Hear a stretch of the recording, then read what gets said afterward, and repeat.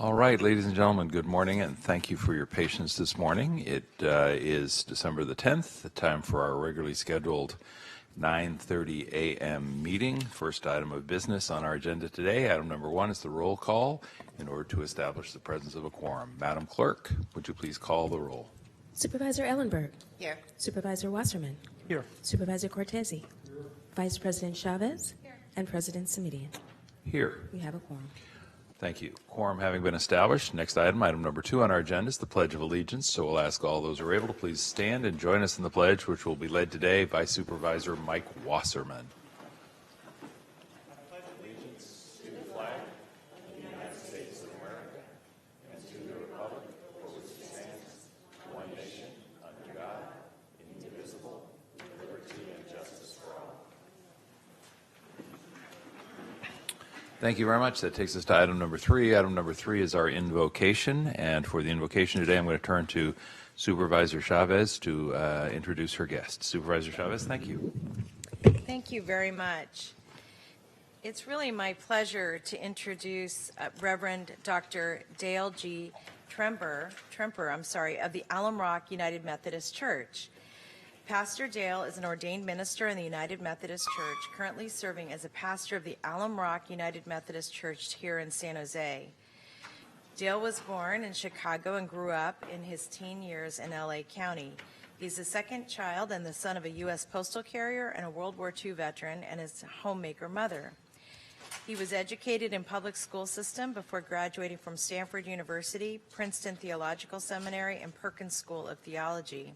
He's had a lifetime of ministry experiences in multicultural urban settings in 7 different U.S. cities. Pastor Dale is the father of 2 creative young children and grandfather of 3 delightful grandchildren. He has been a widower since 2015 after a 45-year marriage to a strong-willed and delightful woman. Now, one of the reasons that he came to our attention, besides being a dynamic leader in his own right, is that he has also been a leader in advocating for the homeless, and a lack of affordable housing are among the most urgent serious questions facing our county. And to address this issue, he's currently working with Amigos de los Guadalupe and other community organizations to build tiny homes behind the Alum Rock United Methodist Church. Please join me in welcoming Pastor Dale Tremper.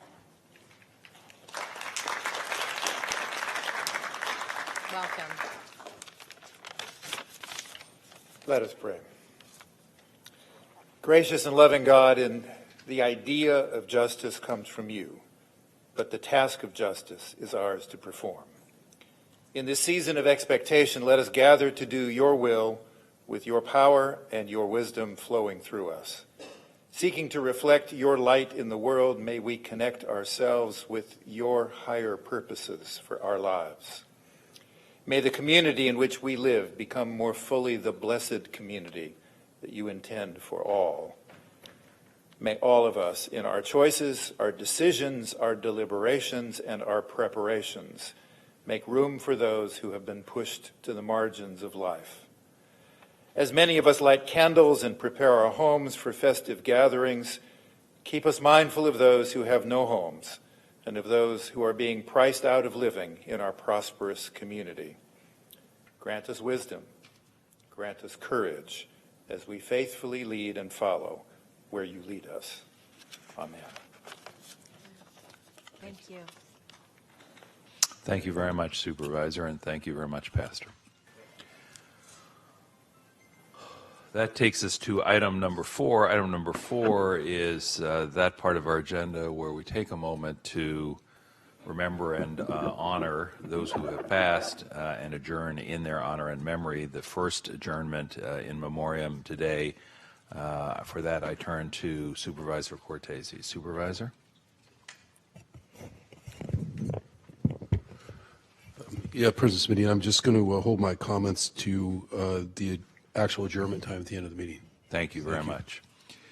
That takes us to the next announcement for an adjournment in memoriam, and for that item, I have the privilege of asking our board to adjourn in memory of a gentleman named Pete McSweeney, and I know Lee Shahinian from the neighborhood is here with us as well today. Pete is one of those folks that built community. He built a sense of neighborhood. I first got to know Pete McSweeney more than 20 years ago when I first served on the Board of Supervisors. He was already a long-standing member of the San Antonio Hills unincorporated community in the Los Altos area. I worked with him during the course of my first term. I think the first time I met him, we were dealing with the controversy in the neighborhoods about monster homes on underlying lots. These were circumstances where cottages on relatively large acre-plus lots were coming down to be replaced by 2, 3, 4 homes, and on much smaller lots, and neighborhood was up in arms, and Pete just played a wonderful role in pulling everybody together, assuring them that we could have a intelligent, informed discussion, and then making sure that I was a constructive part of that intelligent and informed discussion. So we ended up with something called the -N1 zoning district, which really is his legacy. But what made me smile was when I went off to Sacramento for 12 years and came back, there was Pete ready to go back to work. He had still been doing work with his association, and he told me before he passed that he'd been a member of the San Antonio Hills Homeowners Association for more than 40 years. And one of those people who did it all. Yes, he served as president and vice president, but he was also the county liaison, the historian, the member of the approval committee, and the annual meeting that the folks at San Antonio Hills convene really will not be quite the same without his presence. He was always there. He was always part of what was happening in that community. We think sometimes that these, the sense of neighborhood that we enjoy and the sense of community that we share is something that's a given, that we can simply take for granted. And the fact of the matter is that good women and men have to build it, have to create it, have to maintain it. And Pete was such a person. Always had an opinion, never knew him not to. Always willing to listen to somebody else's opinion as well, and then always willing to tell you why his opinion was the right one, and more often than not, that was the case. So we send our condolences to Pete and his family and to the larger neighborhood, certainly to his wife, Patricia. He and Patricia had just celebrated their 57th wedding anniversary before Pete passed away this fall. So with condolences and thanks for a life well and fully lived, and for the sense of neighborhood and community that Pete helped create in the unincorporated portion of Santa Clara County that is our particular responsibility. Thank you, colleagues, and thank you, Lee, for being here today. That takes us to the next item on our agenda, and that, of course, is item number 5, which is commendations and proclamations. I'm just going to confirm with the clerk. I don't believe we have any that are for presentation today. So that instead takes us to item number 6, which is public comment. And Madam Clerk, if I could ask you to please share with me, do we have all of the cards from folks who would like to speak under public comment? All right. Well, we'll ask that if you haven't filled out a card yet and would like to speak, please do so in just the next minute or two so we can make sure to organize and keep track of folks' time. Colleagues, because we have 16, that's a slow day for us here at the county. Because we have 16 cards pursuant to the rules as contained in our published agenda, that means we'll ask folks to limit their remarks to just 1 minute today. So let me call folks up in order, and if you can line up, that'll help us move along expeditiously. Kathy Helgerson, to be followed by Leo Wiggs, to be followed by Emily Ramey, to be followed by, says Pace/Y Green Financing. I don't have a name on that one. Then Mark Trout, and then Roger Winslow. So folks, if you can come on up, that would be just great. Ms. Helgerson, good morning. Hello. I am here regarding Lehigh Hansen and Heidelberg Cement Corporation. I only have a minute, so I got to cut to the chase. There is is it complete or not? The application and the rec plan. 42 pages came back. Nothing's coming back from the planning department. Is it complete or not? We need to do something about this. They won't talk to me on the phone anymore. They were rude to me, and I complained. And Joe Simidian will not meet with me because he's got 400,000 constituents that he has to address, so he's too busy. And what I wanted him to do was sit there and listen to what they had to say and what I had to say, and this has to be settled. Is it complete or not? If not, something has to come back, because 42 pages have not been cleared completely with Santa Clara County. Okay? And there's a meeting on December 15th, I believe, with the planning department, and we're going to discuss more of this. So if Joe would please Thank you for your meet with comments. me, that would be nice, instead of those 4-minute little, Thank you for your comments today. Your time is up, ma'am. yeah, at the farmer's market's not good enough. That takes us to Leah Wiggs, I believe, is our next speaker. Come on up. Or Emily Ramey. I'll put the card for Leah Wiggs aside and come back to it if they're here. Welcome. Good morning. Good morning. My name's Emily Ramey. I represent Y Green Energy Fund. We're a leading PACE finance company, and Y Green is the word energy spelled backwards. We do PACE financing all over the state of California. I've been in front of the board numerous times. At this stage, I just wanted to remind you we're going through due diligence internally with staff who's been very helpful. So thank you.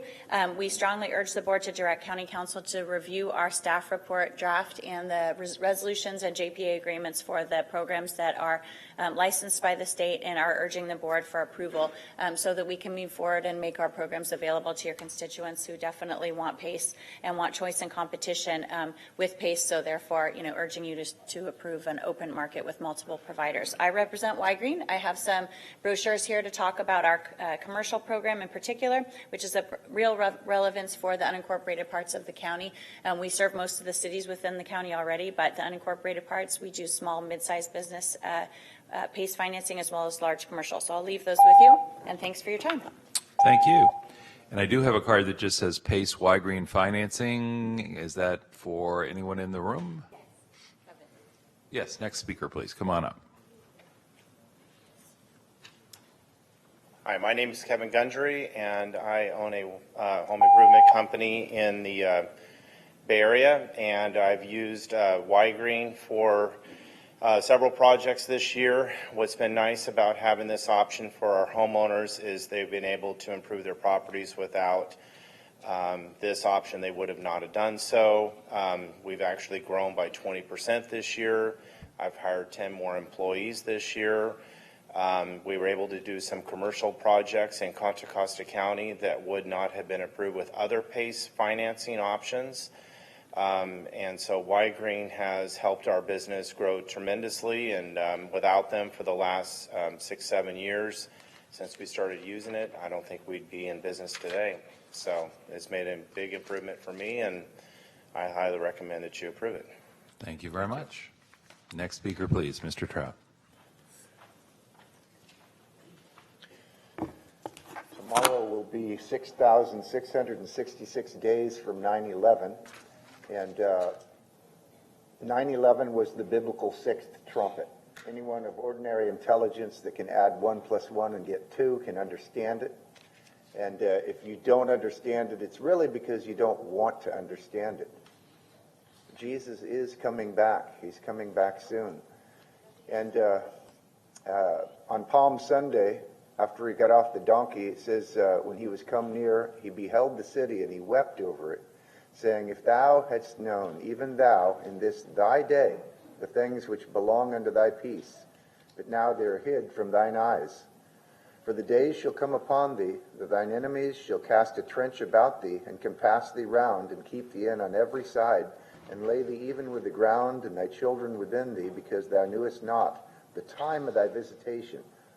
They had fulfilled without knowing it. Zechariah 9. Read it. And let me ask our next speaker, Roger Winslow, to come on up. And as Mr. Winslow approaches the microphone, just a reminder, folks, no shout-outs, please, from the audience and here in the chambers. And our rules specifically prohibit demonstrations of support or opposition, clapping, foot stomping, just to try and create a quiet and respectful space for each speaker, regardless of their point of view. Mr. Winslow, good morning. Good morning, Supervisor. My name is Roger Winslow, Vice President of the Deputy Sheriff's Association. I come to you with a report on staffing as we come to the close of this year. DSA still stands at 70 vacancies right now, and will be at 73 by the end of the year. By conclusion, the county will have lost 45 deputy sheriffs for all reasons, with 57% of those accounting for resignations, once again, as senior and tenured deputies flee this county. This year we had 2 academies. This coming year you will have only 1. Last year we predicted between 45 and 50 were left. We hit that mark, unfortunately. We were predicting between 50 and 55 for the next year.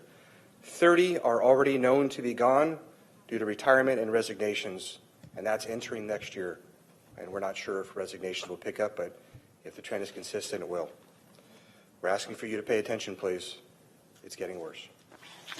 Thank you very much. I'm going to see if Leah Wiggs is here. Yes. And as you come forward, let me also call up Ted Scarlett, Scott Largent, Lorena Briones, Pedro Medina, I believe it's Abrahan, and Wilhelmina Moe. And forgive any mispronunciations or misreadings. Good morning.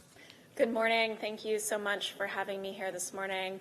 Supervisors, you've heard from Emily regarding PACE funding. I am also here on that item. So my name is Leah Wiggs, and I'm with Renew Financial. We are a PACE financing company in California. We are here today to ask you to bring PACE forward and approve PACE within the County of Santa Clara. Emily's already mentioned that a lot of the surrounding areas have PACE already, and I just wanted to share some statistics with you today.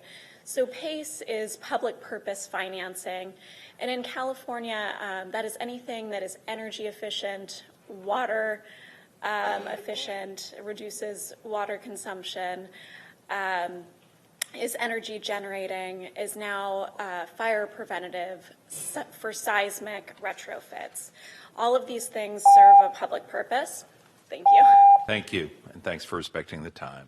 Ted Scarlett, Scott Largent, Lorena Briones, come on up.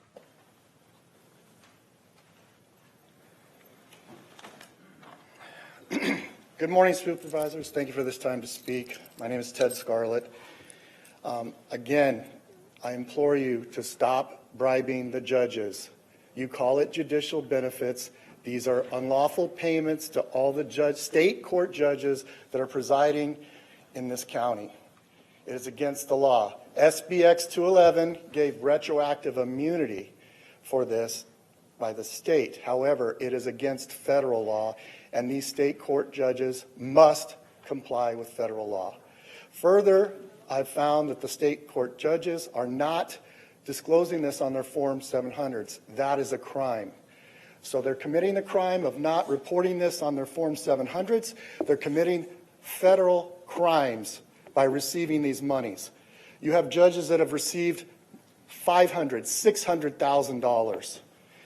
You're only giving me 1 minute here today. You guys are causing corruption. The district attorney has the judges in his pocket due to this corruption. Next speaker, please. All need to know this. Mr. Largent, are you in the room? Mr. Largent is delayed.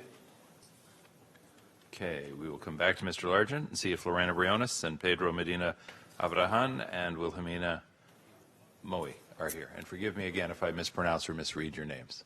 Good morning. Good morning. My name is Lorena Briones. I've been a social worker for Santa Clara County for 24 years. I'm also one of the social services unit negotiator. I'm here to ask you to speak to your negotiators so we can come to an agreement. It is time to hit the reset button, and it is time for all of us to go back to our work sites to attend to our most vulnerable community members. We're asking for your support for labor peace as you so requested.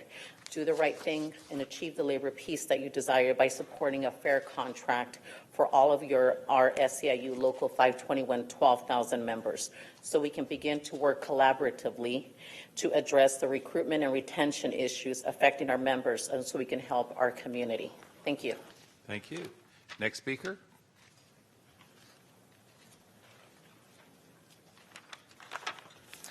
Yeah, hi, my name is Pedro Medina Abrahan. I've been working for the county as a eligibility worker 3 for 16 years. Today, I'm here to asking you to do the right thing for our community, please. My coworkers and I recognize that the county negotiators and the bargaining team have made progress, but an agreement cannot be made until you give us the proper authority to do so.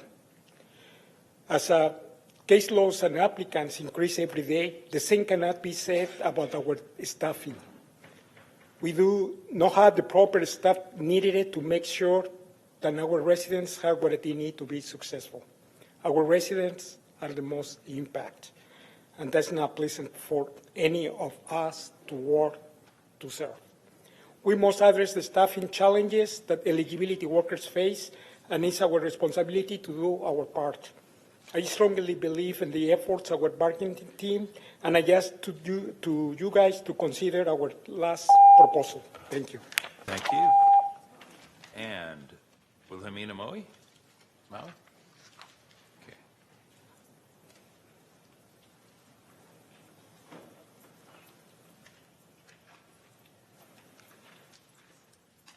Hi, my name is Wilhelmina Moiwa, and I'm going to speak on racism going on in Val. The threat of management being disrespectful to the mental health worker, calling them racial names as they would not hire no more blacks, very disrespectful, and treated unfair, and even was threatened. Someone even threatened to shoot me, was a staff and manager did not handle it. And it's ongoing. It have not stopped. I mean, they bully all of us as far as African Americans, treat us very disrespectful, talk down to us, rude, doesn't listen to us because we are not licensed and because we are not of certain other nationality. And far as I was one day. Two things, ma'am. Before you step away, why don't you finish your sentence if you'd like? And then let me also ask Dr. Smith if he could have staff member talk with you at the rear of chambers, follow up on your concerns. Dr. Smith, thank you for that. Go right ahead, ma'am. Finish your sentence or thought. Okay, incident happened last year in March 2018 that 5 nurses left off the unit and went to this manager that called us that they did not want to hire no more blacks and made the unit very unsafe because it's patient care is first. It should not have happened. Thank you very much. Let me ask in the back who's going to talk with the staff member. Great. If you'd raise your hand again. Thank you, Renee Santiago. Good.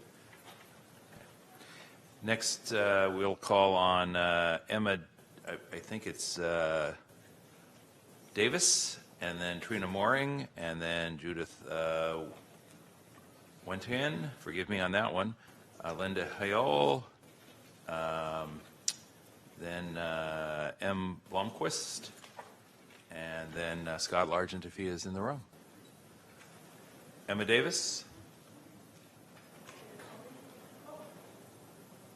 Emma Davis. Trina Mooring. Thank you. Judith, is it Wentian? Linda Hiol. M. Blomquist. Good morning. Hey there. Let's not beat around the bush here. What I'm going to say is that at Valley Medical Center, all the employees there are very upset that this negotiations has not been settled. I want to remind some of you on these seats that you didn't get there by yourselves. People helped you get elected. And people are very upset because they know that back in the day when there were furloughs, they lost a heck of a lot of money. And they have not had a raise in the last 10 years. Some people have suffered dearly, and others have went homeless, okay? So what we are looking at, this is during Christmas time, we need to get these negotiations done and over with because the people are not happy at Valley Medical Center. And they feel that this board does not appreciate nor care about them, even though they got out to be elected. And as far as what Wilhelmina was speaking about, that's a bigger issue. And that issue really needs to be tackled because it's getting bad at Valley Medical Center. Okay? Appreciate it. Thank you. And it's Ms. Davis, yes? Yes, thank you. Next speaker, please come forward. Good morning. I come to you as an SEIU Local 521 member and a community resident. I have just been informed that the state gave $7 billion for the rainy day fund. I'm a renter, and to live in this valley, I had to move out of where I was and move in with somebody to split the rent. Where I lived, the rent was $1,900, and I was just the sole occupant. I got notice that my rent was increasing by $200. I had no choice but to leave and find another place and find somebody to live with.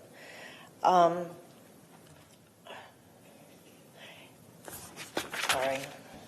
Many years back, SEIU accepted and worked with the county regarding our contracts. We took furlough days and 0.25 raises to work with the county and to help the community. We want our communities to thrive, yes. We want to improve. Thank you. Go ahead and finish your sentence, ma'am. Huh? Go ahead and finish your sentence. Oh, thank you. Basically, we want to help our community, but we are part of the community. We all need to live here and not be forced to move out of county or be forced to be evicted. Thanks. And is it Ms. Mooring? Do I have the name right? Trina Maureen. Thank you so much. Thank you. Next speaker, please. Come on down. Hi, good morning. I'm Judith Winsing. My specialty area is children in the law. I'm here today before the Board of Supervisors to ask for more trainings for county employees regarding mandated reporting for children who have age and developmentally inappropriate technology. I think this would be beneficial for school administrators, teachers, medical personnel, and law enforcement. What I'm observing in children with age and developmentally inappropriate technology is severe muscle loss in some cases, dehydration, enamel loss, head size shrinkage, unusual skin conditions, and child sexual abuse via vibrations. Please intervene in this very serious issue locally. Thank you so much. Gracias. Thank you. Next speaker.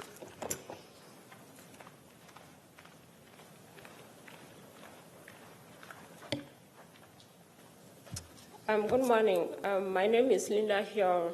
I'm a District 4 resident and a psychiatric social worker at the county jail.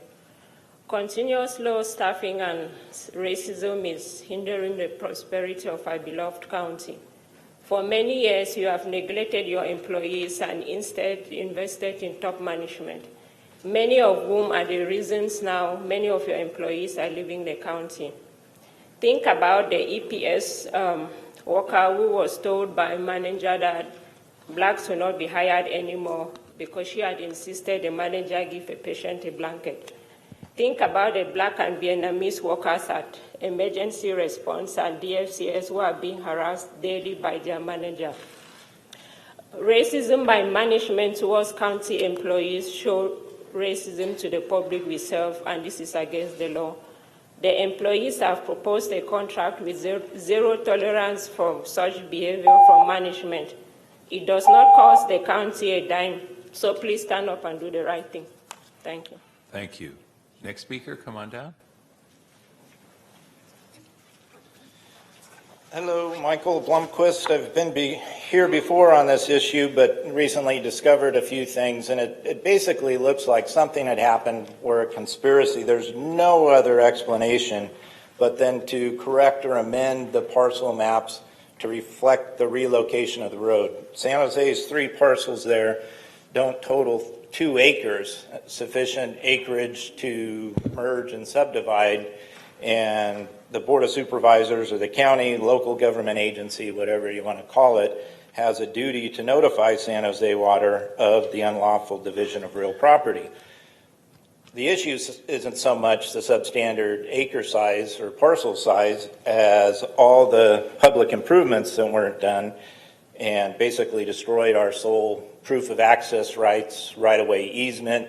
It's not just affecting us, but there's many other neighbors above us that are on Sheldon Road who have separate legal access, who've been deprived of property rights and due process. There's another issue with a grading violation, but it's all in here. Thank you. Thanks. Katrina Mistaz, forgive me again if I'm either misreading or misspelling or mispronouncing. Lourdes Gomez, and then Scott Largent will be our final speaker today. Katrina? Lourdes? Scott Largent. Mr. Largent?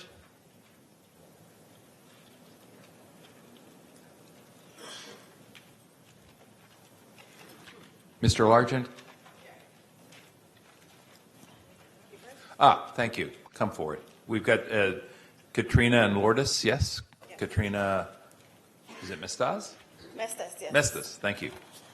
Hello and good morning, folks. I would appreciate, and I hope you understand that we're taking our time to be here to speak with you, and I request that you get your eyes and focus and pay attention to the people that are speaking with you today, okay?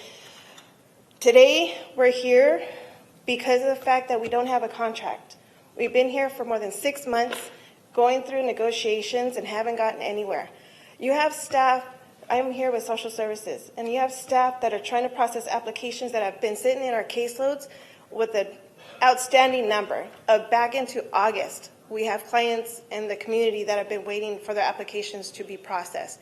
We have over 55,000 applications in a caseload that have not been touched. We have close to 7,000 applications that haven't been touched as far as being processed. You have all this community in our county that are still waiting for their application, those benefits to be processed. So we ask that you help in processing, getting this negotiations moving. Thank you. Thank you. And thank you, Jeff Smith, for looking despicably purple. Next speaker. My name is Lourdes Gomez, social worker with DFCS. I would like to thank the board for taking long overdue action to address the safety of the children at the Rake. While your actions have begun to solicit a response from DFCS leadership, we have major systemic issues that remain. Last year, our department was regionalized through a reorganization, and an additional layer of managers were hired. Unfortunately, these changes were made without input of our community and social workers that were hired to keep children safe. While the department has hired expensive consultants to train our managers on basic professional behavior and interaction with staff and each other, the result is continued gross mismanagement. In emergency response, we have unmanageable workloads and have been on mandatory overtime for the past 7 years. In response, our managers are at a loss as to how to address high turnover and continual vacancies through DFCS. We have unfair hiring practices that violate merit rule systems and our union contract. There is no plan in place. In an effort to disguise over standard cases, management is falsifying case counts. Thank you. And Mr. Largent, you're our final speaker under public comment today.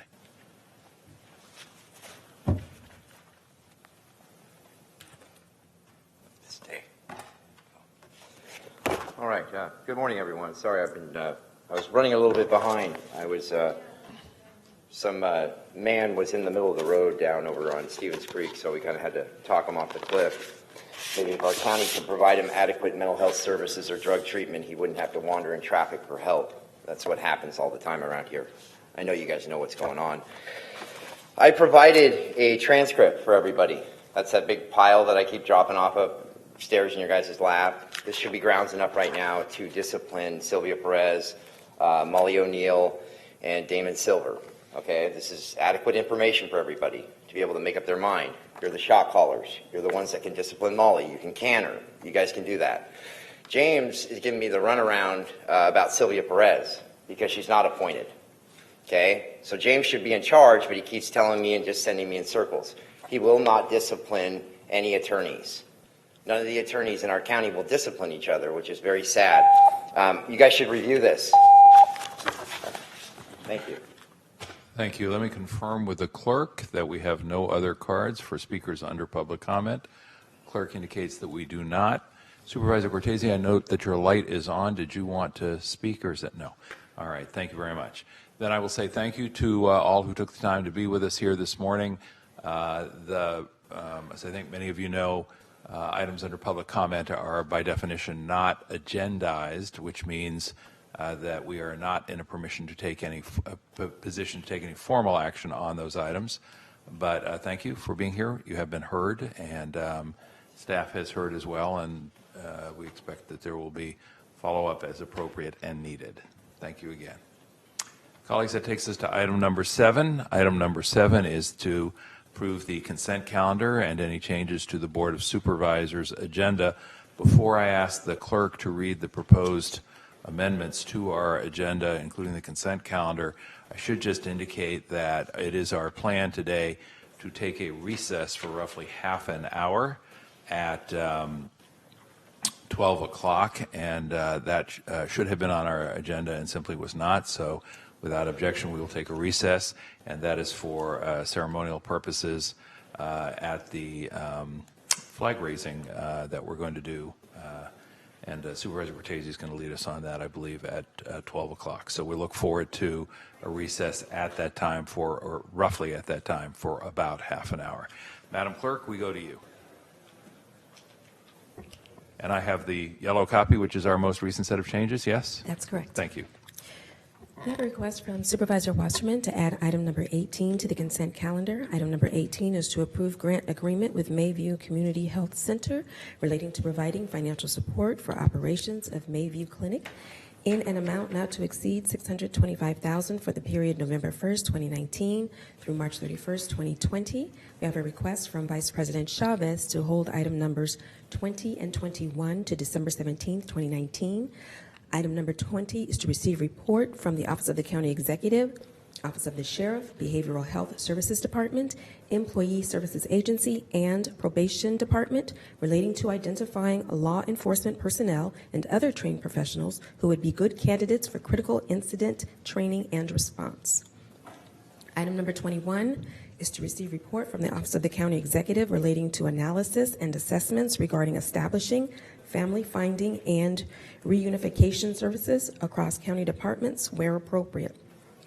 We have a request from Supervisor Wasserman to add item number 26 to the consent calendar. Item number 26 is to consider recommendations relating to building demolition and seismic improvements at the Santa Clara Valley Medical Center. We have a request from Sheriff Lori Smith to hold item number 27 to date uncertain. Item number 27 is to approve agreement with Stanford University relating to providing supplemental law enforcement services for a period November 19th, 2019 through June 30th, 2024 that has been reviewed and approved by County Council as to form in legality. We have a request from Vice President Chavez to remove item number 50 from the consent calendar to be considered concurrently with item number 9 to be heard no earlier than 6 p.m. Item number 50 is to receive annual report from the Office of the County Executive relating to non-cooperation with identity-based registries and internment activities. Item number 9 is to receive report from the Office of the County Executive, Division of Equity and Social Justice, Office of Immigrant Relations, relating to the provision of information by county law enforcement agencies to U.S. Immigration and Customs Enforcement for the purposes of civil immigration enforcement, and receive and consider public comment pursuant to Government Code Sections 7283 and 7283.1. And that concludes my list. Thank you very much. Folks, what we're going to do next is simply run down the row and see if there are additions, deletions, or changes to the proposed agenda. And then we'll take cards from members of the public who wish to speak on the consent calendar, if any. All right. Folks at the rear of the chambers, could we pull the doors shut there, please, so that the conversations aren't making their way all the way through the chambers? Thank you. Ms. Ellenberg. Thank you, President Smitty. And I don't have additions or changes, but I'd like to make two very brief comments. First, on item number 36, just want to express appreciation for the approach noted of empowering youth to facilitate a youth-driven social movement to promote safer behaviors. And I would love to be notified of the winners as they're announced and encourage this approach for other youth health issues, possibly vaping or mental health issues. And second, on item number 52, I'd like my vote to be recorded as an abstention. That was item number 5-2. 5-2. Thank you. Supervisor Cortese. No additional comments. Supervisor Wasserman. Thank you, Mr. President. I need to recuse myself on item number 71 on consent because I have a financial interest resulting from my ownership of stock in Wells Fargo. Thank you very much. And that item number again, just for the record, sir? 71.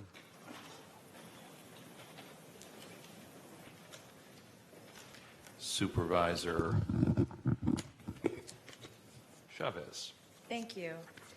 On item 20, this is the receiving the report from behavioral health regarding, and the Office of the Sheriff regarding law enforcement personnel and other trained professionals who'd be good candidates for critical incident training and response.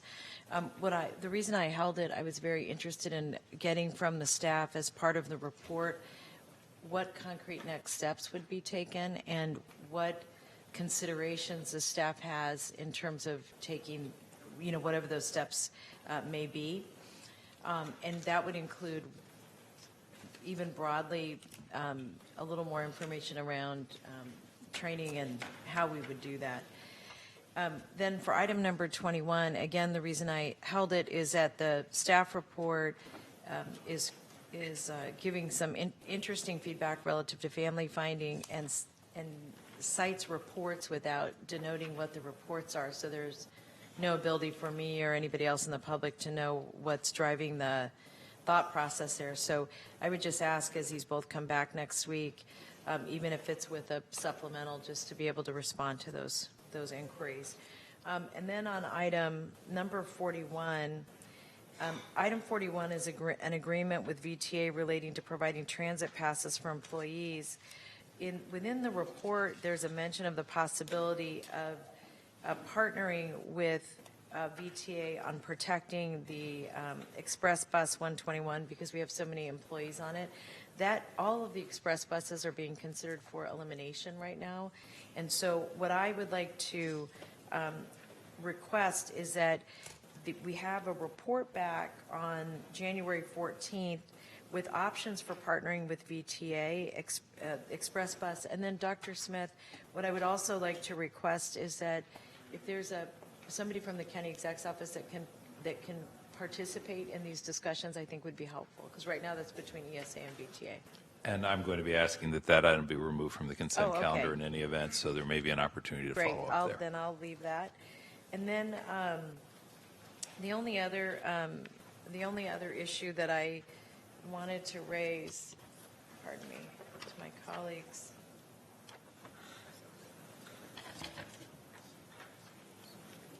is that maybe I can ask this of you, Supervisor Simidian, on item 18 that's moved on to consent. Will you be leaving that on consent? Item number again, please. 18, that's the agreement with Mayview. I'm happy to leave it on consent, but if there's any desire to discuss it. Well, the only thing I was going to ask is that at some point prior to the end date of the financial investment, that the board get a report back to the full board as to the financial stability and health of the clinic, so that we understand what the next steps might be. Fair enough, and I think, Dr. Smith, you're taking notes on that request, yes? Great, thank you. Thank you. Then, colleagues, just let me first recap what I think I've heard from our four colleagues. That would be an abstention, Supervisor Ellenberg, on item 52. Did I hear that correctly? I did, for the record. And a recusal by Supervisor Wasserman on item 71. Did I hear that correctly? I did. And then let me just add on my own, I would like to ask item 41 be removed from consent. I'd like to have some discussion about that. I'd like to have staff present if possible who can speak to those issues. Supervisor Chavez has indicated some issues there that she's particularly interested in. I would like to talk about both the TDM study and the timeliness of that document, as well as the opportunities to partner with Caltrain. So I'm sharing that now just so folks know what's coming in a little bit. Then on item 82, this is a consent calendar item about working with charitable kitchens and the item is just fine, I think, but I just simply wanted to ask the administration if there was any reason we couldn't make the number $25,000 instead of $15,000 in the optimistic and hoped-for event that we have more folks who can participate in charitable feeding here in the next month or so. That's the will of the board. All right, that would be my request then, members. It may not get used, but I'd like to have the little bit of flexibility there as well.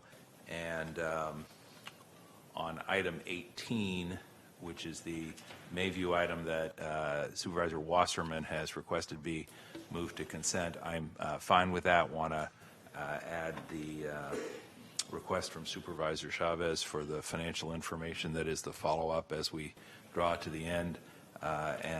Mostly what I want to say at this point, colleagues, is that in the back of the room, very quietly, is there a gentleman named Ken Graham who came out of retirement to take on Mayview during a very difficult time. I think it's undeniably difficult when an organization has been providing service to those who need it most for 47 years to see it merge with another organization and take on a new name. But I think Ravenswood is an extraordinary partner. I want to thank them for stepping up as well. And want to thank everybody for keeping the interests of patients and community first, which is really what this merger is all about. So thank you all very much. And with that, we do have two speakers who would like to speak, and they are Ted Scarlett and Scott Largent. And Mr. Scarlett, if you could identify the consent calendar item number that you're interested in. We do ask that folks who speak at this item speak to a consent calendar item. Thank you. Yes, I believe it falls under item number 20. Thank you. And that sort of further on my previous comments, let me explain that because the judges are not disclosing the bribes they're receiving from the county, all of their orders are void. They bring fraud on the court.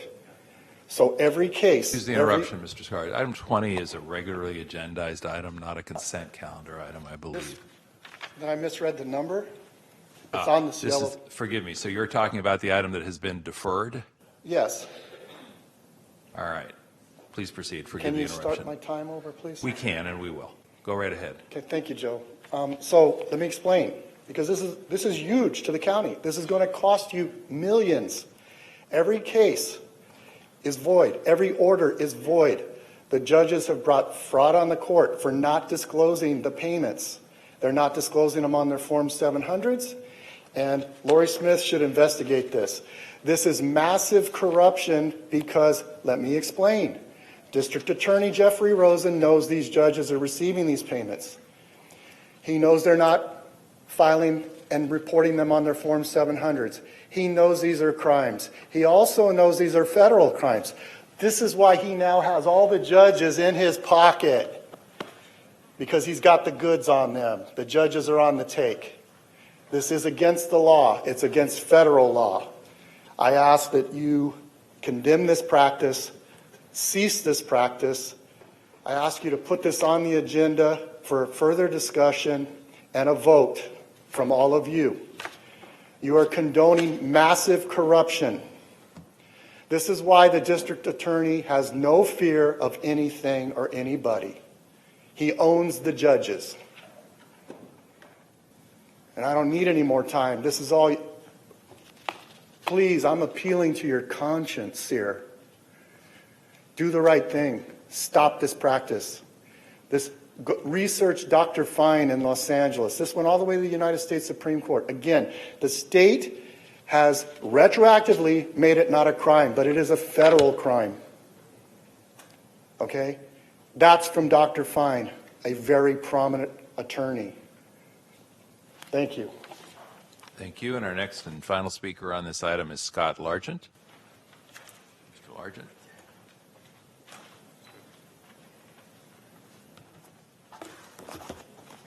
Thank you, Tiffany. Thank you.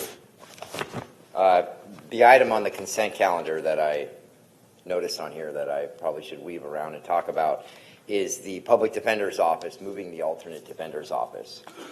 Looks like we have, bless you, looks like we have rented a new building, so we're more likely going to hide that other location farther away from here. And remember, I've always said how that leg of it is a scam, and how they conflict people's cases out and how it bumps up to the IDO and they play puppet and they micromanage people's cases. Nobody's really quite paying attention to that, but right here we're going to go allocate some more money to Molly over there to basically deceive the American public. I've always come in here, even when I came in here with Victorious, we asked for a reorder of that office. We asked to have our issues that we just kept talking about. Our representation was horrible. We never had dignified meetings. All we got was the free water. We begged and begged and begged. That's how I've met all these people. That's how I met Victorious. We keep asking for help about this. Nobody is going to hold Molly accountable. No one is going to do that even with Sylvia Perez. James, sooner or later you have to start disciplining these attorneys, James. That's your job. Okay, now I understand you're their attorney, but sooner or later you guys are going to have to tell him to kick rocks. He's not doing his job. In the private sector, this man would be fired fast. And with this transcript that I have provided, this is enough grounds to tell him to kick rocks. You have a bad man right here. This man should not be able to be trusted right here. You're seeing what he did right here. You cannot ignore this anymore. It's been provided. It's been put in your face. If you continue to do this, you're going to be just, screwing the American public over right here. This is evidence right here. Time to start doing your jobs. Okay? I have provided it for you. Fire this man. And let me confirm with the clerk, we have no other speakers on the consent calendar. Then, colleagues, the consent calendar that we have before us is the consent calendar contained in the published yellow update as amended at the request of members of the board this morning, including the abstention on item 52 and the recusal on item by Supervisor Ellenberg and the recusal by Supervisor Wasserman on item 71. And I won't repeat all the other items that we've pulled or amended, Madam Clerk, unless you need them. You do not. Okay. Then we have a motion to approve as amended from Supervisor Wasserman. We have a second from Supervisor Chavez. We'll ask all 5 members to vote on the consent calendar as amended, as well as the agenda changes. And I mentioned the recess at noon for International Human Rights Day. So all 5 votes having been cast, we'll ask the clerk to please display the results. And the consent calendar and board agenda changes pass 5-0 as amended. Thank you all very much. Thank you for those of you who are here for those items. And for those of you who are looking at me like, does that mean the Mayview item is done? The answer is yes, that means the Mayview item is done. Thank you very much. All right. That takes us, or would colleagues, to item number 8, which is the Rake item. We are unable to hear that item until 10:30, which is 3 minutes away. So what I'm going to do is I'm going to ask that we take a 2-minute recess and be back in our chairs promptly at 10:30 to hear that item. We are in recess for 2 minutes. Thank you.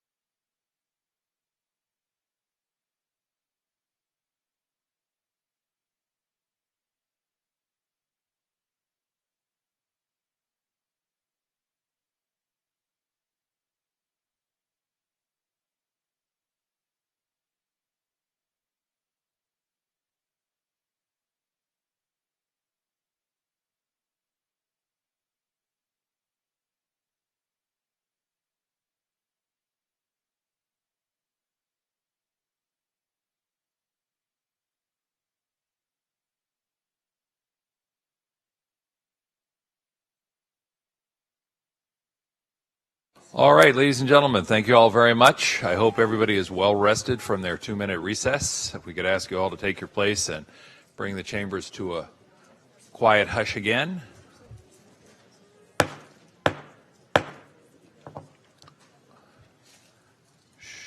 we could ask folks again to take their places, and it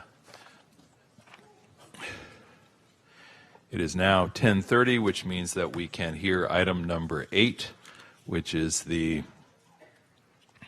item that was scheduled for a time certain. And why don't I turn to Dr. Smith and ask him to introduce whoever from his team is going to be making the presentation this morning. Thank you. Bob Minakachi, the director of SSA, will be leading off, and he can do the introductions of Daniel Little. All right, Mr. Minakachi. So, Bob Minacucci, I'm the director of the Social Services Agency, and Daniel, if you want to. And Dan Little, I'm the assistant director with the Department of Family and Children's Services. Thank you both. Opening comments, if any? Yeah, we'll speak to a few items. So, good morning, and we just wanted to thank you for the opportunity to update the board on actions taken over the last 3 weeks since we were last here to phase out the use of the current receiving assessment and intake center and improve the county's system of care for children and youth receiving services from DFCS, probation, and behavioral health. We'll start the update with the census of the number of youth receiving services currently at the Rake, the number of new cases assessed and placed through KK, our intake center, and then update you on the recent steps taken to improve our system of care. So I'll turn it over to Daniel to give you the update on the census. Hi, good morning. So since the last update we provided on November 19th, we've had 59 total youth enter into our care or require a new placement. Of those 59, 11 were directly placed into a new placement. So they went from either a removal with a parent or a placement disruption directly into a new placement. One child did enter the receiving center since the last update regarding a discharge from a short-term residential treatment facility. During this time period, we also had 3 youth successfully exit the receiving center, leaving 3 youth currently on site at the receiving center as of today. One of those youth, we had a placement identified, and then during their interview with that placement provider, declined the placement, so the provider ultimately declined. We have another provider that's expressed interest, so we're setting up further interviews with that provider. We have one youth that has a foster home that's been identified, so we actually have a staffing later today to ensure how we can make that placement occur. Final youth requires a higher level of care. We have a scheduled technical assistance call with the state to talk about how we can get additional support regarding some of our statewide residential treatment providers to ensure that we can get an expedited placement into one of those providers. Thank you. So over the last few weeks, we've been meeting with staff, community members, providers, state officials, as well as conducting site visits in order to formulate a comprehensive system of care here in Santa Clara County.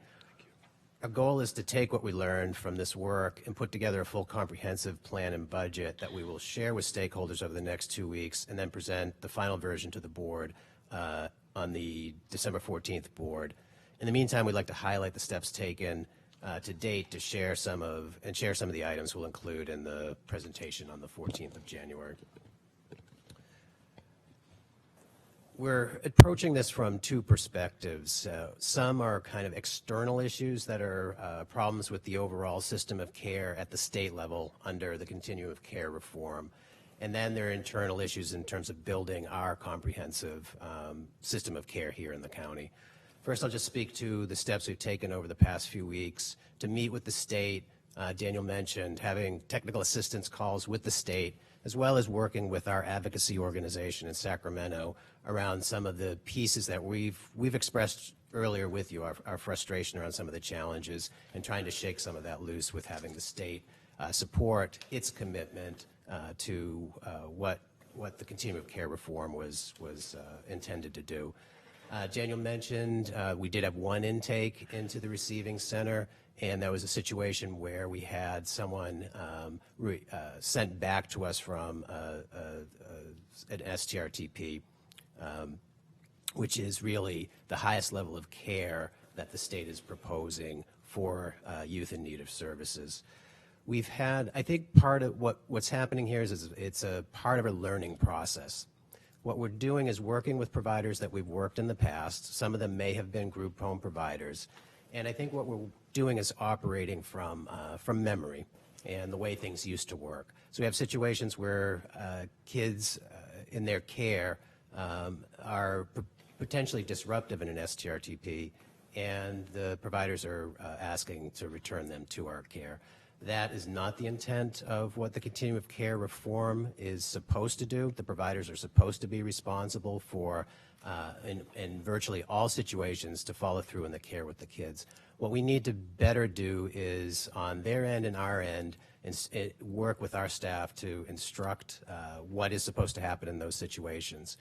What we've talked about is, as part of our enhancing the continuum of care reform here, as part of our system of care, is to really get at the issues that are causing placement disruptions and to wrap deeper services, make more services available to them, have our staff understand the availability of those services, make sure our providers understand our expectations of those services, as well as work with the providers. I think in the past we had kind of a give and take relationship where if a youth was trouble, we would agree to take them back because we needed to continue to work with the provider, frankly. And in this situation, we need to push each other to make sure that if they're having gaps in their system, that we're able to fill those gaps with services here as part of our system of care. And that's the piece that we spoke to last time. We'll speak to a little bit more today about building the addition of that care. So it's about really moving, I think, our relationships forward, forgetting how the past operated, and building a better system moving forward. Another area that we mentioned last time, and we ended up having a couple of technical assistance calls around, is just the difficulty with regional center services. We did have a couple calls on that where we are pushing the regional centers to step up so they can provide, at a minimum, support services for our placements if we provide the placement for regional center related youth and children. And the regional center is stepping up and helping in that regard to make sure there are services available to keep our placement here in county as stable as possible, while a more appropriate placement is being searched for in the regional center system to support a higher level of care and better care for those youth. We're challenging the regional centers to look deeper into their placement options, to sometimes look out of state if it's a really highly specialized service that is needed. And again, those are the conversations that have happened this week. In addition to that, we've had conversations with the state around pushing for flexibility in terms of the reimbursement for services. When kind of coming out of the gates, the state had agreed to fund a relatively high level of payment for our short-term residential treatment programs, the STRTPs. And what we've asked the state for is flexibility in providing reimbursement for similar level reimbursement for services that are more individualized. And we spoke to that last time. Our goal here is to avoid a congregate type of setting for any of the placements wherever possible, and to really build an individualized care plan, compassionate care plan that's individualized, kind of a one-on-one wherever possible. And what we're asking the state for is flexibility for that. The state has indicated that they are willing to entertain that. They have approved a similar type of reimbursement in another county, and we're confident we'll be able to do that. What is required in that situation is that we work with providers. The provider will request it. We need to provide a letter of support in that case, and the state has indicated willingness to do that, so that we'll get a higher level of reimbursement for things like professional parent and more intensive models, or intensive service foster care model that we're offering. The other thing I wanted to mention, just before digging into kind of a component and by component update, is that we're working to also just fix some of our current system of care challenges just by enhancing placement stabilization. I think what we had seen in the past with some of our cycling of failed placement with our youth related to the issue of what services were available to stabilize a placement. we worked with our staff and are continuing to work with our staff of clarifying what is available, but also working with our community providers as to what our needs are and our expectations around what provider roles are, as well as expanding services to support those needs. What I'll do now quickly is go through each of the components of our system of care and just talk about where we are today, kind of what our near-term things are that we can do, and then what our long-term plans are for each of those components. These are all described in deeper detail in our actual presentation, in our board file that we filed. So we're willing to obviously talk in more depth about those once we go through this quicker review. So I'll just start with our intake function. That's kind of the beginning of the system of care. Currently, that intake function is being performed at what we've been calling KK, that's the name of it, and that takes place at 725 East Santa Clara Street. One of the things we just wanted to mention about that is our goal there, as Daniel mentioned, we've been able to churn through placements coming in. Our near-term goal there is to put a contract in place for emergency placements. We'll be able to hopefully do that in a very short turnaround within the next few weeks to add approximately 20 emergency placement slots to help continue the flow that we've had to date, which is nobody staying over the 24 hours, that we're able to immediately place them. There's also concerns mentioned around the location of that intake center being at East Santa Clara Street, and what we are in the process of doing is looking at possible alternatives to that site where we can address security issues, but also think about our synergy with our own staff. One possibility is if we were to locate that intake function on our Julian campus, it's much more closely connected with our CAN Center staff who take in the calls, as well as our emergency response staff, so it could go more hand in hand, and that would allow us the opportunity also to provide a more secure environment. And we're also working with our own facilities folks and fleet and facilities around exploring other options that are in the community. We've done that in the past as part of just our exploration of Rake options, but we can also identify that as an intake function. The licensing there is pretty straightforward because it's under the 24-hour threshold, and we're able to do that. And again, our long-term plan would present those options as to, is this something that we retain as a county function, and we talked about that last time, or is it something that we just move into a contracted out resource and have a provider provide that as the very first step in the continuum?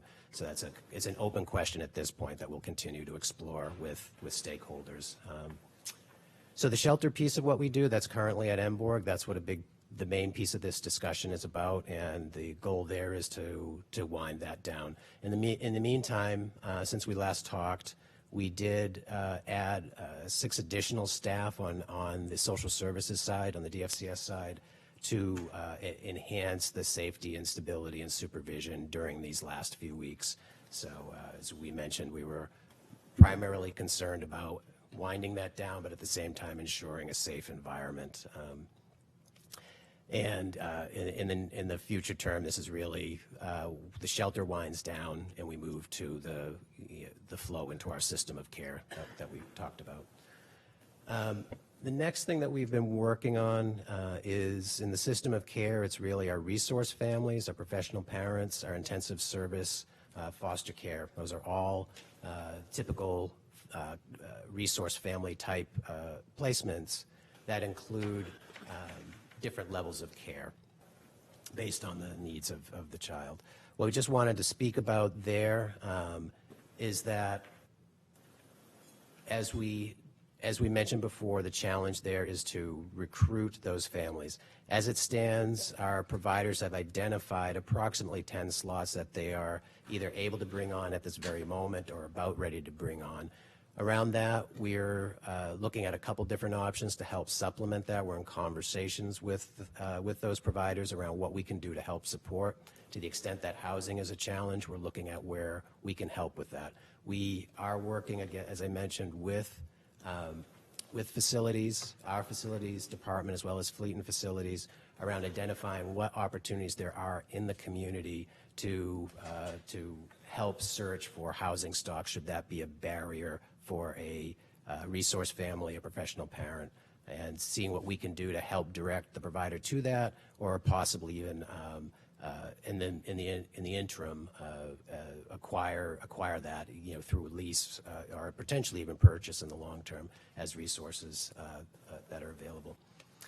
The other piece that we wanted to work on is with our foster family agencies that are in the community, where we're in discussions with them currently around developing a tighter relationship around the specific needs of recruiting folks for these roles.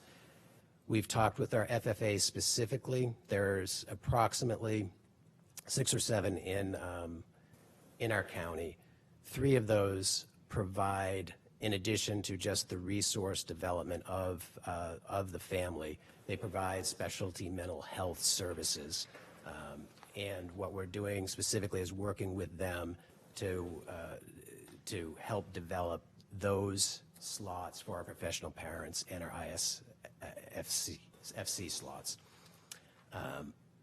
What we will also do is reach out,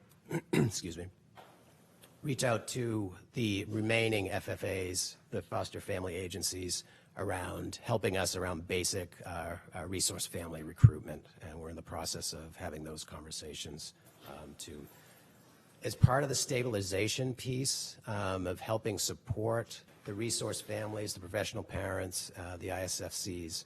We are also in the process of adding approximately $1.4 million to our resource support services for current contracts, so about tripling the size of that resource, which is a stabilization resource for those folks. And we'll have that online very shortly.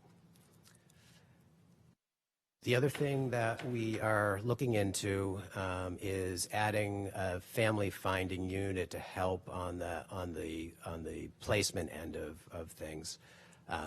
What we are investigating at this point is whether this is something that we can put online essentially immediately through having staff volunteer to establish this unit.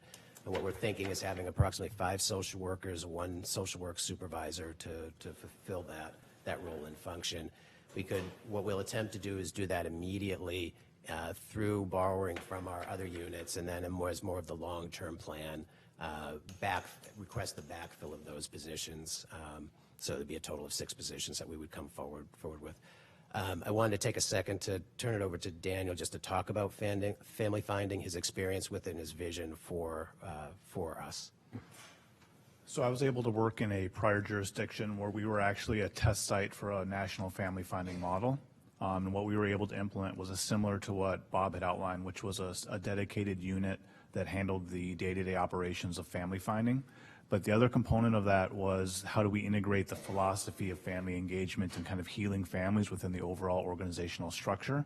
So apart from just the task of doing searches, of meeting with families to do engagement efforts, is building that framework within the entire organization and really the entire system framework of what family finding means. So the system that I worked in where we implemented this, we saw a dramatic increase of not only family engagement, but successful long-term placements with family members, and I have no reason to believe that we can't replicate that measure here.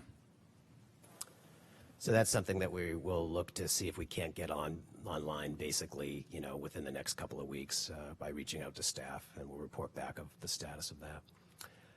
In terms of slots, as I mentioned, with professional parents, there's some that are coming online or eminently coming online. In the near term, we see that there's, between discussions with our providers, not including what we can recruit on our own, I think we're able to probably look at getting another dozen online or so within, through the winter into the spring quarter, and then continue that work in the long term. On the intensive services foster care, again, what we have, what providers have indicated is that they have a handful that they will be able to put online shortly, and then a long-term plan of, in the near term, probably getting another 2 online in the next couple of months, and through the next 6 months, probably another 8 for this high-level care. And one of our providers has talked about having what they call, kind of in their own language, an enhanced ISFC. So that would be that would speak to a little bit about the reimbursement model that we're talking about, and having a highest level of care that can be individualized. So that speaks to our main goal of having the individualized community placements, the slots that are available now, the slots that will be available in the near term, and then the long-term plans of developing that. What we know about our overall need is, we started this effort with the continuum of care reform with roughly 130 kids in group homes.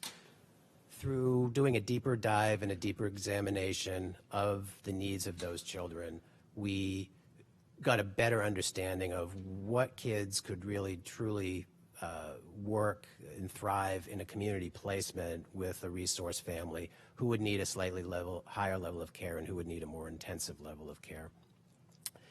What we have come down to today is that we currently have about 22, 23 kids that are in our short-term residential treatment programs. And our ultimate goal, and this is a topic of conversation, our ultimate goal would be to really have them be in the community through community placements. But the last time we met, we also did talk about the possibility of standing up a county-run short-term residential treatment program. And we're in the midst of costing that out. We have a call on Thursday with our counterparts our fiscal counterparts in San Mateo County, just to finalize what it is, what their costs are associated with their system, their 18-bed program that they're in the process of putting up, converting their shelter into that STRTP. So we'll also be able to put that piece forward to you as a cost. The census that we have today with that 20, I think, is not an unmanageable number in the sense of creating a system of care through community placements with resource families, professional parents.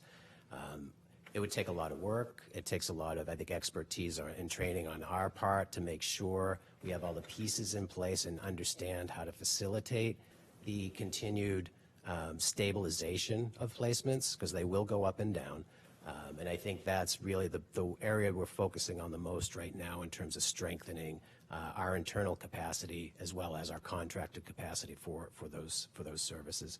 So that describes the overall need. I think one challenge is with our short-term residential treatment, and we just want to be transparent about this, we have 6 in-county slots, and the remainder of those slots are out of county. And I think that's the topic of conversation that we would like to have with everyone, of what's the right approach there.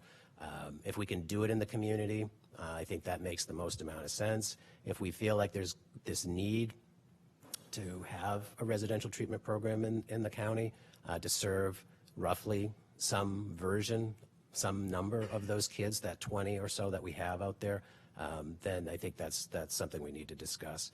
One thing that we're in the midst of negotiating is Rebecca Children's Services in South County has indicated that they could provide 3 additional STRTP beds, and we're in the midst of just working through some financial issues with them. The cost of doing business for them has been it's expensive, and their reimbursement isn't covering the whole cost. So we're in the midst of trying to figure out how we can best work that out with them if they are to expand. So that's the last piece that we're negotiating on that. Other stabilization pieces to be able to put in place is, we have a crisis stabilization unit function. We have approximately 12 of those slots currently online. I think we've had some challenges in the past around accessing those, and what our understanding was of the level of need to access those. We have worked with the provider to clarify that so that can be a much more accessible resource to ensure that we're taking that step of ensuring everything possible is available to preserve a placement for our kids. The remaining question is what is available in the future. Our take on this is that our providers are indicating that they want to develop their individualized system of care so that each of the providers would have that. We expect that at least one of our providers will be building more of that capacity. So we are hopeful that we would go up from the 12, but that's probably a more long-term solution, not a near-term conversation for that provider to be able to do that. The last piece of the system of care that we wanted to mention is just where necessary, we would need to talk about having access to a psychiatric health facility, a locked facility, for the very limited times that there is the need. But currently, we don't have an in-county resource to do that. The near-term solution is we've been working with our providers to discuss whether or not we can gain access to 2 beds that are at an adjacent county in Alameda County for an existing program as an interim step.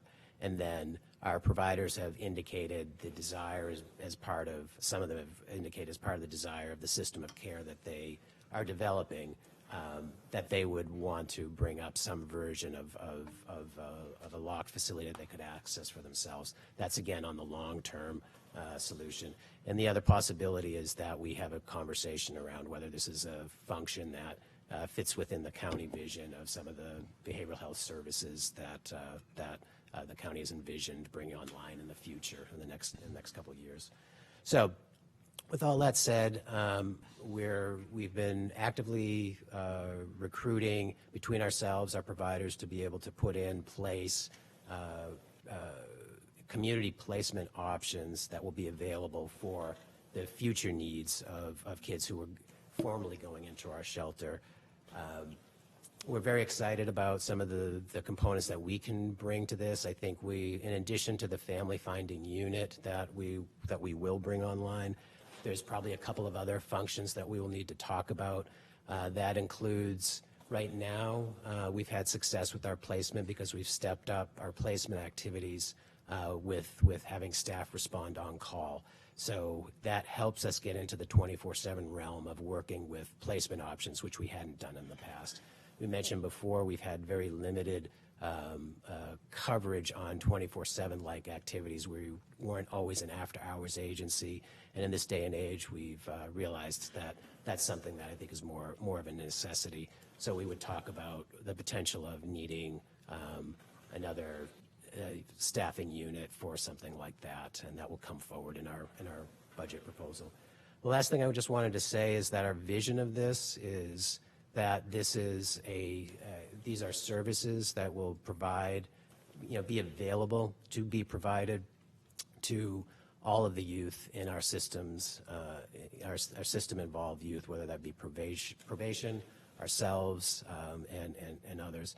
And ultimately, where we see a link once we really can stand this up and see where its strengths are, we feel like this is something that also fits into our prevention vision, where this is something that a system can respond to as a prevention need. So if we have children in need of services, the county can step up and respond with this system. It's not just necessarily a child welfare engaged system. It's a prevention system that can also serve and help parents out when they're maybe having a moment where situations are tough in their household. And with that, I'd be happy to turn it over to you guys for questions. Colleagues, we have 13 folks who have waited patiently to speak.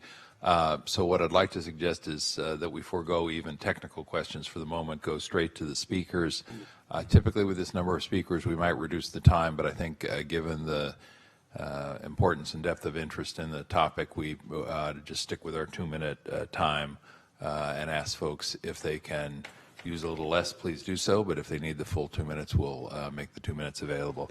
So let me ask Katie Taylor to come on up, followed by Beatrice Trotter, Emerald Perkins, Chad, I believe it's pronounced cocaine, I could be wrong, Maggie, I'm going to guess it's also still pronounced cocaine, but they're going to correct me, so I'll get it right at least the second time, and Lori Nepeth, and then we have some others.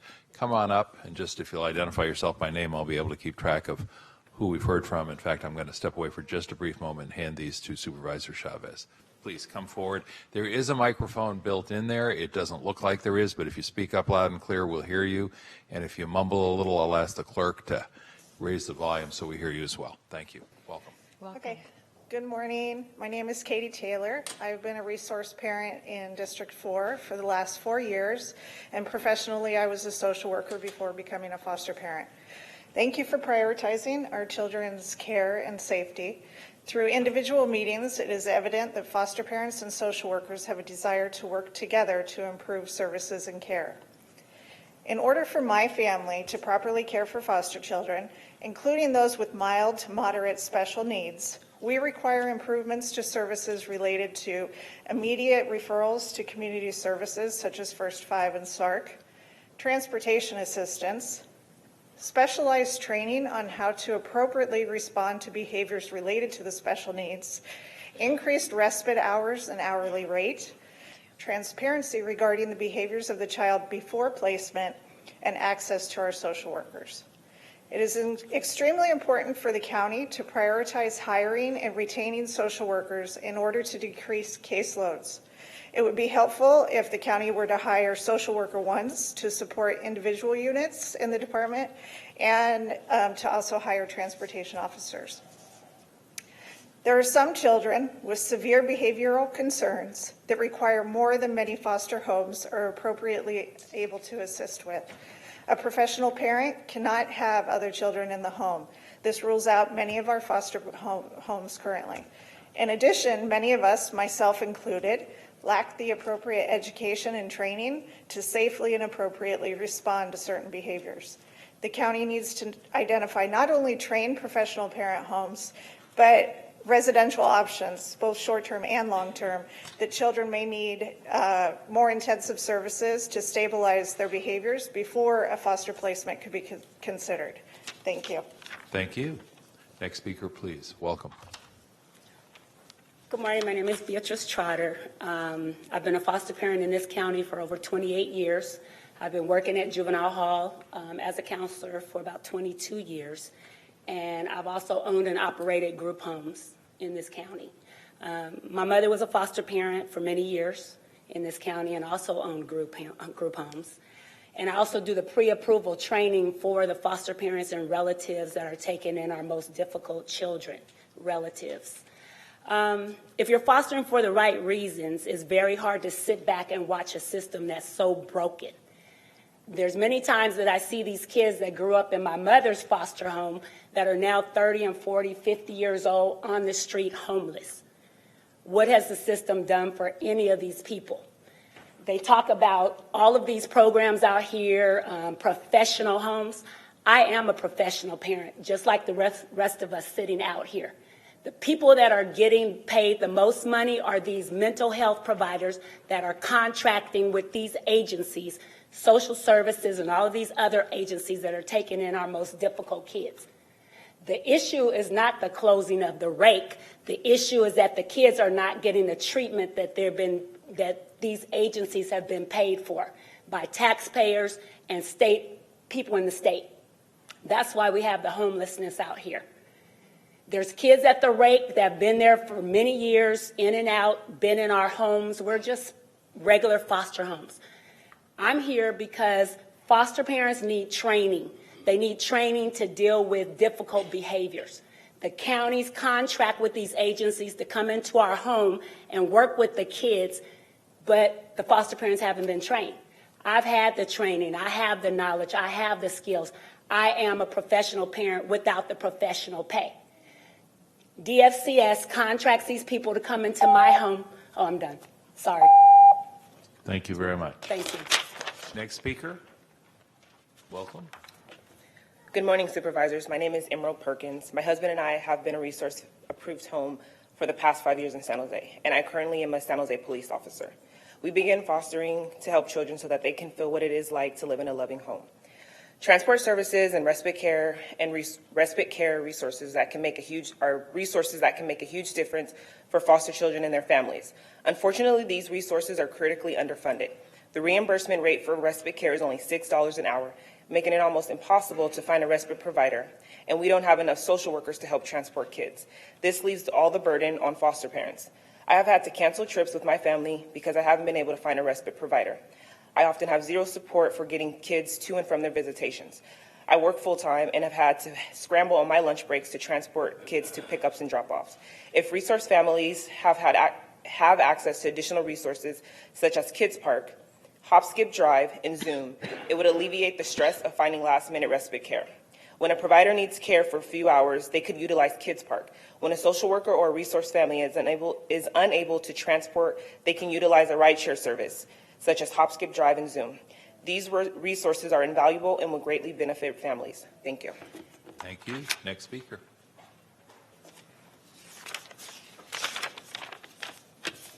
Good morning. My name is Chad. I've been a foster parent for the past 6 years in South County. I've cared for foster children ages 3 days to 11 years old, including sibling sets. I have a biological son, an adopted child, and we're currently fostering a baby. I want to thank the board for taking this critical issue so seriously and seeing the solution through. I want to start by sharing an experience we had that highlights some of the issues we face. We took in a first grader that we specifically told the receiving center that we could not take her to school, her school of origin, because we had to take our daughter in the opposite direction. Well, when the time came and we took the child in, the rides never came. Well, so we spent 4 months alternating tardiness between the two children for 4 months, and both of their educations suffered as a result.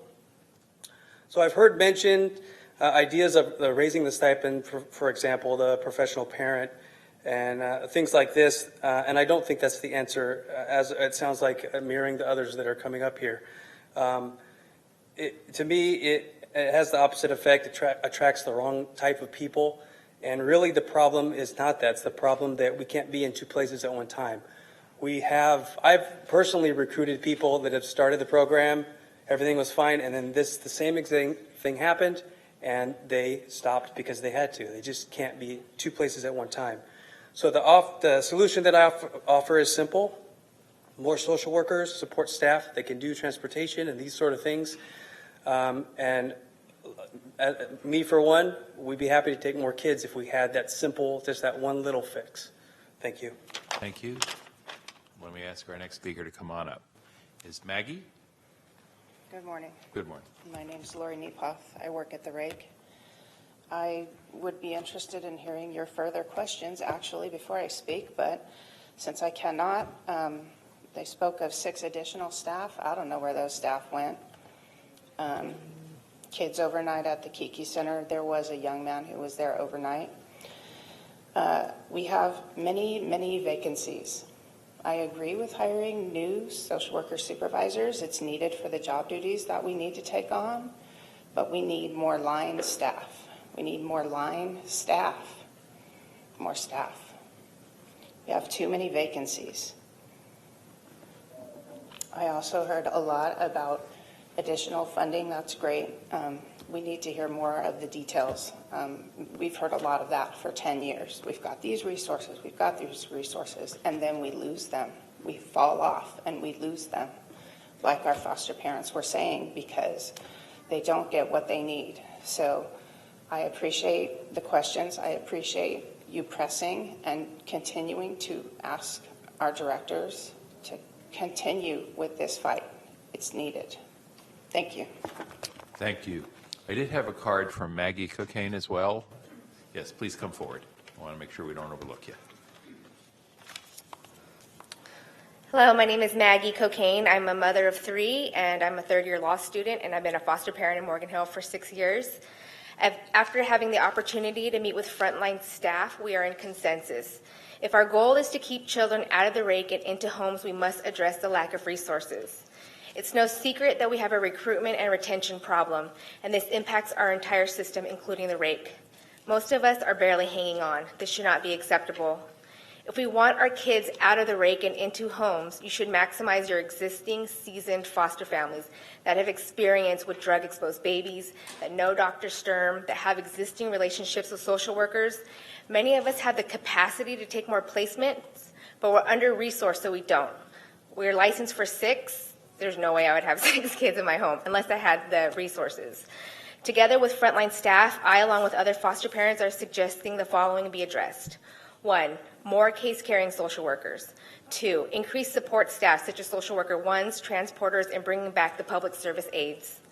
3, improving the respite program by increasing the number of hours, increasing the rate of reimbursement, creating a separate bank of hours for required appointments such as therapy, court, and doctor appointments, including all of the children in our home, because we also have adopted and biological children that, while we're taking the other kids to appointments, we need childcare for them. And also allowing the use of third-party options such as Kids Park, something easy since we have such a hard time finding respite providers that are foster parents.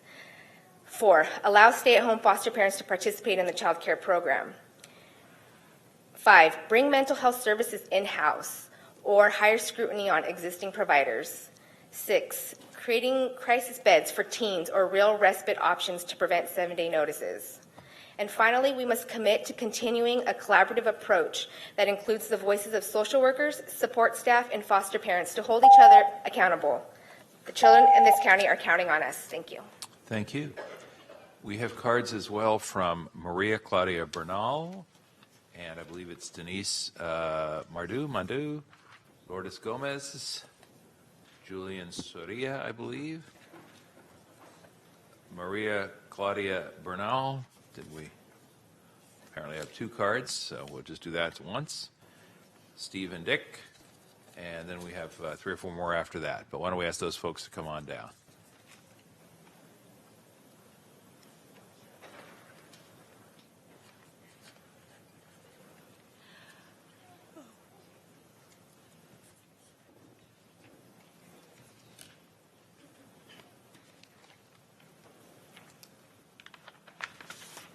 Good morning. She's going to read hers in Spanish and then I'll translate. And Hola, before, buenos días. Momentito, por favor. Could we double the time, please, and forgive my bad Spanish? Thank you. Mi nombre es María Claudia Bernal y he sido padre de crianza por aproximadamente 3 años. Estoy muy feliz de poder apoyar a los niños que se ven en la necesidad de un hogar. Pero hay algo que me preocupa grandemente. A través de mi experiencia he notado una gran necesidad de trabajadores sociales, psicólogos o servicios en general de apoyo para las necesidades de los niños. Esto causa un gran problema para los padres de crianza, para los niños y también para los padres biológicos, ya que el cambio constante de trabajador social como de servicios de psicología y otros no permiten el desarrollo completo de los niños, ya que finalmente ellos terminan no conectando con las personas y por lo tanto su evolución se ve dañada o interrumpida. Así como el tiempo y la frustración de los padres. Les pido por favor que contraten más trabajadores sociales y más psicólogos. Gracias por escucharme. Espero que esto tenga una buena solución para el bien de los niños, que es lo único importante para mí y debería de serlo para la sociedad entera, ya que ellos son el futuro de este país. Amo a los niños. Gracias. Hi, Maria. My name is Maria Claudia Bernal. Good morning. I've been a foster parent for approximately 3 years. I'm very happy to be able to provide the services to the children that need it, who need a home. But there's something that really worries me. Through my experiences, I've noticed the necessity of having more social workers, psychologists, and services in general. Greater the support of the children that the children need. This causes a great problem for the foster parents and for the children. The constant change of social workers for the services, psychiatrists, and other service providers that keep on coming in and out of their lives. This does not allow them to This does not allow them to be able to express how they feel or receive the services that they need. And finally, they end up not connecting with other people or also with the foster parents. This affects them. It interrupts their growth, their trust, and as time goes by, they're frustrated, as well as we are, the foster parents. We're frustrated as we don't get the services that they need. I ask you to please concentrate on hiring more social workers and psychiatrists. Thank you for hearing me. I hope that you guys have a good solution for the better placement of the kids. What's important for me is that the children grow up in a better society and that we're able to provide them with the services they need. I love my children since they are the future of our world. Thank you both. Thank you very much. Next speaker, please come forward. Hi, my name is Lourdes Gomez. While today's hearing is to find solutions at the Rake, any and all potential changes to placement of children will impact us all: children, social workers, foster parents, and support staff. The DFCS reorg has negatively impacted the Rake and other areas of DFCS from serving the children adequately and with quality care. We're asking that you hold DFCS management accountable by completely removing the reorg and require that they meet with SEIU on all of the DFCS issues.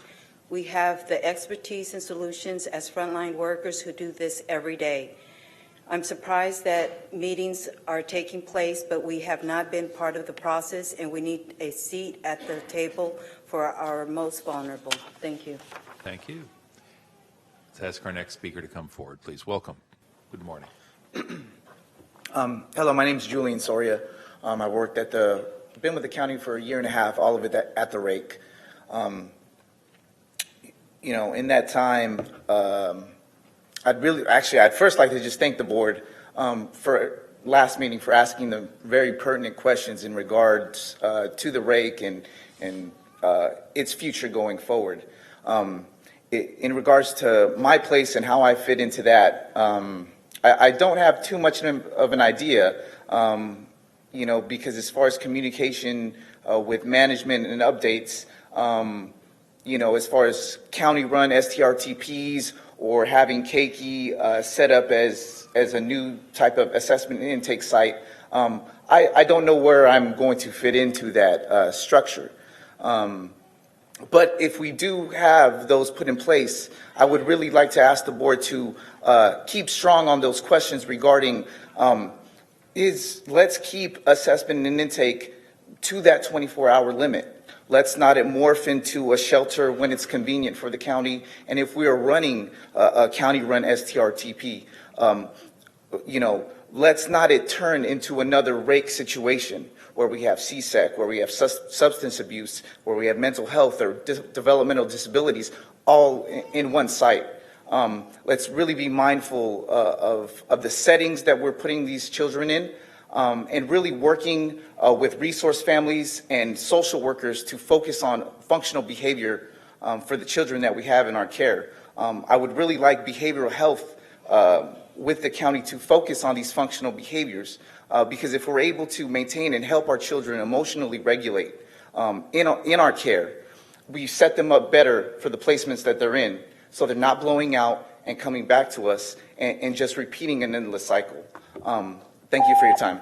Thank you. Next speaker, please come forward. Welcome. Good morning. My name is Denise Marshu, and I'm the Executive Director for the Kinship Adoptive Foster Parent Association. I appreciate you listening to all of us today. I'm here to not only support our families and our caregivers, but also social workers and the amount of work that everyone is doing for our children.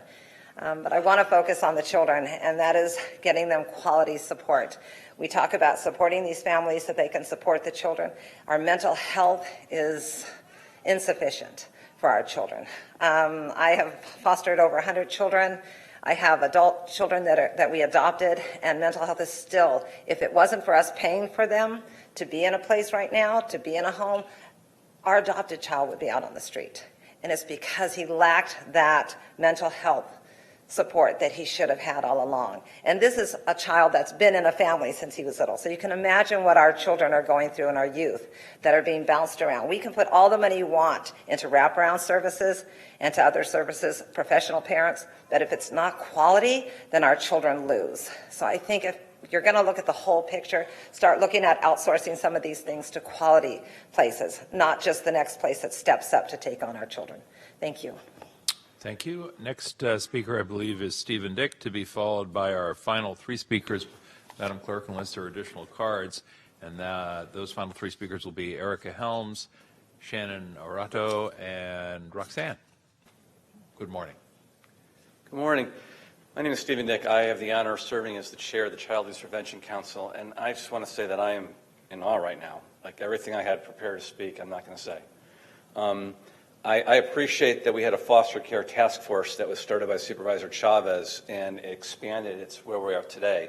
And I want to thank Supervisor Cortese, who has spearheaded a movement that has really forced us to look at things that we're doing both globally and in very minute levels. I think it's amazing what you've done, and thank you. And I want to thank DFCS and SSA for the work that they've put together, especially at looking at different ways that we can help children after they've been placed and post-placements. And most importantly, I want to thank all of our foster families that take care of our children that need the help.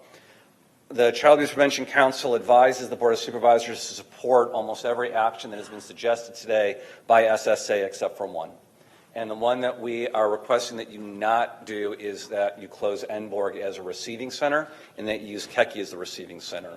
Our understanding at the last advisement from DFCS is that Enborg is being used as a receiving center currently. It's not just Keki, unless it's changed in the last 2 weeks. Keki is not appropriate for children. It just isn't. You all have been there. You know what it's like. It is not appropriate for children. Enborg is nicer. It's a much better facility. And if we are going to, we have to have a receiving center. It is not the movement to eliminate receiving centers and intake and assessment centers. In fact, there's only one county that I'm aware of in the entire state that has done that, and they have all kinds of other issues that are going on there. LA still has receiving centers. Alameda does. San Mateo. They're all using them. And I'm not sure Julian is the answer as well, which is the other suggestion that's been made. I don't think that's appropriate as well. That's a business building. There are solutions to this that can be all-encompassing as part of a global, which is a regional. You can do 3 types of regional, which we can talk about offline if you want to. But again, thank you all very much for your time and your consideration. Thank you. We have Erica Helms and Shannon, is it Arato, and Roxanne. Any or all of those 3, please come forward.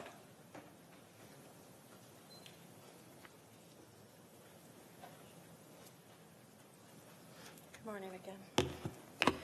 Good morning. My name is Erica Helms, and I'm a social worker at the San Jose Family Resource Center and a member of the SEIU 521.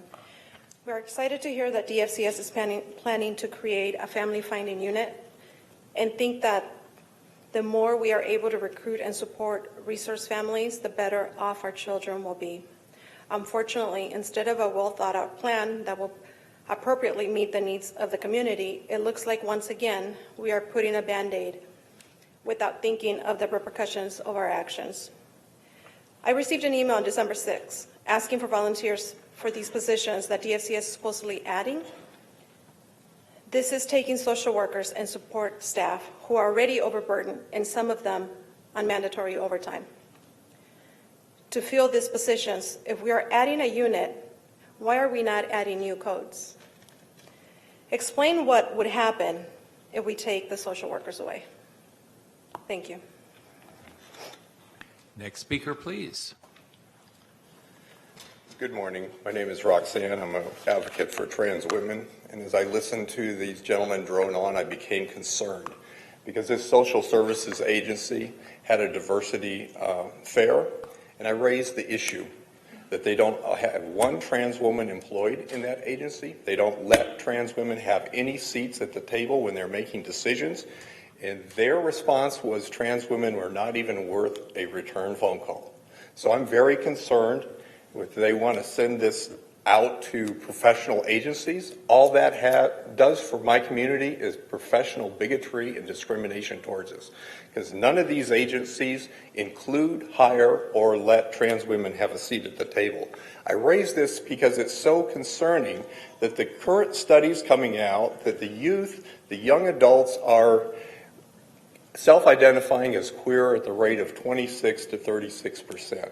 So a lot of those are going to be trans women, and when they don't provide authentic services to my community, that means the young women in my community end up being criminalized by the Sheriff's Department and San Jose PD for doing survival work, and that is atrocious. And we have one more speaker. Please come forward.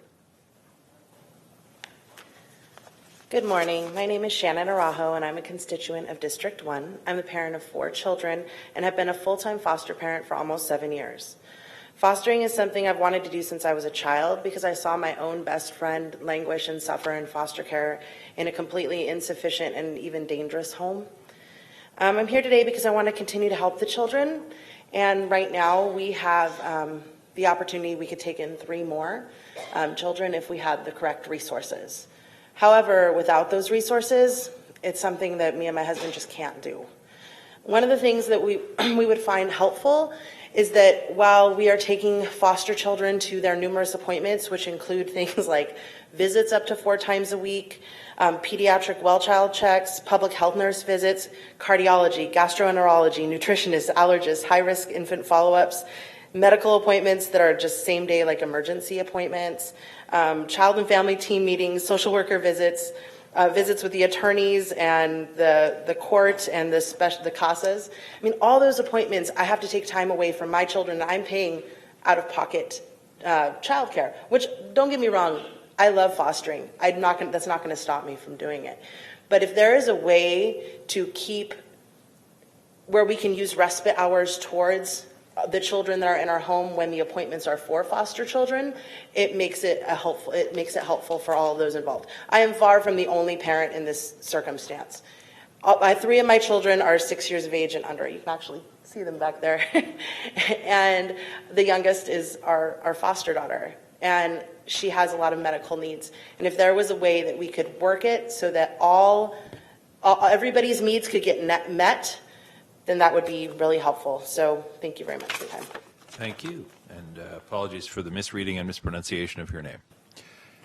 Let me confirm with the clerk, I don't believe we have any other speakers on this item. All right, then, colleagues, it's back to our board. We'll go first to Ms. Ellenberg and then to Supervisor Chavez. So Supervisor Ellenberg, then Supervisor Chavez, then Supervisor Cortese. Supervisor Ellenberg. Forgive me. Hang on one moment. Do we have...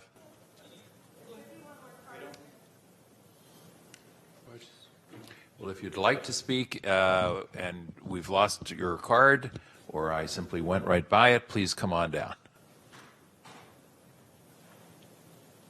And Supervisor Ellenberg, thank you for your patience.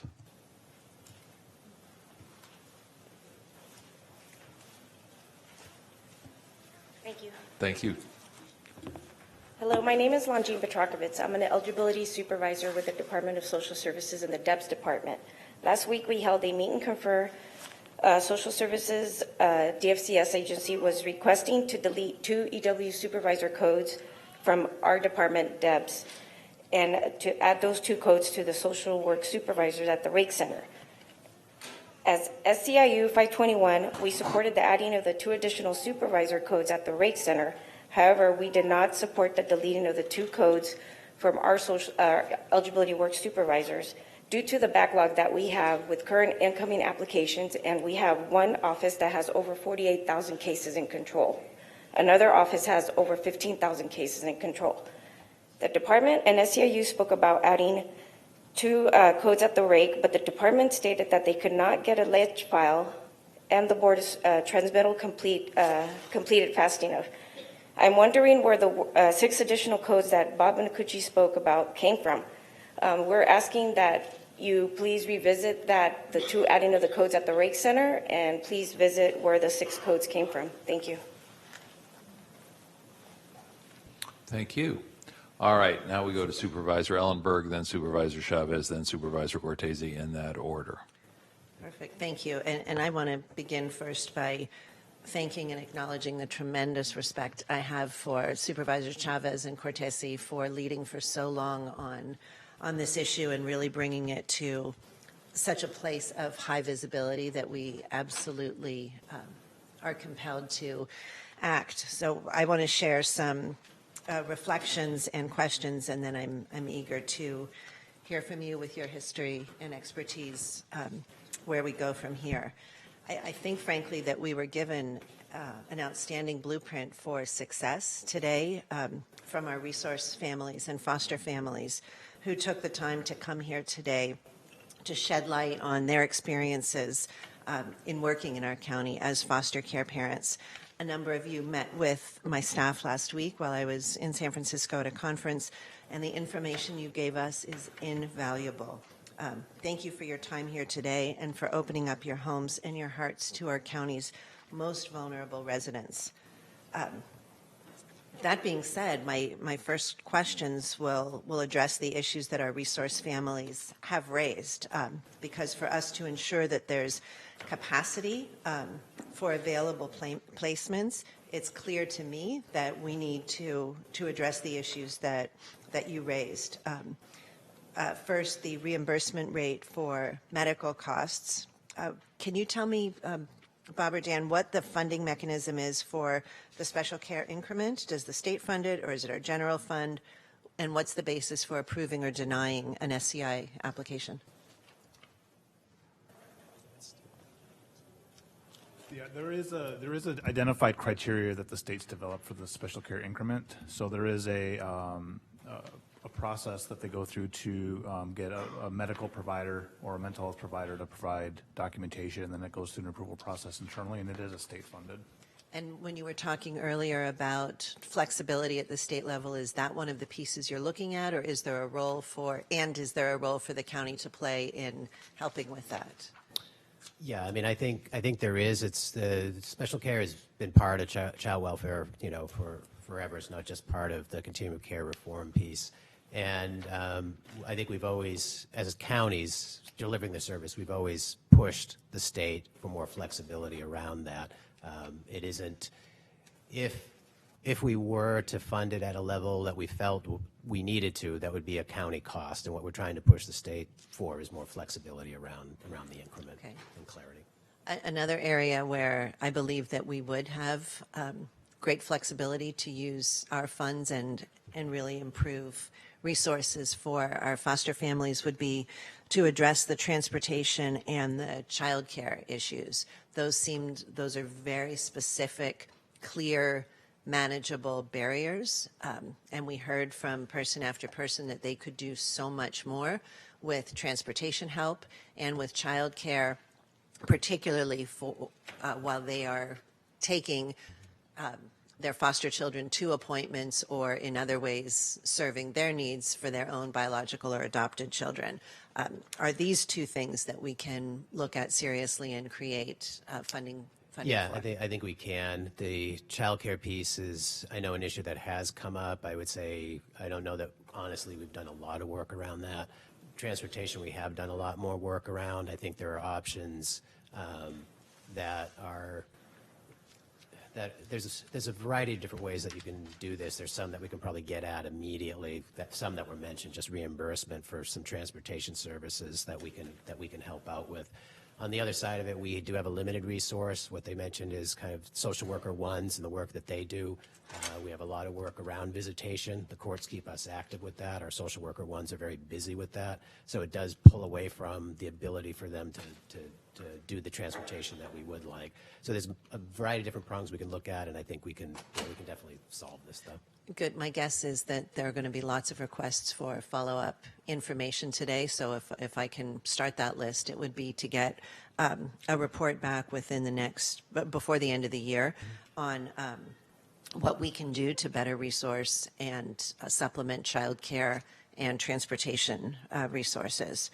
A number of families also mentioned mental and behavioral health training, and that would include, in my view, not only training in advance, but knowing when a child is placed into a foster home, that family should be given complete information as to the needs of that child, what they would need to expect and be prepared for, and especially when we're talking about very high acuity children into their homes. Many, as we heard, have mixed status households. They won't turn away a child if he or she would otherwise end up at the Rake. But of course, potentially that placement is dangerous to everyone in the household if the family isn't trained, and if the Rake had determined that this child can't be at the Rake with others.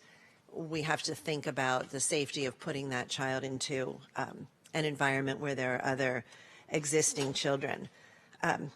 What I have heard and my staff has heard is that children are often placed without the foster care parents being aware of the results of the assessment, and presumably the entire purpose of the Rake, regardless of location, is to make those assessments. Is that something we should already be doing? If not, why not? And it definitely is something. I mean, there's no justifiable reason why folks wouldn't know if we know something. I mean, we can look at that a little more deeply, talk with folks as to what what the particular instances were, so we can better understand. We need a system to ensure that that's happening, so that families are appropriately prepared and that the placements are set up for the children's success.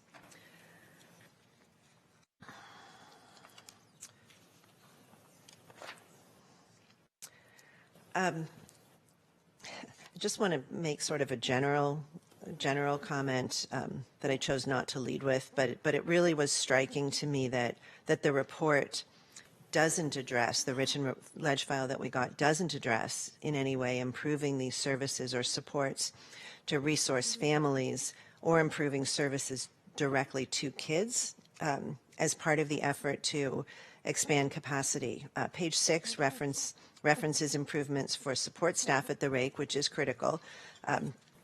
But thinking about the flip side of that, when those same high needs kids go into a family setting, we don't seem to be prioritizing as much the concerns about supporting those 24/7 caregivers. And we're talking kind of in the very best situation about a two-parent household working and providing 24/7 care, often with other kids.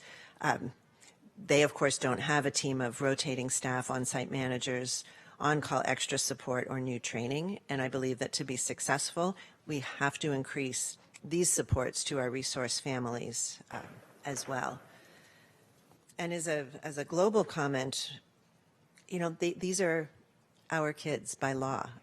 We can't say that we're the best alternative for an already traumatized child if we then turn and fault the children for not being able to remain in a safe and stable home.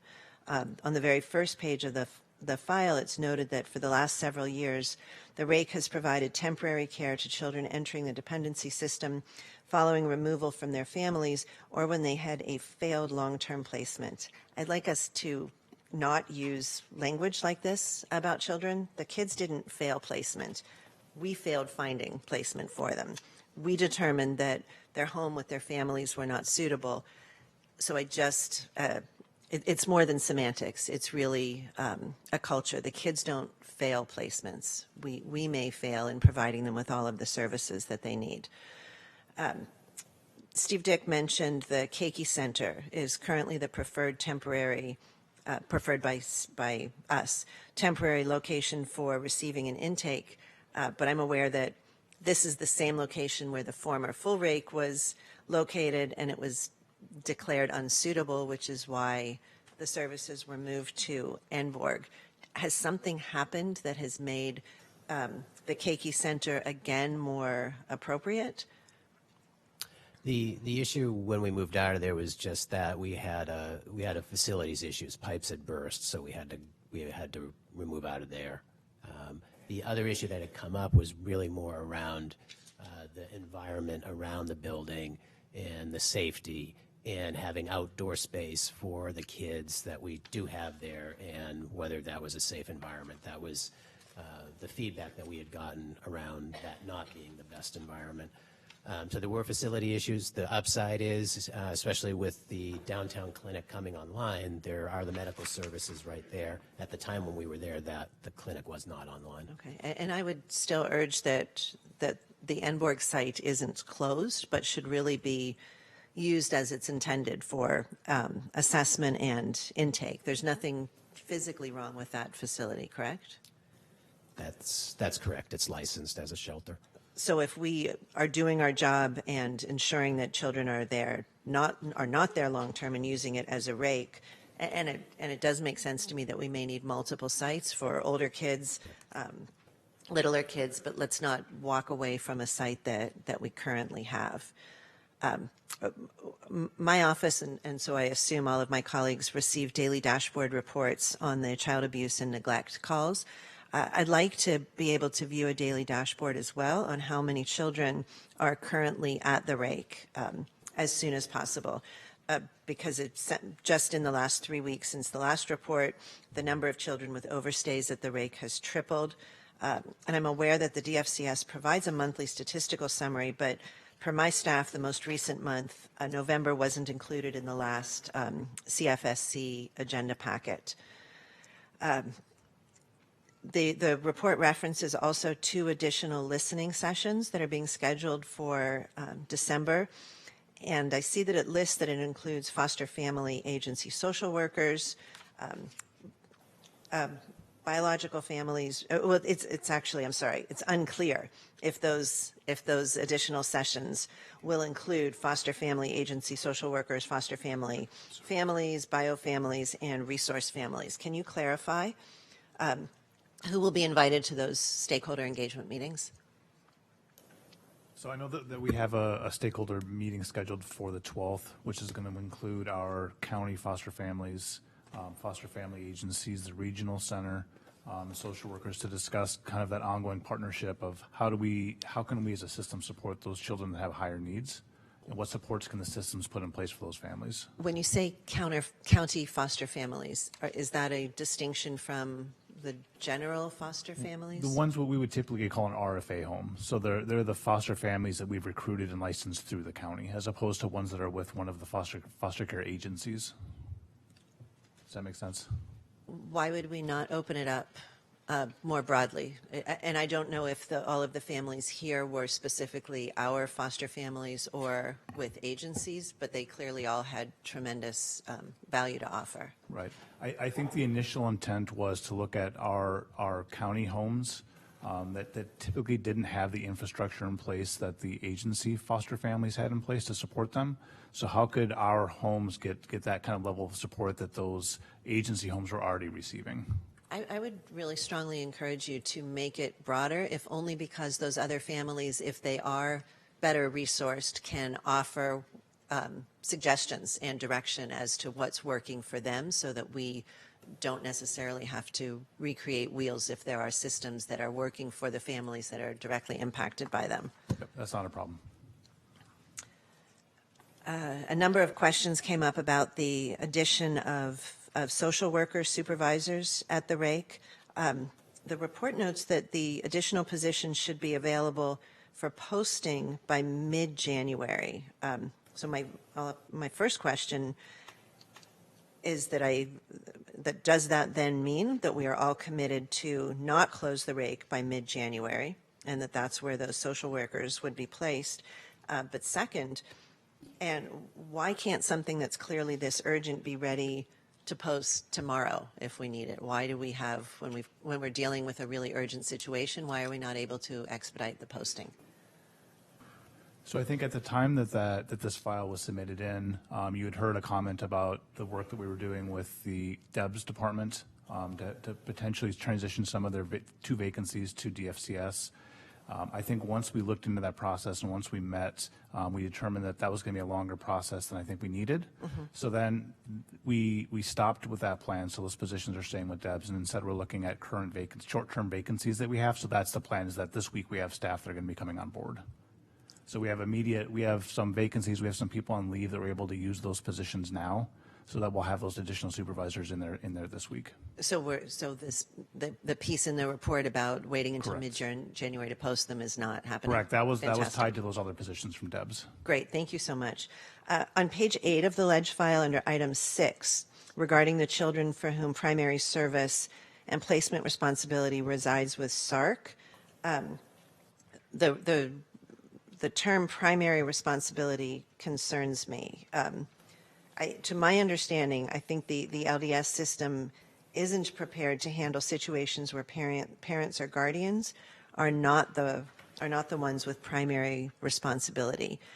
And if we believe that SARC should have greater responsibility, but we know ultimately that these kids are our responsibilities, what is the mechanism that's in place or being put in place to ensure that these kids are not falling through any of the process gaps? I'd like to know how many DFCS children are also current SARC clients, and that would include the Early Start kids plus the Lanterman Act kids, and where they are placed. Is that something you can answer now or need to come back with information on? I would need to be able to come back to get the total picture of how many youth within DFCS as a whole. Okay. I also have SARC eligibility. But philosophically, when you say they are the primary responsibility of SARC, what does that mean in terms of our underlying responsibility for these kids? So I think some of that is dependent upon how the youth's individual plan is written to indicate if the regional center has some responsibility for that versus DFCS, the child welfare system. So for our perspective, we're always going to be primary until somebody else is able to take over. So in those situations, we still understand that we provide that primary care. Some of that goes into the work that Bob's mentioned with that we're doing with the state and with our local SARC provider, as we're working through some of those discussions about how do we make sure who's responsible for what. Okay. Thank you. I think with that, I will look forward to hearing what my colleagues can add to this. Thank you. Thank you, Susan. Dave? Go ahead. Thank you, Vice President Chavez. My focus is primarily on the issue that I focused on most the last time, I suppose, which is making sure that we're not using the receiving and intake center as a shelter. And I guess I'm understanding from this report that that's still happening. What is the timeline to transition to these, whatever the better service model actually ends up involving? I mean, you have 3 basic recommendations here in terms of that issue, how and where, to house and to individualize in less than, in 24 hours or less. But, and let me just say, I appreciate the thoroughness of the presentation. The only thing I thought was missing from the presentation were just specific timelines in terms of when this is going to happen. Sure. And I want to ask some questions about the real estate search, for example, but I mean, just to use that as an example to further amplify on the nature of my question, it just seems very nebulous that we have 3 departments, none of which have any real estate expertise to my knowledge, but 3 departments that are exploring potential residential sites. When does that come to a conclusion? When does any of this come to a conclusion? So the last time we were here, we mentioned our commitment to have folks out of the shelter part of our setting by the end of this month, and that is still our commitment. In terms of the real estate function, the work we're doing is in conjunction with FAF, whether that is the FRC issues, the Rake replacement issues that we were talking about in the past, and any other searches that we do is with their expertise. We just work with them in terms of helping define the specs of what it is we think we need.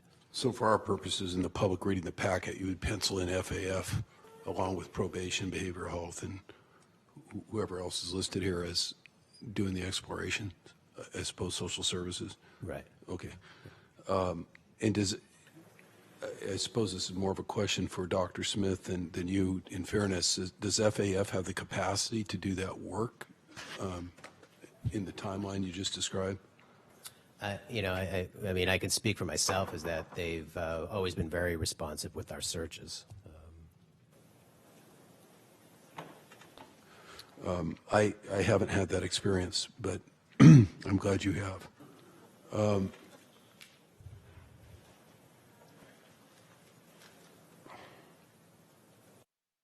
One of the points I want to make, which I felt like was out there for additional direction, at least the way you made the presentation, is whether or not the board's interested in directing in-house placement. I guess the residential search would be sort of a piece of work that would have to be done to get that done. And I don't want to elaborate too much. I had plenty of opportunity to elaborate last time we took this up in November in terms of my overall concerns. But I just want to say both from a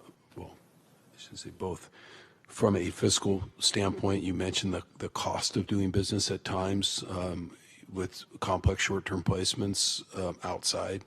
You gave one example of that, that resonated with me. I think that's one good reason.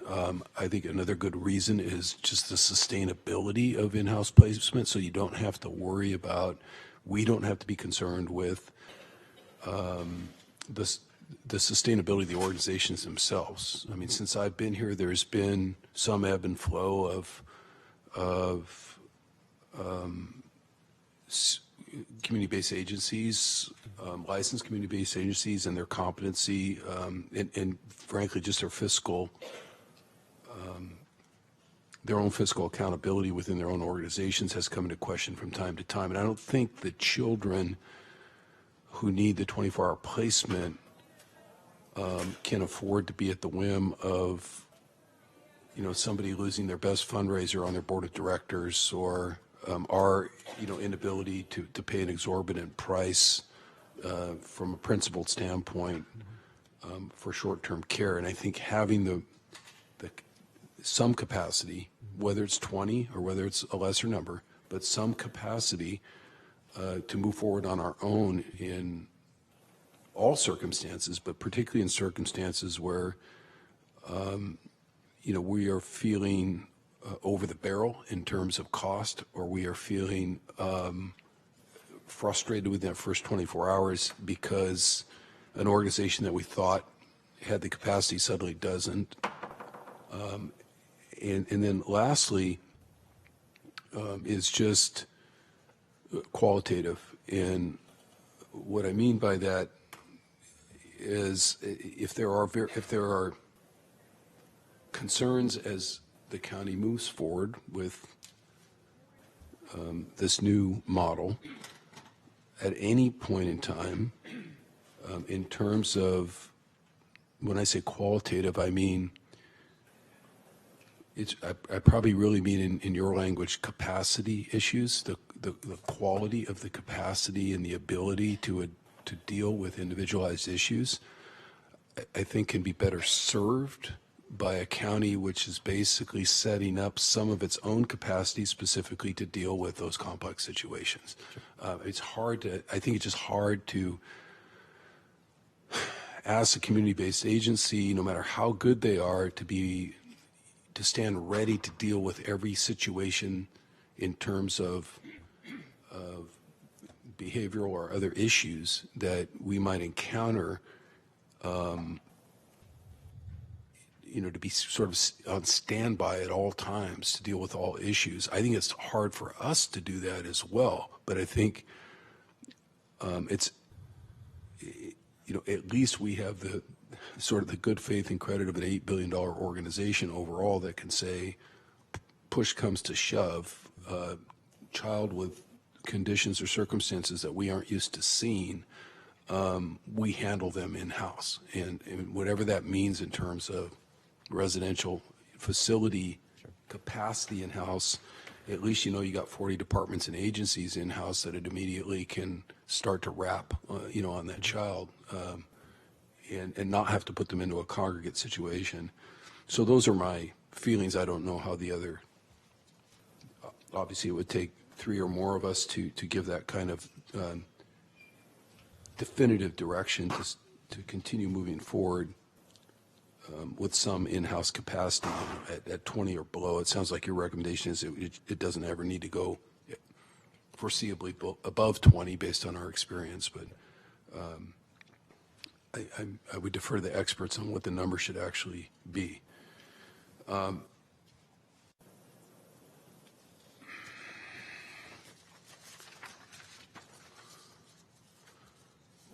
I think I'm gonna leave my comments there. Again, I appreciate the thoroughness of the report. I think most of the things that are being called out in the report actually need to be done, meaning all of the above would be my, direction. I wasn't, I think everybody knows, wasn't happy about a December 31st phase-out date, as you're calling it, on the Rake, being used as a shelter. So I'm still not happy with that today, and we're just being asked to receive a report and not to recommend that that's okay, so I have to think about how I'm going to vote on receiving the report. But those are my comments. Thank you. Supervisor Chavez, and then Supervisor Wasserman, and then I have a brief request once there's a motion on the floor. And we should just be mindful we have a 12 o'clock recess set. If we think we can wrap this up in the next 10 minutes without giving the issue short shrift, that's probably fine. If not, we should take a break. Supervisor Chavez. Thank you. If you want to put the board up, I can. Sure. We'll ask the clerk to please display the voting panel on our screen so that any member of the board who wants to make a motion may do so. And it sounds like Supervisor Chavez wants to lean in. Yeah, I can do that. I made my screen disappear. So somebody young in the back, if you can get it back, would be great while I make these comments. I would be so impressed if you do that. That's not it. She's got to get back in via the icon. I messed up the... Anyway. Skills are not sufficient to the task. Thank you.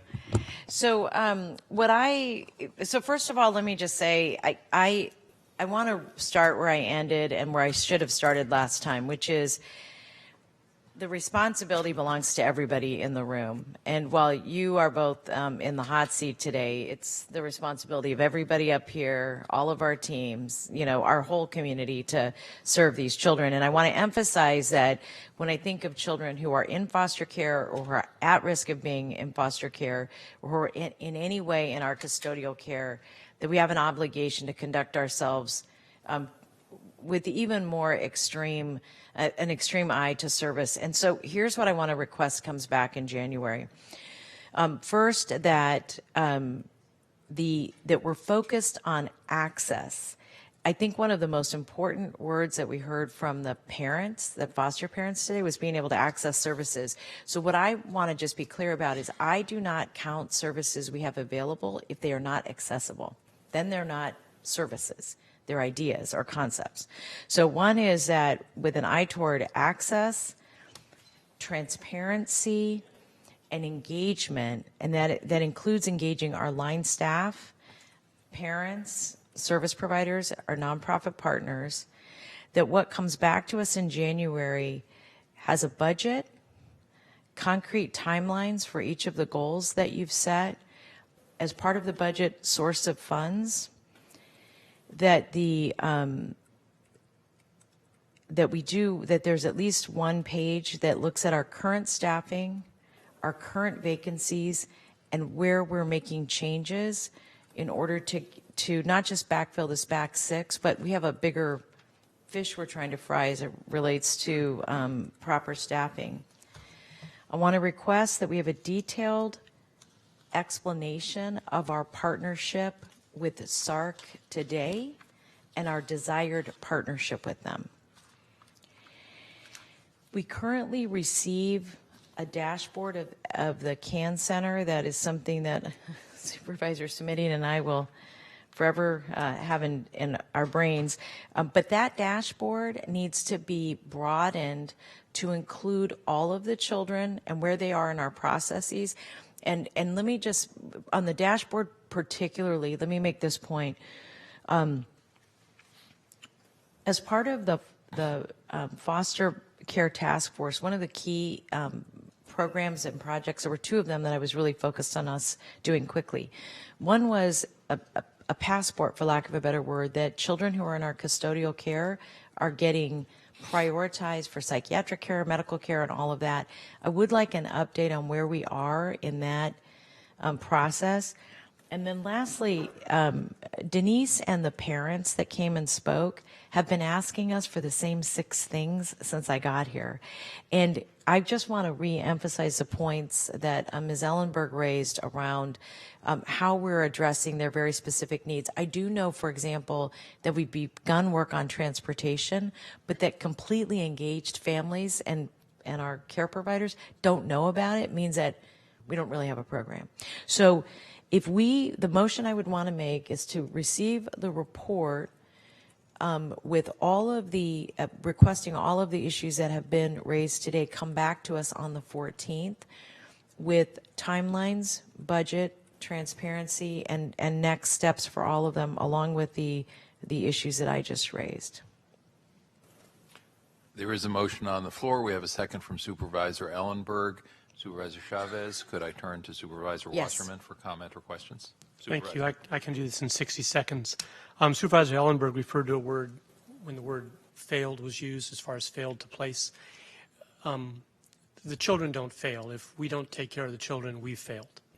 And when I think about, and I think about it often, what the mission of Santa Clara County is, and I think about public safety and public health, taking care of these kids is part of our mission statement. I was very impressed by the numerous speakers that spoke this morning, most of which are gone now. There were 2 or 3 that what they said really resonated with me, and I know each of you was making notes as you heard things. But it seems to me, besides getting away from it being a shelter by the end of this next couple of weeks, besides that happening, the idea of finding appropriate care for them ASAP and going forward is first and foremost among all of our minds. We've spent 90 minutes here talking about this today, getting all kind of input, all kind of suggestions, and I think you fully understand it's a priority of this board to take care of our children. Thank you very much. Thank you. Thank you, Supervisor. And I'd just like to ask the maker and the seconder, and I'll look to Dr. Smith and his team here as well. It strikes me that we're trying to pull together a range of services and responses which we haven't typically used before. And that's in response to the fact that the process we've used to date has not been all that we hoped it would be, to put it kindly. So I am anxious that 3 months from now, 6 months from now, and a year from now, we have done an assessment of how these new systems are working or not. And I don't mean this in any way to disparage folks who are part of the system now, including our board, but I think it's fair to say the confidence level out there in the community is relatively low. The trust factor is relatively low. And I also think it's going to be hard for folks who have been part of the system to objectively step back. So I'd like to ask the maker and the seconder if they're willing to incorporate direction to staff that when you come back to us in January, you come back to us with some options for outside evaluation and assessment over the course of the coming 3, 6 month, 12-month period. Because I think the conversation today and the conversation we've had previously suggests the need to sort of ask folks who have outside eyes to take a look at this. Dr. Smith, is that something that we can do? I can't see any reason why not, but I want to check in with you before I ask. I think that's something we can do. As we've heard quite expertly expounded upon by the committee or the board and the community. This is a complex problem that involves a lot of different moving parts and a lot of different players, the state, the feds actually from funding and, our local stuff and a bunch of regulations and obviously the community. And it's no secret that statewide the foster care system has been broken for many years. And I think that there are plenty of experts out there that would be willing to look at our part of it and give us a report back about what we're doing and what best practices we might be able to continue and how we're doing. Because I see this just as a matter of reality, as a long-term, consistent effort. You know, right now we're trying to deal with the conversion of the Rake to a shelter by accident. Now we have to deal with all of the other things that are related: community support, a network of support, behavioral health, all those things that have been brought up. All right. Thank you. Thank you. Yes. With the consent of the maker and the seconder, then, would appreciate incorporating that direction to staff. Thank you and thank you. So we'll ask all 5 members to vote on the motion on the floor. Motion by Chavez, second by Ellenberg. All 5 members of the board have now voted, so we'll ask the clerk to please display the vote overhead, and we can announce that the vote was 4-1, and Supervisor Cortese dissenting. That item having been completed, we will thank all of you who took time from your day to be here. We'll thank all of you who have been working so hard to get us to a better place. And without objection and hearing none, we will recess for 30 minutes until 12:35 so that any and all can join us on the plaza out front for International Human Rights Day. We stand in recess until 12:35.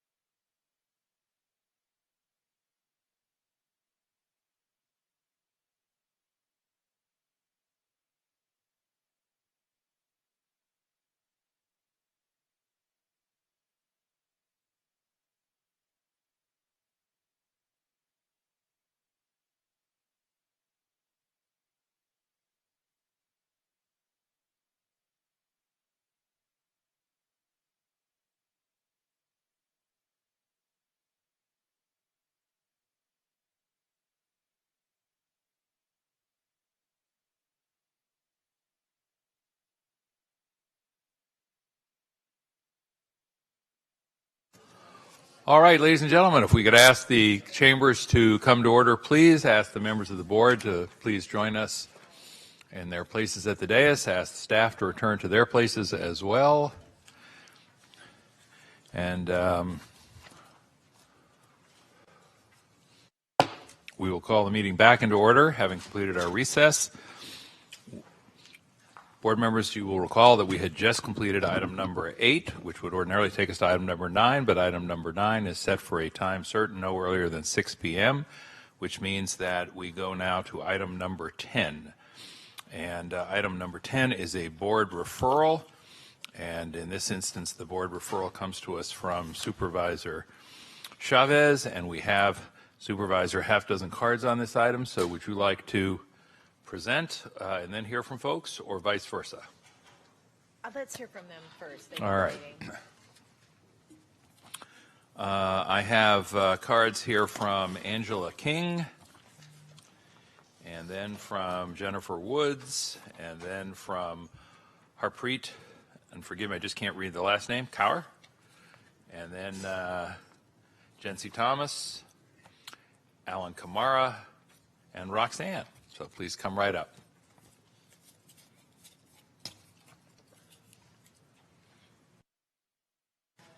Good afternoon. We had several nurses who had to leave. They were there for 3 hours. Regrets. I'm going to read what Jency had. Good morning, Board of Supervisors, and thank you, Supervisor Chavez, for bringing up Agenda 10. My name is Jency. I am representing custody health nurses. Right now, we nurses have no nurse-patient ratio. One nurse is assigned to take care of between 100 to 150 patients. And I'll add that's in Main Jail. At Elmwood, they have about 300 patients per nurse. Patients in 8 hours, they take care of between 100 and 150 patients in 8 hours. If one person ends up in jail, that doesn't mean that they don't deserve high-quality care. They are human just like us. They deserve high-quality medical care just like everybody else. Right now, our staffing is barely covered by travel nurses, overtime, and double-time nurses. We are working double shifts 6 to 7 days in each pay period. Not that we nurses want to work that much, but we feel very bad for our coworkers struggling in the unit to cover the assignment. We forcefully prepare our mind and body to support the unit. I am requesting all of you to vote yes on Agenda 10 to establish safe nurse-to-patient ratios so that we can provide high-quality care for our patients at the jail. And then I just want to say that, thank you, Supervisor Chavez and Supervisor Ellenberg and Supervisor Cortese. You guys have really listened to us, and I feel confident. I'm not going to mention 24/7 MD coverage, the janitorial positions that are needed, and the safe medication administration, and the non-English speaking, because I've talked about it for a year. Thank you very much. Next speaker, please. Good afternoon, Supervisors. My name is Alan Kamara. I'm one of the Vice President for RMPA. I would like to take this opportunity, first and foremost, to thank Supervisor Ellenberg for your visit to the hospital. Thank you so much for coming around and visiting with our nurses. Dr. Smith, I also want to thank you for coming to visit with our nurses as well. I know I'd already thanked Supervisor Cindy for doing that. Thank you all. Needless to say, I think we've been here for the past maybe 2 or 3 years.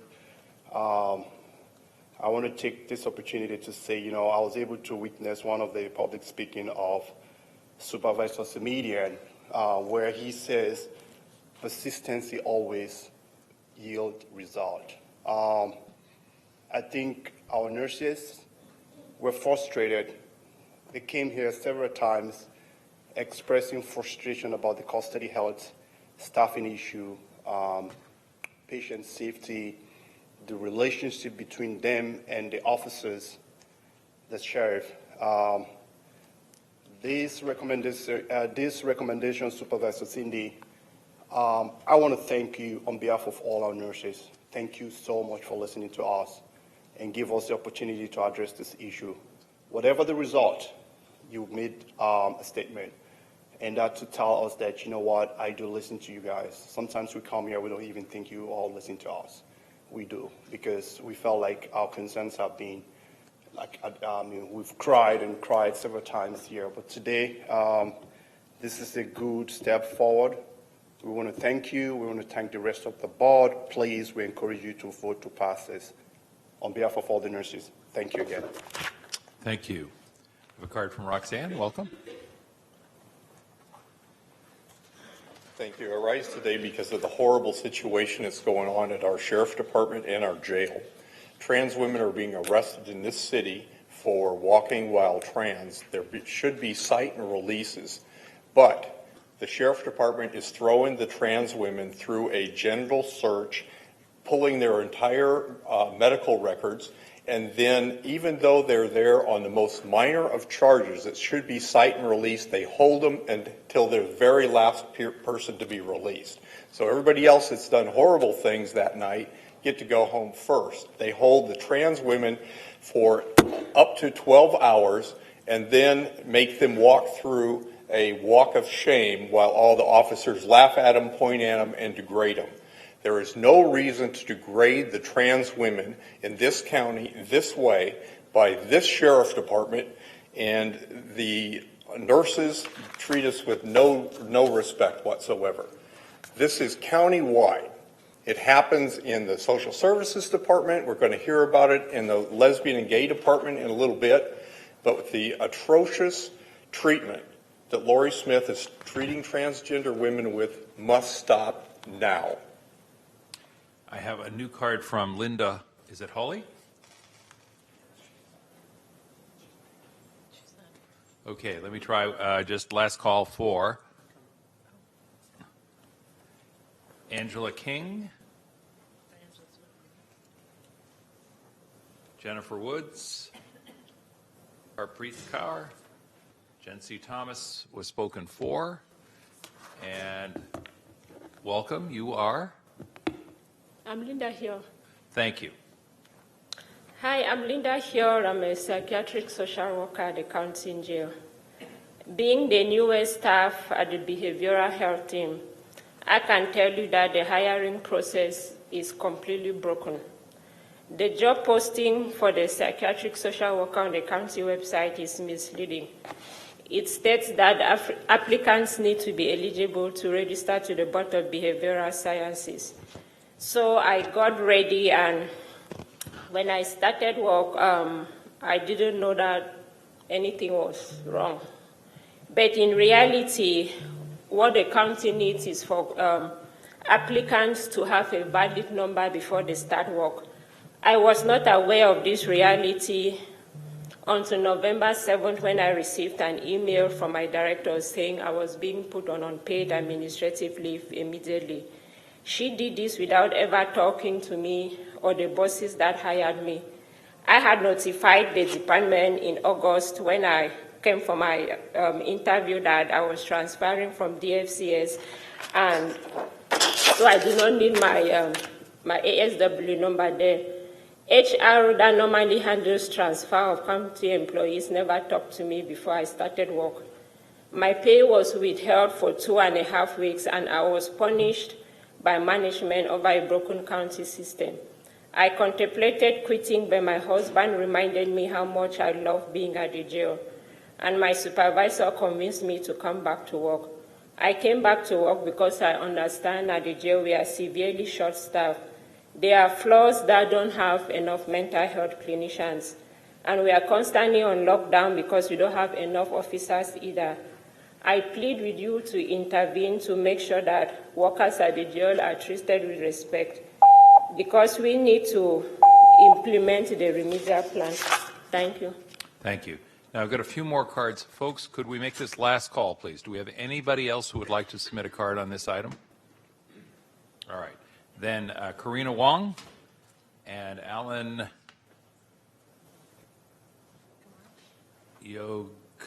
Harby, excuse me, and Charlene Manabao. I think somebody may have turned these cards in for these folks. Are these folks here? Karina? Nope. Alan? Y-O-G-H-A-U-B-I? Nope. And Charlene? Charlene M? All right, not present, then the matter is back before our board, and we can ask Supervisor Chavez to take it from there. Thank you. First of all, I want to thank all of the speakers who came out and waited for so long, and RNPA in particular, and Angela, the work that you've done just to get my attention. Well done. Okay. So, colleagues, this is a two-part referral relating to custody health services, staffing, and medical care standards in county jails. As it relates to staffing, at the December 12th, 2017 board meeting, I brought forward a referral asking for a jail staffing study, including custody health services. My understanding is that the jail staffing studies that's currently in progress is being conducted by a consulting firm procured by the Office of the County Executive, and the administration did not include a staffing analysis of custody health services as part of that study. This referral is asking the administration to conduct a staffing study of custody health services as it relates to the work both in the main jail and Elmwood. It also requests that the board receives a concrete proposal and timelines at the second meeting in January, whatever that is, not the 14th, which is what I'd originally put in this, but staff has asked for it to come back at the second meeting. For conducting and completing this study in time for the fiscal year 2021 budget discussions in May. My intent is to ensure timely and efficient provision of medical and behavioral health care services in the jail and enhance safety for staff and detainees. The second part of the referral requested administration report back to the board also in January with a timeline and recommendations relative to addressing concerns brought forward by the custody health nurses and RNPA over the last year.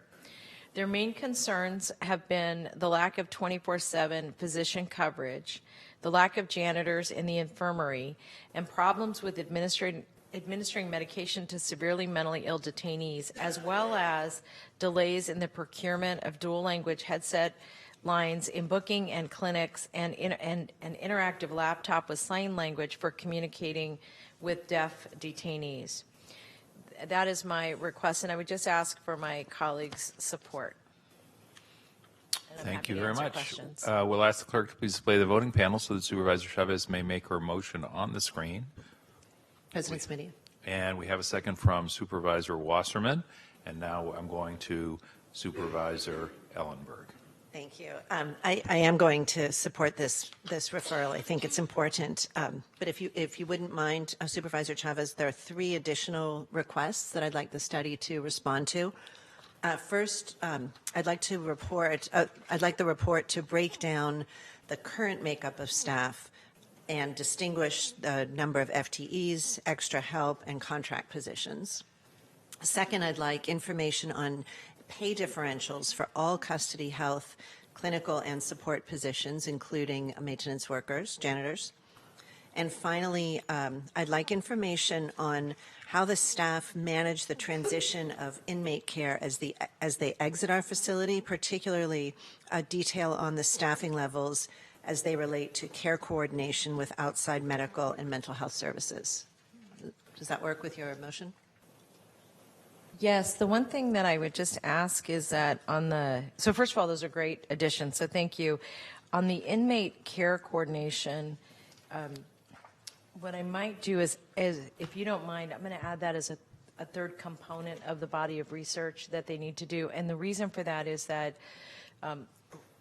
Reentry has been working on that, and there's some report, I just can't remember where it is in process, so I'd like to, if it's ready and available, I'd like to bring it discreetly. It wouldn't have to be connected to the other items. Thank you very much. Thank you. Anything else, colleagues? If not, we'll ask all 5 members to please vote on the screen. All votes have been cast. We'll ask the clerk to please tally the results and display the number. Thank you. We have 5 yes votes. The motion carries unanimously. That takes us to item number 11. Madam Clerk, do we have any cards on item number 11? We do.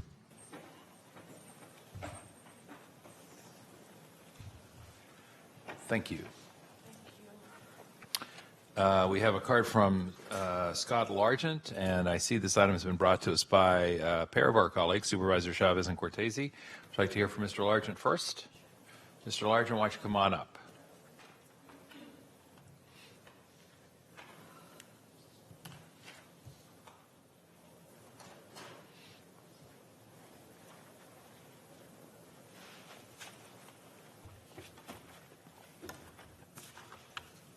Thank you, Tiffany. When the county, in a way, partners up with the city for doing a lot of these sweeps, I understand the language in the back says that they're going to, put a certain amount of money to the side, and they're going to help everybody in the creek, and they're going to clean everything up properly, and they're not going to throw out everybody's stuff. That's not what happens at any of these homeless sweeps. I've been pushing the limits. And I've told them I'm not getting out of the way, and I've gotten right in there to film people's stuff being thrown in trash compactors. I have filmed people being told that there were places for them to go, and the locations were closed. Okay, just like Roosevelt, the Bascom location, when people were removed out of the creek at Roosevelt Park right there, they had no options. There was nowhere to go. They sat out on the curbs, they froze, it was just very, very sad. And you all know people died those 2 days. And so what our coroner right now is doing an investigation. I just hope we're not utilizing that just to cover up what really happened. I think it was criminal. I think the city knew. And I'm just wondering why, when people were contacted, when these horrible things were going on, why everybody was just too busy. Everybody bailed out of that turkey trot, and they went the other direction. They went to the high rent district over there. They got their mochas, they got their coffees, they hung out over there with their friends, they gave high fives, they said everything was great. Wow, we rallied all this money for the homeless. You walk the other direction, people were freezing to death. There was nobody downtown. There was no places for anybody to go. That's the biggest failure I've ever seen in the United States, let alone Santa Clara County. The proof's up online. This is bad. Somebody needs to start really, really getting involved in this damage control I see with all these, newscasters and saying this, and we're going to help everybody now, and we're going to do all this other stuff. That's not what's been happening at all. And watch where you're sending this money right now. It's just going to screw a bunch of people over in a creek. So it's going to set them up for failure. Thank you. And let me just confirm with the clerk, we have no other cards, no other speakers.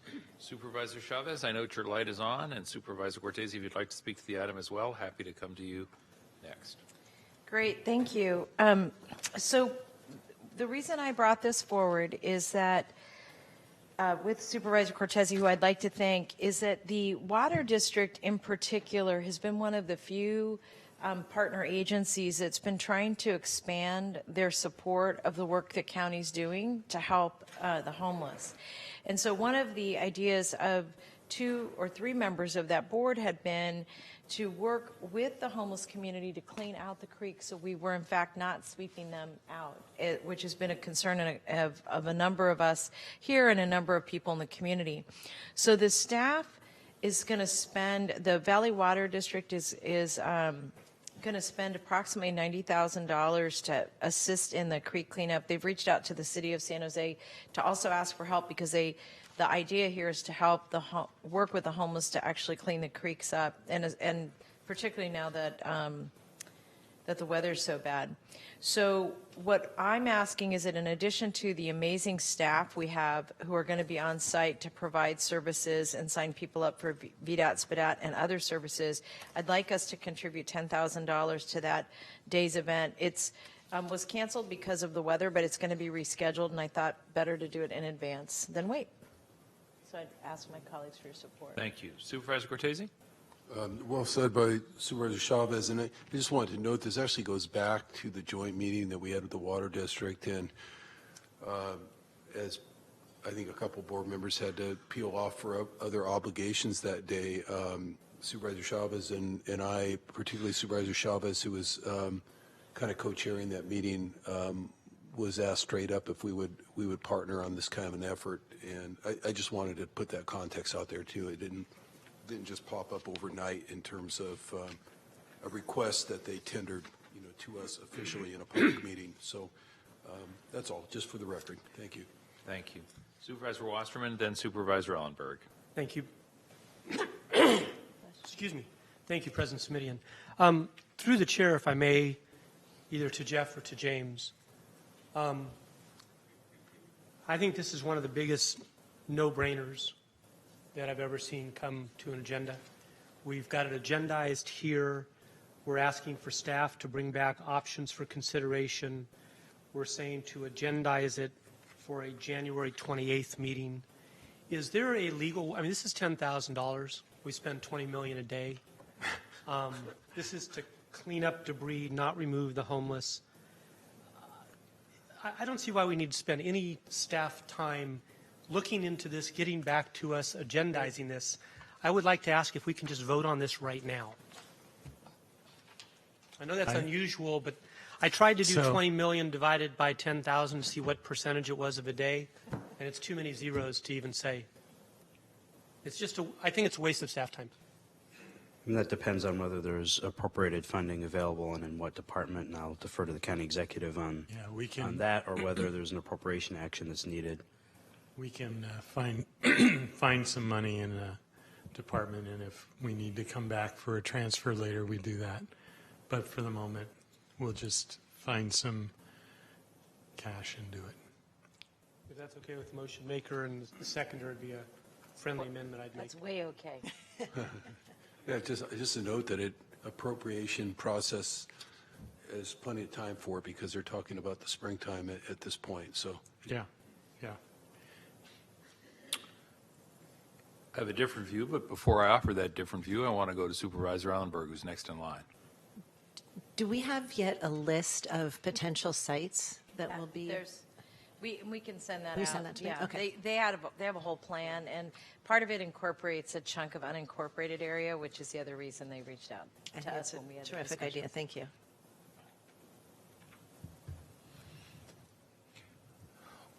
Let me ask the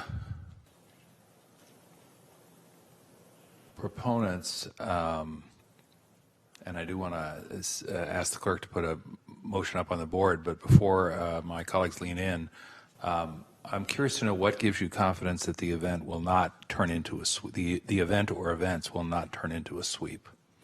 The direction given by the board of the water district when they brought this forward specifically requires them to use a different process, which was to work with the homeless, not sweep them, give them bags, get enough volunteers to do that. And in fact, one of the other things that will be my office, and I'm sure Dave's office will be working on, is getting those volunteers out to help. And, President Simidian, I can vouch for the fact that Don Rocha represented me in the planning meetings and repeatedly called for those assurances. But I would have no problem with conditioning a $10,000 grant on that fact, among any others that would need to be put. Yeah, I would appreciate that, but full disclosure, I'm going to be a no vote on the item. I will wait and see how this turns out if we go down this path. We've been given assurances by the district in the past that have proven not to be reliable. I just have to say that as bluntly as that, and so that means that I'm a skeptic on this one. I'm a skeptic on it, particularly given the track record that the district has had. Unfortunately, however well-intended, their efforts have been around these issues previously. And I'm also mindful of the fact that if we become a 10% partner in terms of funding and there are any violations of constitutional rights as part of the process, that ours is a deep pocket that will be part and parcel of anyone's potential source of recovery. So for all those reasons, I will be a no vote today. I hope I am, my concerns are proven ill-founded. I hope that it's a marvelous success. I like the concept, but I just can't vote for it today given the factors I've already enumerated. And if we get a good result, I may be in a position to vote for it on subsequent occasions. If the maker and the seconder would be willing, when the time comes, to incorporate the essentially contingency language about the lack of a sweep, I do think that would help make sure we get a better result rather than a problematic result. So we'll look to see if there's a motion maker. There is. It's Supervisor Chavez, and a second is from Supervisor Cortese. We have the recommended action, but I think the recommended action may be somewhat different in the intent of the maker and the seconder if there is both a desire to move forward today with the allocation from funds to be identified, which I heard Supervisor Wasserman suggest, I think that's a fair characterization, and or the contingency regarding the no sweep issue. What I would recommend is that we do those concurrently, that as part of any conveyance of resources, that assurance is given to us in writing. Good. And rather than have it come back on the 28th, would you like to simply provide that direction today? I think that Done, was along with really what Mike recommended. good. I just want staff to be clear Mike's about what the formal motion is. Any other discussion, debate or discussion? Supervisor Wasserman. Thank you. And colleagues, when I made the comment I did, which I haven't done in 9 years, it was because I thought about what the cost was. We do a lot of referrals. And I was thinking about what the cost was to direct staff to look into something, put our item ahead of whatever else they might be doing day to day, and come back to us with information. And we need your expertise and your time in order to make intelligent decisions. I just felt this one in particular was especially clear and obvious, and I frankly thought the cost to research it, agendize it, take time, and do everything else might cost us more than the $10,000 that we wanted to give. Thank you. Thank you. We'll ask all 5 members, please vote on the screen. All votes have now been cast. We'll ask the clerk to display the results. And the motion carries on a 4-1 vote. For the record, the no vote, the dissenting vote is from Supervisor Simidian, for the record. Thank you. And that takes us to our next item, which is item number 12.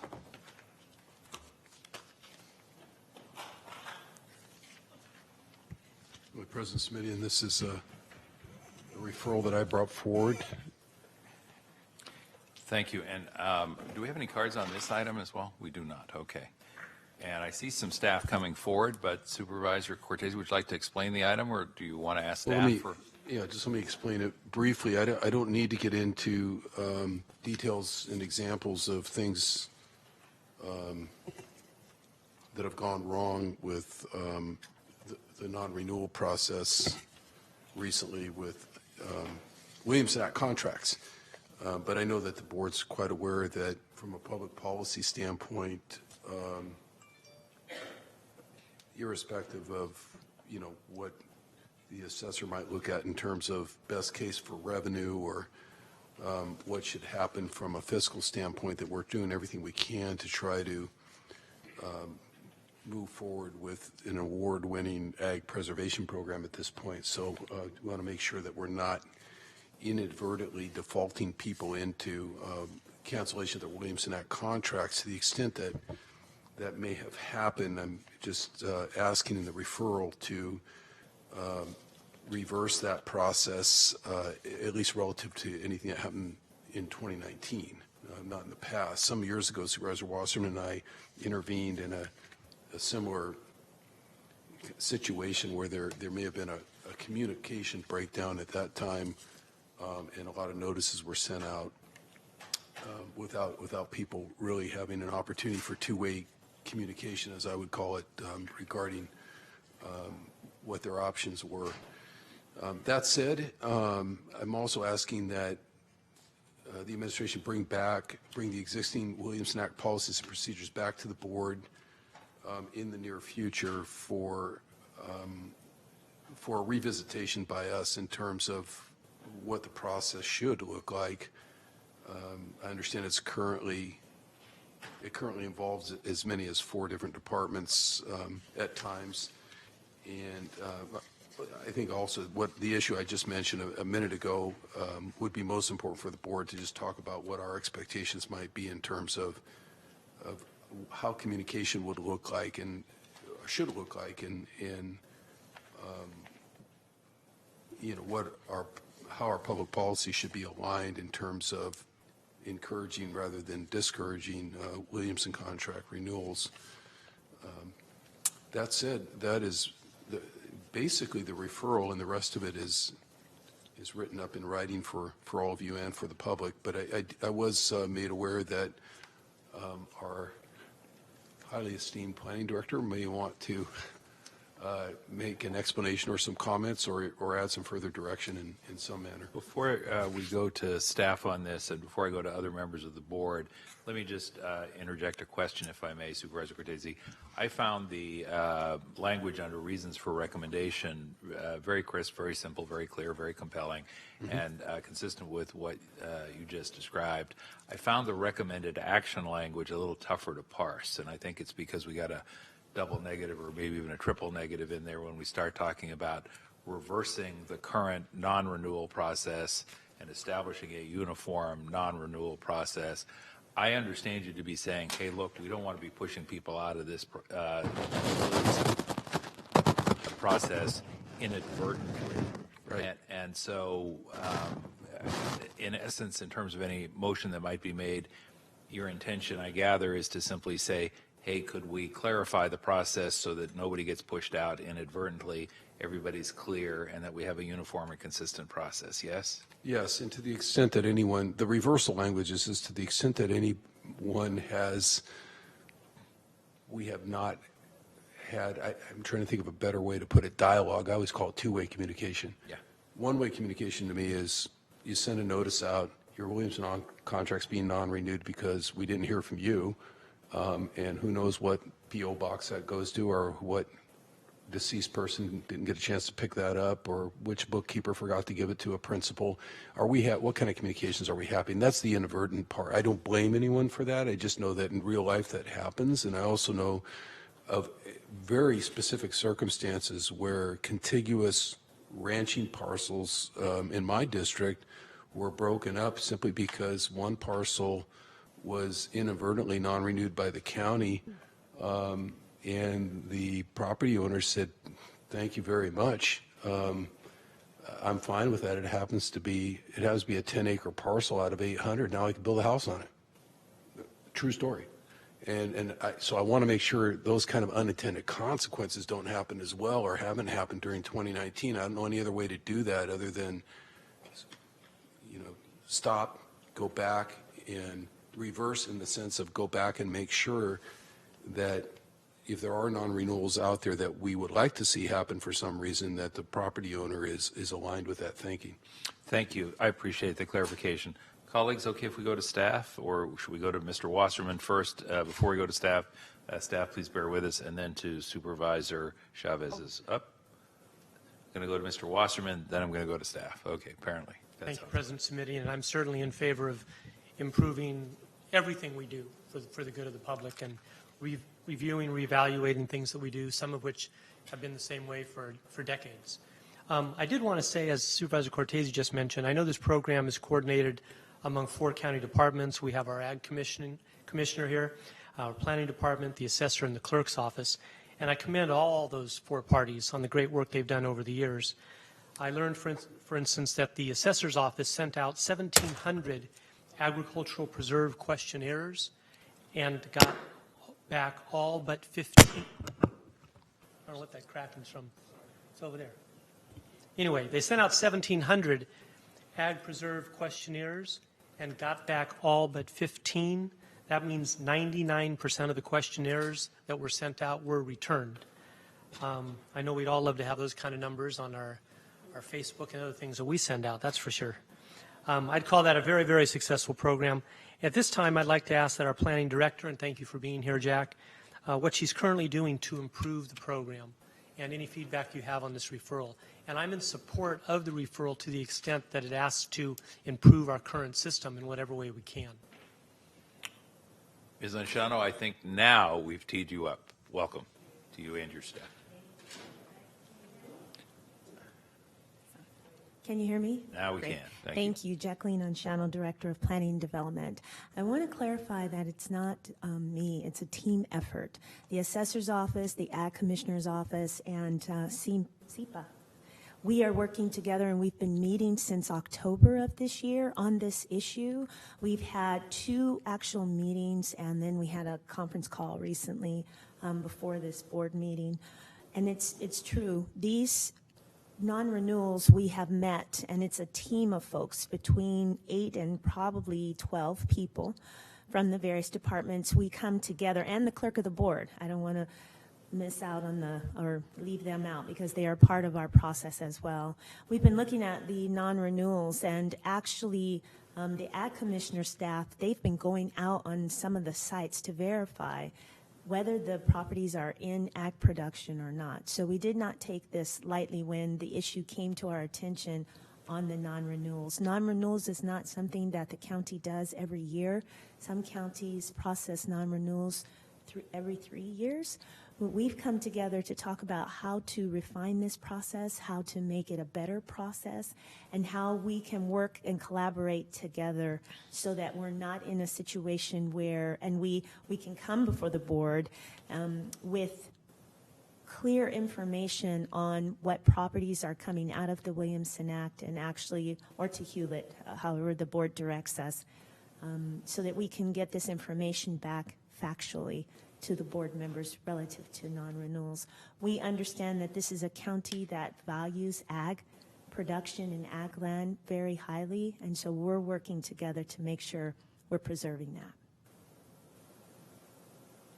Thank you very much. I just want to say my office couldn't get evidence that the non-responses to questionnaires that Supervisor Wasserman was referencing have actually had dialogue with the county. If you've had dialogue with all those 15, we have not gotten that information, and I don't personally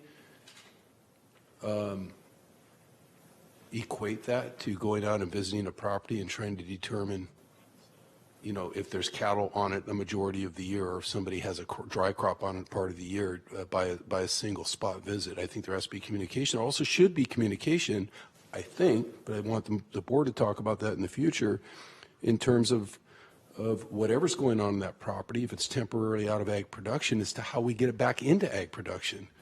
This isn't an idea of gotcha, you're out of ag production, you couldn't fill out your questionnaire and say, you're not in ag production right now, even if that did happen, or you defaulted out, gotcha, we're going to start counting your contract down now. We should, if it's in a priority conservation area for us, if it's an agricultural area that we want to preserve, barring some exception to that, somebody in this team should be proactively going out and saying, what do we need to do? And I would assume that's from your office, because that's where the ag preservation piece of it is located. So what do we need to do to keep this property, if not in the under Williamson contract, in agricultural conservation? And we have other tools by which to do that now. So that's what I'm looking for going forward. And why I just alluded to the fact that I wouldn't personally, no offense to the assessor, but send the assessor out on that job, because the assessor's job is to maximize property tax revenue on that property, not maximize ag production on that property. Joe Davini, Ag Commissioner. That's exactly our intention, and thank you, Supervisor Wasserman, for acknowledging the number. It was there's a lot of them, and to process them does take a lot of coordination. So I think there is some areas that we can definitely refine, and actually the flow chart that I've already been working on, it doesn't include the assessor doing that field site, or it's that we review my department reviews each one by hand and verifies what they're growing on the property to make sure it's solid. But that interactive dialogue that you mentioned is exactly what we're adding in prior to it going to the next step. That's been missing. It has been super hinged on the questionnaire that goes out, that comes back, and that's what we work on. So that last part will be added for sure. Thank you, Mr. Davini. Thank you. Madam Clerk, let me ask first that you display the voting panel on our screen and also confirm that we have no cards on this item. We do not. Supervisor Cortese, if you'd like to make a motion. Thank you. Thank you. And we have a second from Supervisor Wasserman. And we'll ask all 5 members to please vote on the screen. But before they do, I just want to underscore again an observation that I've made from time to time in the past that I think is relevant to the comments made by my colleagues today. the county is a unique animal here in Santa Clara County. Folks, I think, feel like they know who, or what their school board does. They know who or what their city council does. The county's kind of a one-off creature and not well or widely understood, and particularly in parts of the county where there isn't a strong county presence in terms of facilities or functions that are on the ground. I think we make a mistake and we do the folks we represent a disservice if we sort of expect them to get us. We kind of need to get them, and it does require an extra effort to reach out to them. And it may be that folks in Palo Alto don't feel particularly connected to folks in the unincorporated San Martin neighborhood, but they have that in common, which is they don't get up every day thinking that the county is the center of their world. The vast array of services that we provide and the disparate nature of them make our organization particularly difficult, I think, for people to fathom. So wherever we go, whatever we do in any and all departments, if we can be mindful of that, I think that will be helpful and important in doing our job the way I know we all want to. And so I'm going to lean forward and press the yes button and ask the clerk to display the results and announce that the measure passes 5-0. Thank you again.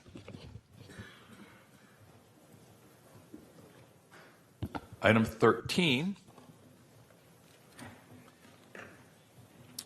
and this is a referral brought to us by Supervisors Ellenberg and Chavez.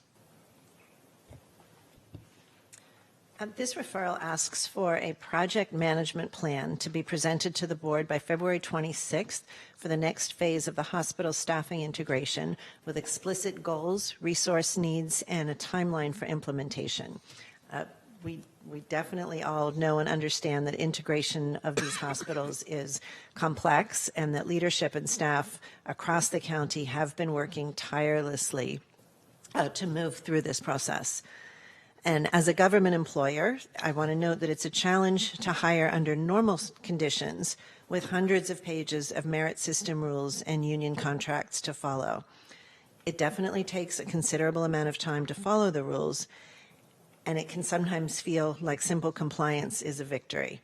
But it is not, and particularly in this case, just following existing rules is proving to be insufficient for us to successfully integrate the hospitals. We need both, of course, to follow the rules and to show our employees that we value their contributions. As we approach the end of this first phase of the integration, we have an opportunity to fix some of the issues that have come up around communication, testing, and responsiveness. Communication has not been clear, consistent, and user-friendly during this process. We have fallen short in several ways, but probably the most damaging was our failure to communicate to transitioning employees that we could not hire them outright.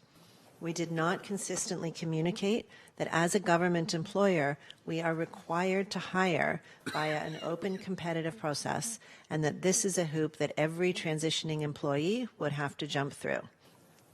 We have a duty to our employees to give them as much clarity and certainty as we possibly can around their path to permanent employment.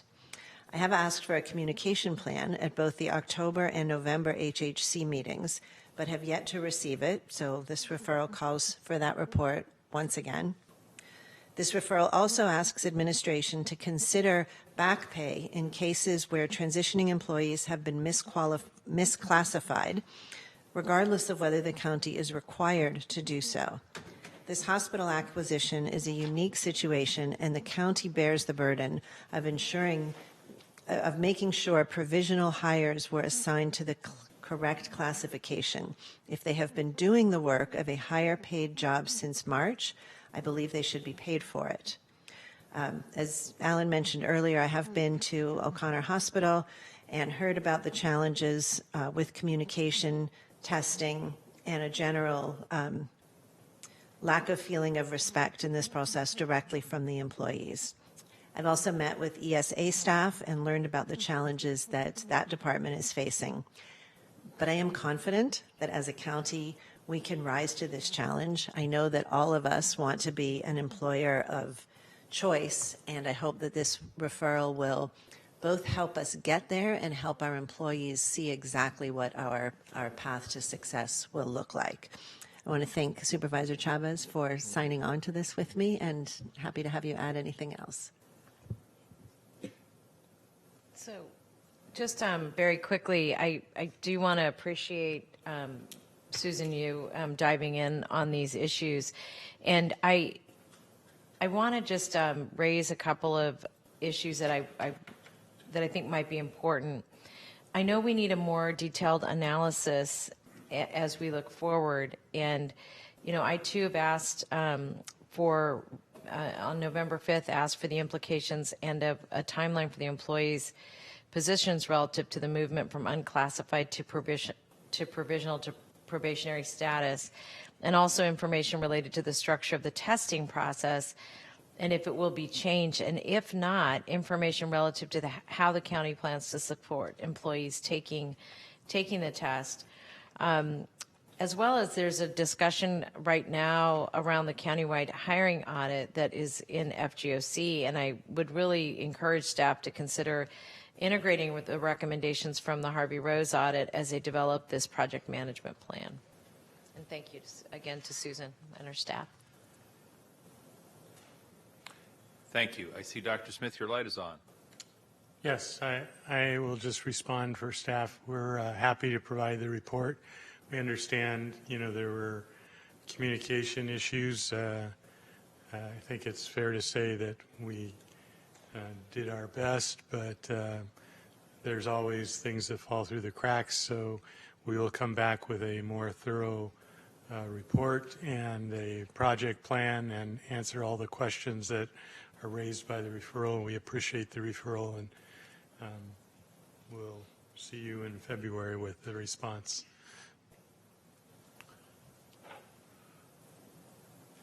Thank you. I have only one request, and that is if the maker and the seconder are amenable, even if it delays the matter by a meeting or two into March, could we ask that it come through Health and Hospitals before it comes to the full board, simply for discussion? My view is that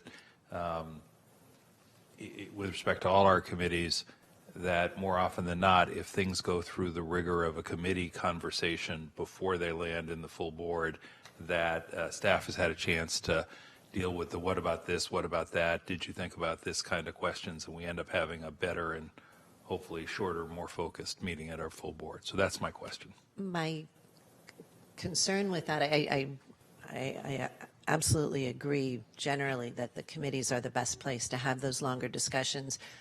I feel that this is important to be heard before March, because that's the February 28th is the deadline for bringing all employees into provisional status.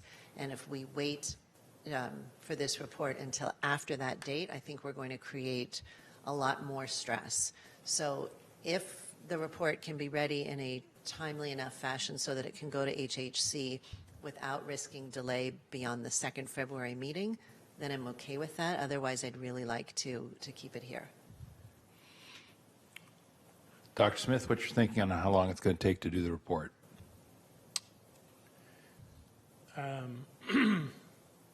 I think to have a report addressing all the issues probably would take until February. I think if we pair off the issues related to the conversion from provisional to unclassified or permanent, we can probably have that back to the full board, you know, more quickly. Well, let me ask the maker of the motion. I note February 26th is a Wednesday. Ironically, there's tentatively a HHC meeting scheduled for that day, but also when it says report to the board by that date, that wouldn't be at a board meeting. It would simply be a report that was done by the staff and shared with the board by that date? Or am I looking at the wrong year in my calendar? No, we perhaps put the wrong date. My anticipation was that it would be the second board meeting in February. And if that's not the 26th, I apologize. I think it's the 25th, based on the calendar that we than the 25th. Let me look to.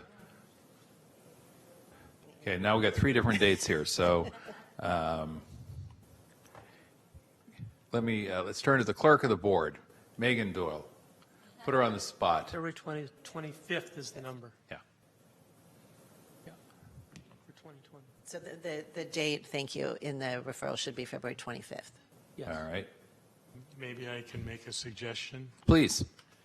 Why don't we have it ready for the 25th, and then the board can refer it back to subcommittee if they're unhappy with the analysis.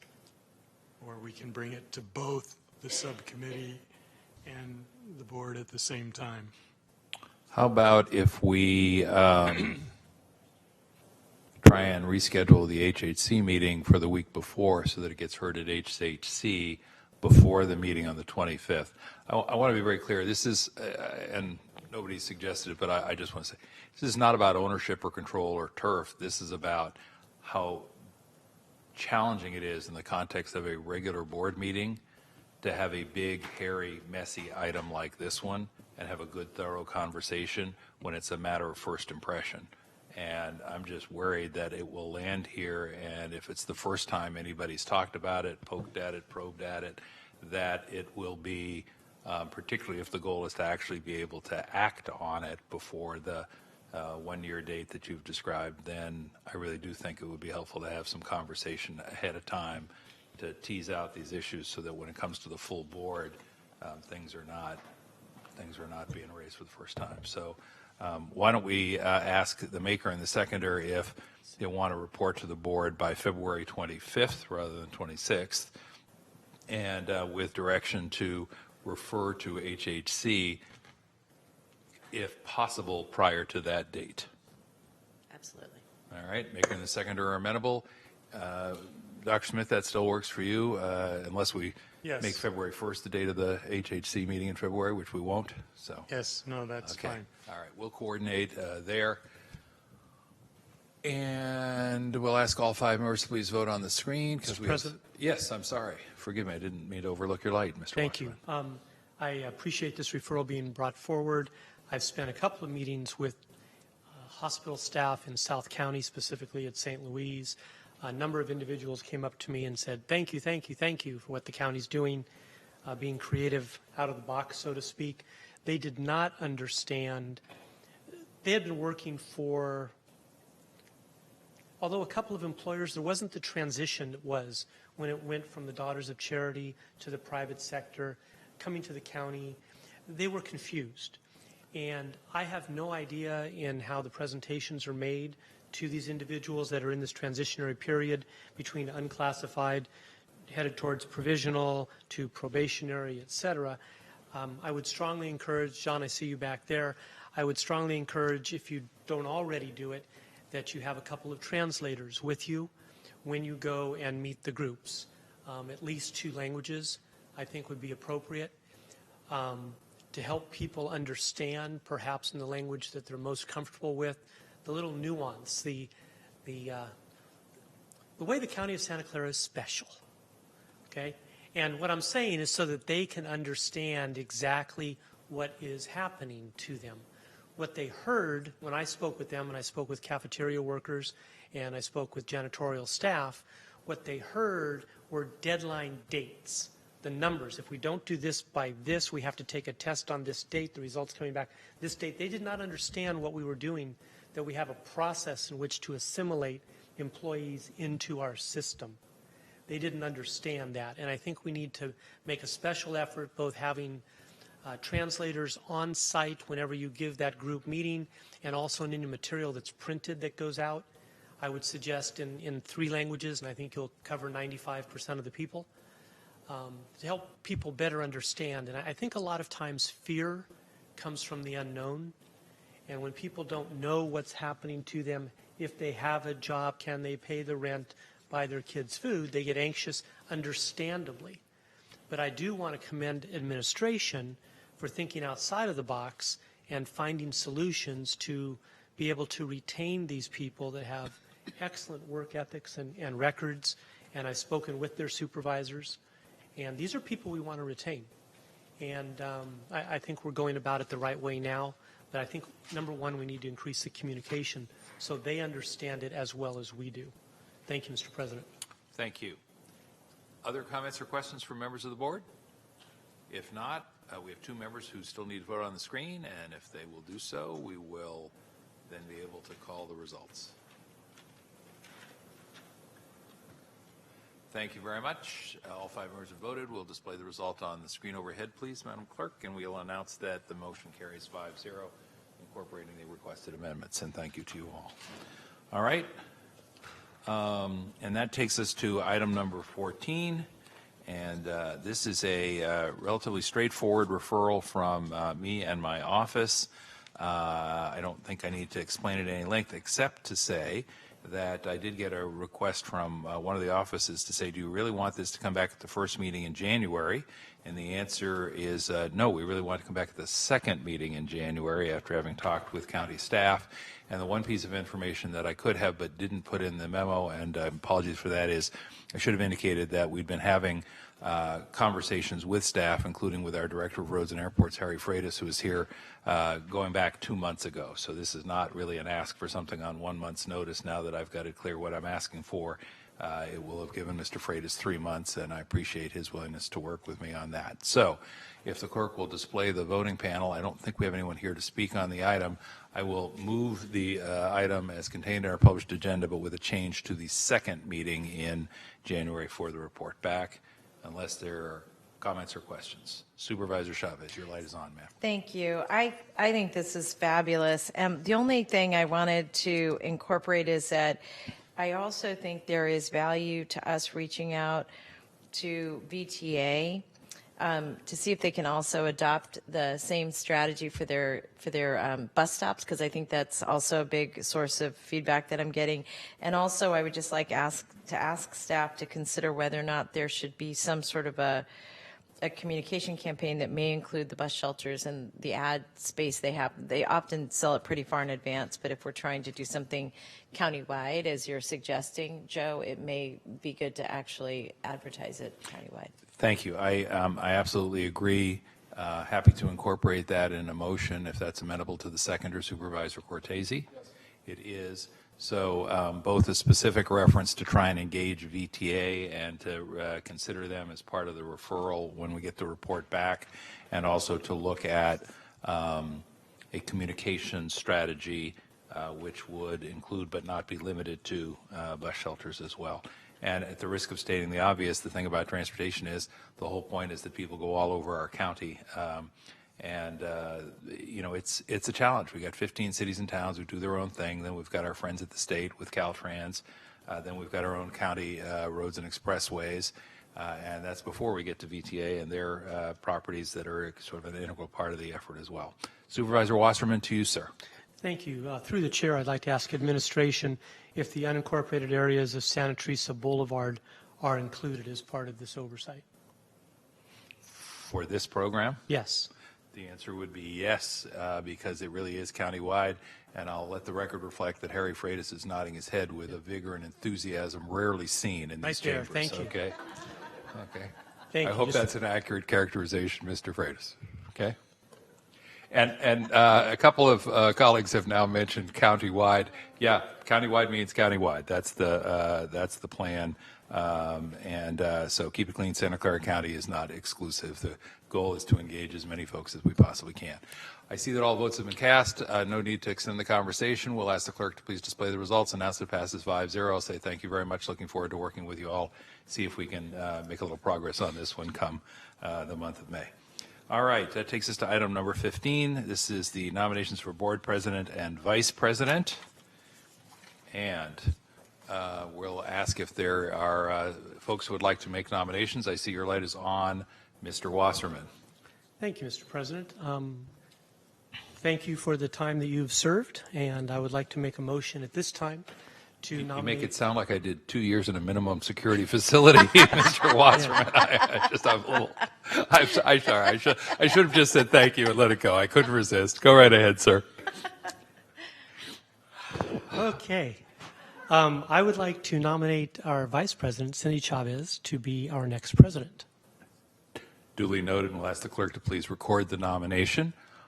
Before Supervisor Chavez? And I would like to nominate, can I do that now? Why don't we, if I may, let me just say, are there any other nominations for board president for the coming year? Would you like a second for the current nomination? Do we need such Believe a it or thing? not, it's not required, as the county council has Never opined mind passive. But now that you've tipped your hand, that's just fine. We have a motion on the floor. Let me ask one more time. Do we have any other nominations for? We have a nomination on the floor. Do we have any other nominations for board president in the coming year? We do not, Madam Clerk. Duly noted. Now let me ask: are there any nominations for vice president for the coming year? I'm going to look to Supervisor Chavez. And I too would like to thank you, and not in the minimum security way, for all of your work. Thank you. And I'm really excited to get to nominate Mike Wasserman as vice chair. All right, we have a nomination from Supervisor Chavez for Mike Wasserman for vice president, vice chair in the coming year. Are there any other nominations for vice president, vice chair of our board in the coming year? If not, then without objection and hearing none, we will close the nominations. Madam Clerk, my recollection is that the actual election and seating of a board chair and vice chair takes place at our first meeting in January. Yes? Yes. Heads nodding all around. Look forward to it at that time. Thank you very much. And I wish you all well. Then that takes us, I meant that in a good way.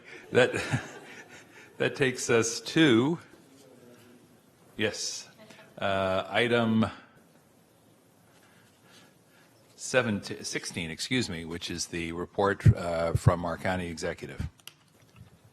Thank you, Mr. President, members of the board. The minimum security prison is in Milpitas. I have two things that I'd like to tell the board about to keep you informed about what the staff is doing. One has to do with a request we received from the city manager of the city of San Jose related to a task force that they've created administratively and asked for us administratively to attend. It's a task force called Vision Zero Task Force. The concept is that they've noted a number of traffic fatalities in San Jose and around the area. They're asking the Department of Transportation and the PD and the county and VTA and others to join in a task force to report back to the City Council in late January regarding proposed methods to try to minimize these accidents and deaths. I just wanted to inform you that we intend as a staff to participate and would be happy to take all of your input and thoughts on the issue. The second issue I wanted to talk about was Supervisor Cortese asked me to give you a report back on progress at the Registrar of Voters related to compliance with the state audit that was done last year. You'll probably remember that the two main focuses of the audit, or I should say recommendations of the audit, were a focus on revamping and updating many of our unwritten policies and procedures and practices that had in the past caused some errors, and also have a consistent and effective error monitoring system. The policies and procedures have been reformed and rewritten. The monitoring policies have been implemented, however, not completely. We did have a problem with an error at this particular election. What it was is that there was some clerical efforts to fill in parts of the declaration of candidacy, and the names were put in the wrong location by typing. Those were corrected by handwriting by the the candidates, nobody was removed from the ballot, nobody was disqualified. We are now setting up an additional monitoring system to make sure it doesn't happen again. With that, I'll take questions. Supervisor Ellenberg, Supervisor Chavez, Supervisor Cortese, in that order, please. Nobody was disqualified, but quite a few candidates had to return, often inconveniently so, to handwrite their names in. And this is a concern in the bigger scope, because we are taking on, our registrar is taking on more and more responsibility, and I was hoping to see fewer errors or a smoother rollout process with regard to the upcoming election. And I think that we need to get a report back, perhaps off agenda, as to what additional pieces are being put in place that will guard against errors of this type and others. Be happy to. Thank you. The request is duly noted for the record, and the willingness of the administration to provide the response off agenda is also noted. Supervisor Chavez, then Supervisor Cortese. Supervisor Cortese, on this same topic, I think Supervisor Chavez has a different part of the report to query. Okay, all right, yeah, thank you. On the RV issue, yes, I did ask County Executive to be prepared to talk about this a little bit after receiving multiple complaints from multiple parties, all in this case candidates, not people putting forward causes or voters per se or anything like that. So I appreciate you including it in your report and just giving us an initial response. I have Supervisor Ellenberg and colleagues a referral to ask for a more detailed response. That'll come Tuesday, but the referral will come Tuesday, but the response will be intended to come back in January, still a few weeks before ballots go out. And the response is just to get into a little bit more detail into some of, this very thorough audit that was done last year. And I think it'll be spelled out a little bit more in the referral and in some subsequent questions. But just to give you an example, Dr. Smith, of where I think we need to dive in a little bit deeper, just so we can start correcting and avoiding some of these issues in the future, is really in the corrective action itself. I noticed, and I'm not going to say this is universal by any means, but I don't want to tie up the board right now, but I could give multiple examples. I have page 17 of the audit, page 21 of the audit that have tables which are very typical of an audit, which say, on June 8th, this happened, on November 6th, something else happened, on November 4th, 2014, something else happened. And then on the table, if you were to look at it, there's a right-hand column which says corrective action taken. And oftentimes the correction action taken is something like sent letter. It isn't a corrective action that systemically altered the way that issue is approached in the next time around. And I think perhaps we've been reassured that that's happening verbally, and I think that overall most of us are very deferential to the registrar of voters management and general competency handling so many things, so many, obviously thousands and thousands of ballots and information and legal requirements, but some of the breakdowns are just very common, kind of commonplace, have become somewhat commonplace, and those seem to be the very ones that, again, don't have that systemic correction, just have, a one-off kind of apology, correction, we set the record straight kind of a response. So what I'm hoping for is that we can go back through some of those, or the administration can, and come back to us with a deeper dive into what really needs to be done in terms of a better communication of what the rules are on things like ballot statements or various candidate filings. And I did appreciate, although I was at the time, I expressed a little bit of general concern at Assemblymember Evan Lowe's initiation of the audit from the state standpoint the last time around, meaning I felt like we could do this and we should be able to do this ourselves. And I would have, in some sense, rather had him request that. I do think there's a little bit of awkwardness given that the Board of Supervisors is an elected body and we have people rotating in and out of the ROV every couple of years with our own separate efforts from what we do here, trying to get our, our documents filed and our names on the ballot or whatever we're trying to do. Sometimes we're even involved in other people's, other candidates' races or other causes. So to some degree, I suppose this California State Auditor report from 2017 is a good baseline, is a good objective baseline for us to be able to refer back and forth to. So I'll try to be much more specific. I just wanted to sunshine a little bit where I'm coming from, where I'll be coming from in terms of getting that referral filed right away. And certainly I expect others on Tuesday to, augment, embellish whatever it is that we want to look at.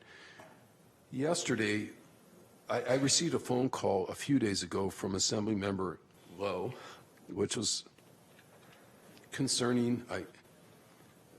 Wasn't the most embarrassing thing in politics that I've experienced, but it was a little embarrassing because he called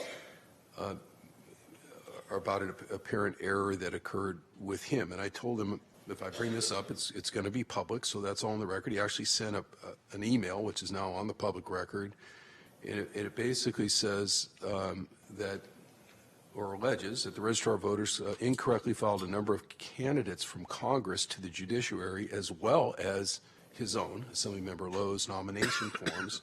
The apparent error occurred with the nomination form for a candidate's office where there was a pre-printed form with a candidate's name listed where a blank signature line should have been.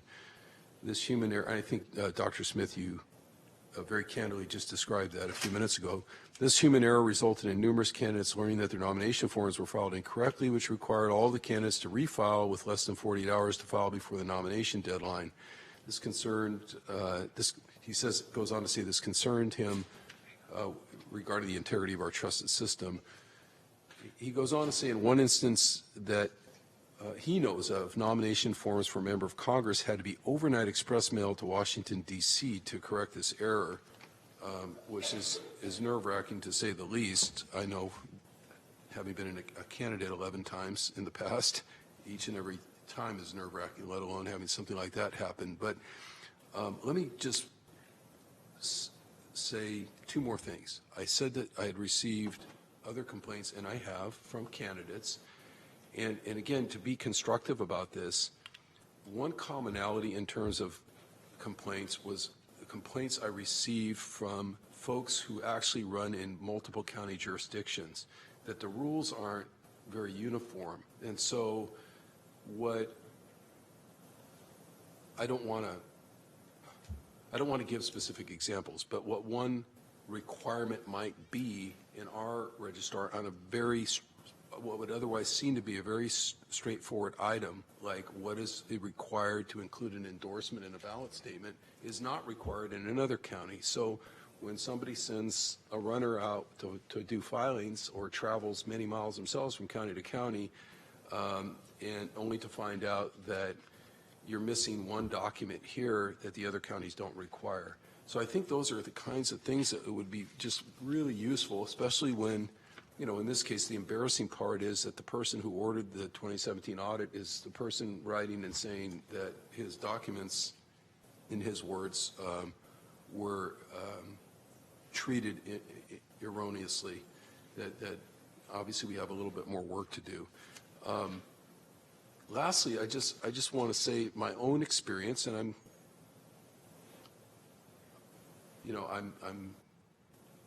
going to limit my comments in this regard for reasons I already alluded to, because I don't want to mix my role as a candidate with my role as a county supervisor. But my own experience has been in virtually all of the interactions I've had over the counter with filings at, for the nomination process with our registrar of voters, there has been great personal touch and service, no matter what position I was in on the day that I walked in there, immediate attention, and lots of good things.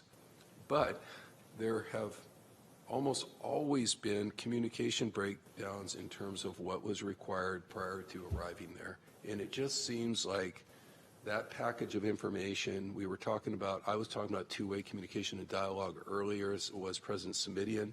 Sometimes it takes a little bit more than just assuming that everybody knows the rules in order to avoid these glitches. And I think a really hard look at this audit will tell you that some of what they were saying was just that.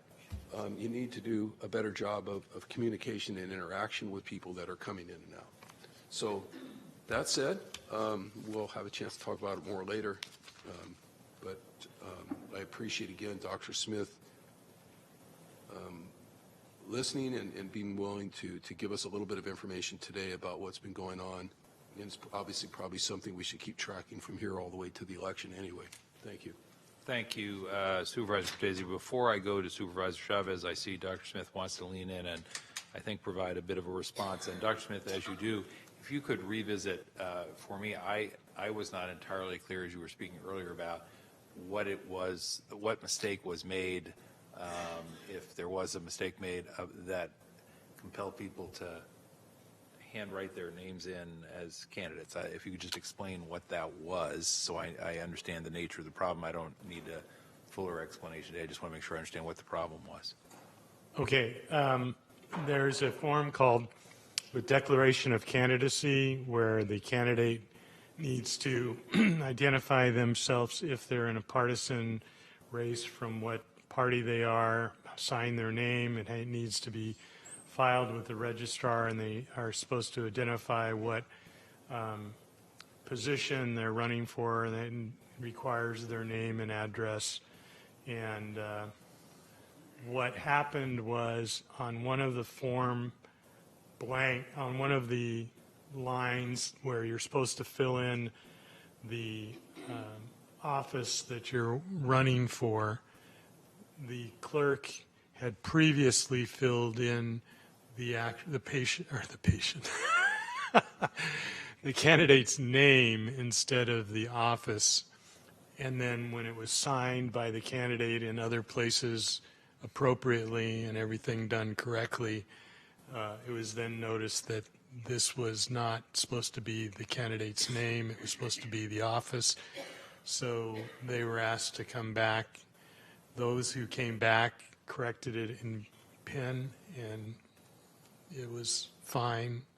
There were a few that couldn't make it back, in which case a verbal confirmation was done and the filing was accepted. Got it. Thank you. The other thing I was going to clarify, just from staff perspective, since Supervisor Cortese is coming back with a referral, I'm understanding that we should wait until that referral is discussed before we do an off-agenda report, so that we can include all of the information that is discussed next week. President Simidian, I have no problem with information coming forward iteratively and on, as happens and as you feel appropriate. Okay.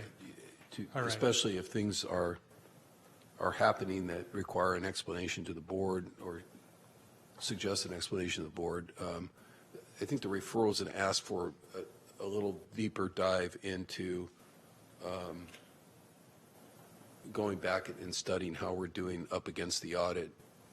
Okay, well, maybe we'll in just... some very specific areas, not the entire audit, but just in some very specific areas, and that may be just a little different than right. today's current events. Gentlemen, if I could lean in and make a suggestion, and which may or may not be well received. But I do think there is benefit in hearing, so before we get to a formal referral and response, so where are we and how did it go through filing? My recollection is that filing closes tomorrow at 5 o'clock for those offices where an incumbent has declined to file. Right. So that means that by 5 o'clock tomorrow, we should be, quote, done with filing. Right. And that might present an opportunity for us to get an off-agenda report that simply says, here are the issues that surfaced to date with respect to filing, which is, yes. And if that, and then that would sort of bring us up to speed, up to date, if you will, before the referral / more formal and comprehensive response. Is that something that would work for you, Supervisor Cortese? Yeah.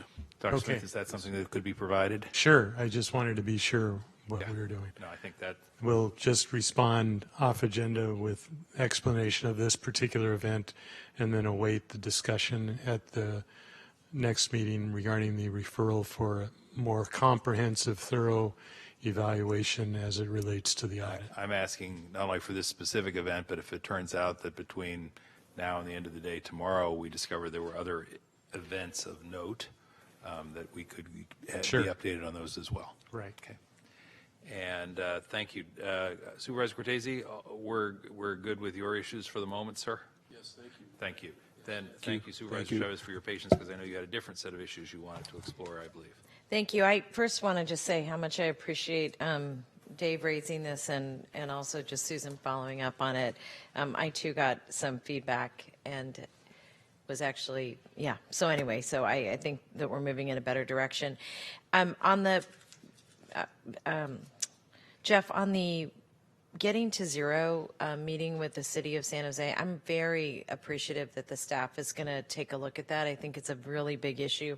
The one request I would make is that if the lead staff that you have that are participating, one, that we have someone that's coordinating resources as it relates to working with the city of San Jose, but two, what we learned from the city of San Jose, I also think is going to be important that we look at other hot spots in the county. And my suspicion is that if other cities become aware that we're working on something like this with the city of San Jose, that it may just be something that other cities are going to want us to be engaged in. So I think it's going to be important to think about that. But the other is that as it relates to getting to zero, there appear to be two driving issues, and one of them is just population, and I think that's Right. why San Jose's been so heavily impacted. But the other is the expanse of the bike lanes and more people trying to use them, and I think more conflict with automobiles. So I do know that VTA has also been taking a look at this. I think they're part of that committee Yes. as well. It might be worth the county and VTA having a conversation about what the response looks like in the rest of the county outside the city of San Jose. Right. I mean, good ideas. We'll do that. I'm asking Harry Freitas to attend. So With bells. the reason I thought it was important to bring it up to the board is that it is going to be a report back to the city council, and they definitely want to include the expressway issues, which obviously are under the control of the board. So I wanted to make sure that the board knew about that. Well, and I would just recommend that whatever report backs come back, that they come back concurrently. Yeah. Because it's also, if it's a resource question, we'd certainly need to look at it. But I also think just in terms of our partnerships with other cities. Sure. Will do. And Dr. Smith, this is the program we're talking about that involves trying to eliminate Traffic fatalities. Yeah. So I, of course, can't miss the opportunity to remind my colleagues that we have signed on to make April Distracted Driving Awareness Month, and there may be an opportunity there to connect those two efforts. It's a personal passion of mine, but it's in the first year after the hands-free law went into effect, we got a 20% decrease in the number of fatalities on California highways. That was 700 fewer folks. We've sort of lost some of that progress, frankly, in terms of enforcement and compliance in the intervening years. So there may be an opportunity to connect the dots on those two as well, please. Okay. Thanks. Thank you. All right. Anything else before we go to the County Council, who will deliver his report? Mr. Williams. There were no reportable actions taken at the December 9, 2019 closed session meeting, and that concludes my report. Well, you don't give us a lot to work with today, do you, Mr. Williams? All right, let's see if the board members, anything for Mr. Williams? All right. If not, then that would take us to item 18, but that item has been handled on consent. That means I believe we are at item 19. And we have staff who have been waiting to join us. This is the strangulation response pilot updates. We do have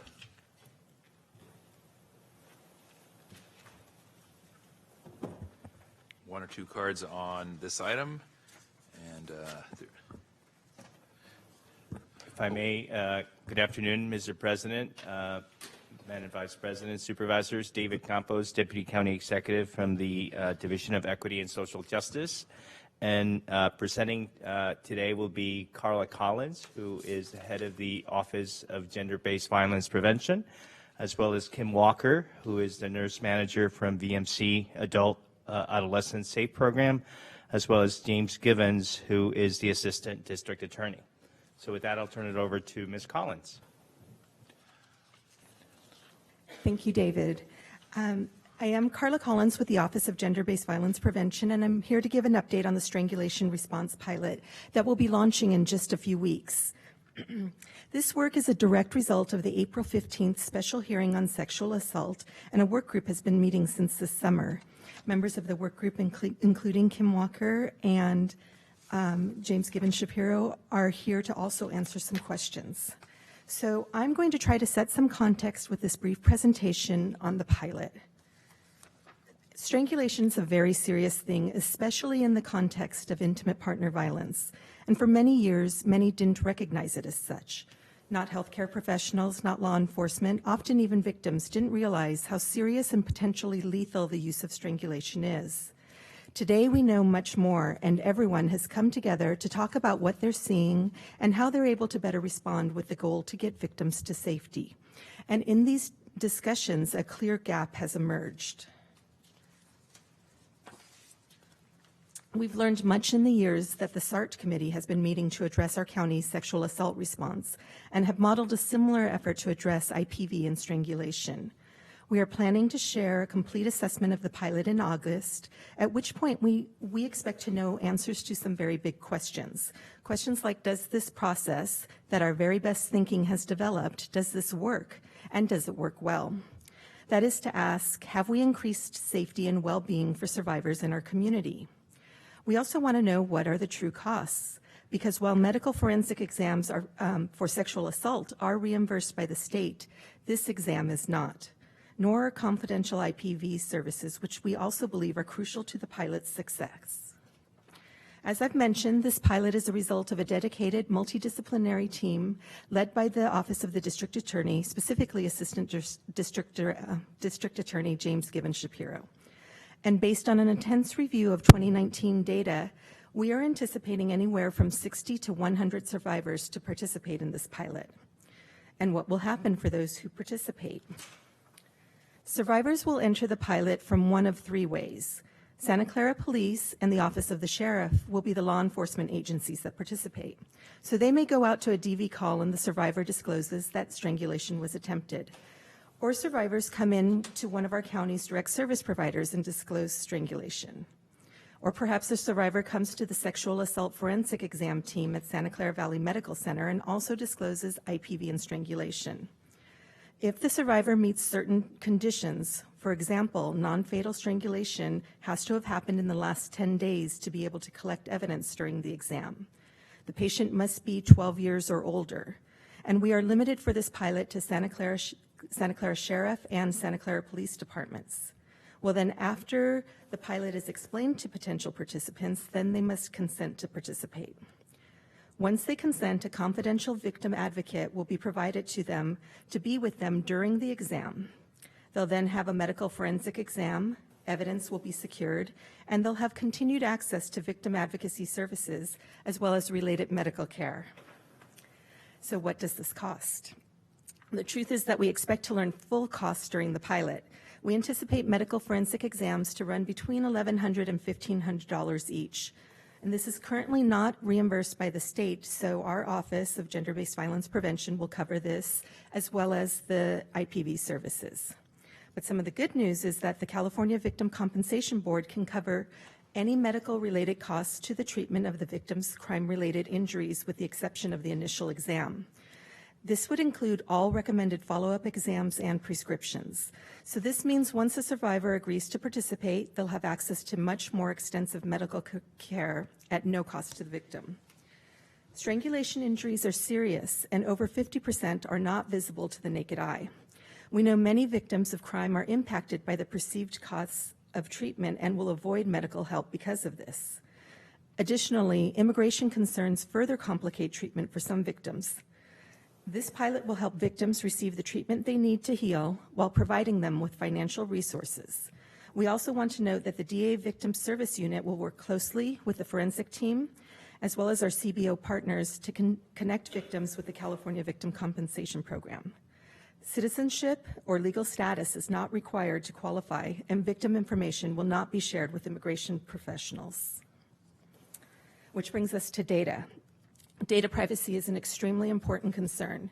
We recognize that in these cases, the batterer often may live with the victim and, in fact, control finances, insurance, housing, and rent. So a bill to the victim for medical services is not just disrespectful, it could actually add to the danger they are facing. Currently, staff at Valley Medical at every level, from registration to billing, are being trained on the pilot so that everyone knows for this pilot, patients will not be billed. These are similar practices as are done for sexual assault exams, so this is not new. And of course, should any questions arise, they will be brought to the work group immediately to be addressed. So finally, the timeline. We are slated to run January 1st through June 30th, 2020. We plan to do a status update with the data to date in May, and we'll bring back a comprehensive analysis with recommendations in August. This has been an incredible period working collaboratively and building on the great work that has been happening around our response to sexual assault and emerging and promising practices around strangulation response and intimate partner violence. We've been able to create an innovative pilot and put it into place quickly, truly, really very fast, and yet with a depth and scope that has the potential to change the way the entire state responds to this very serious issue, while leading us to a safer community for all. So this is very exciting. It also concludes our presentation. And so I want to thank you. And if you have any questions for any of us, we're happy to answer them now.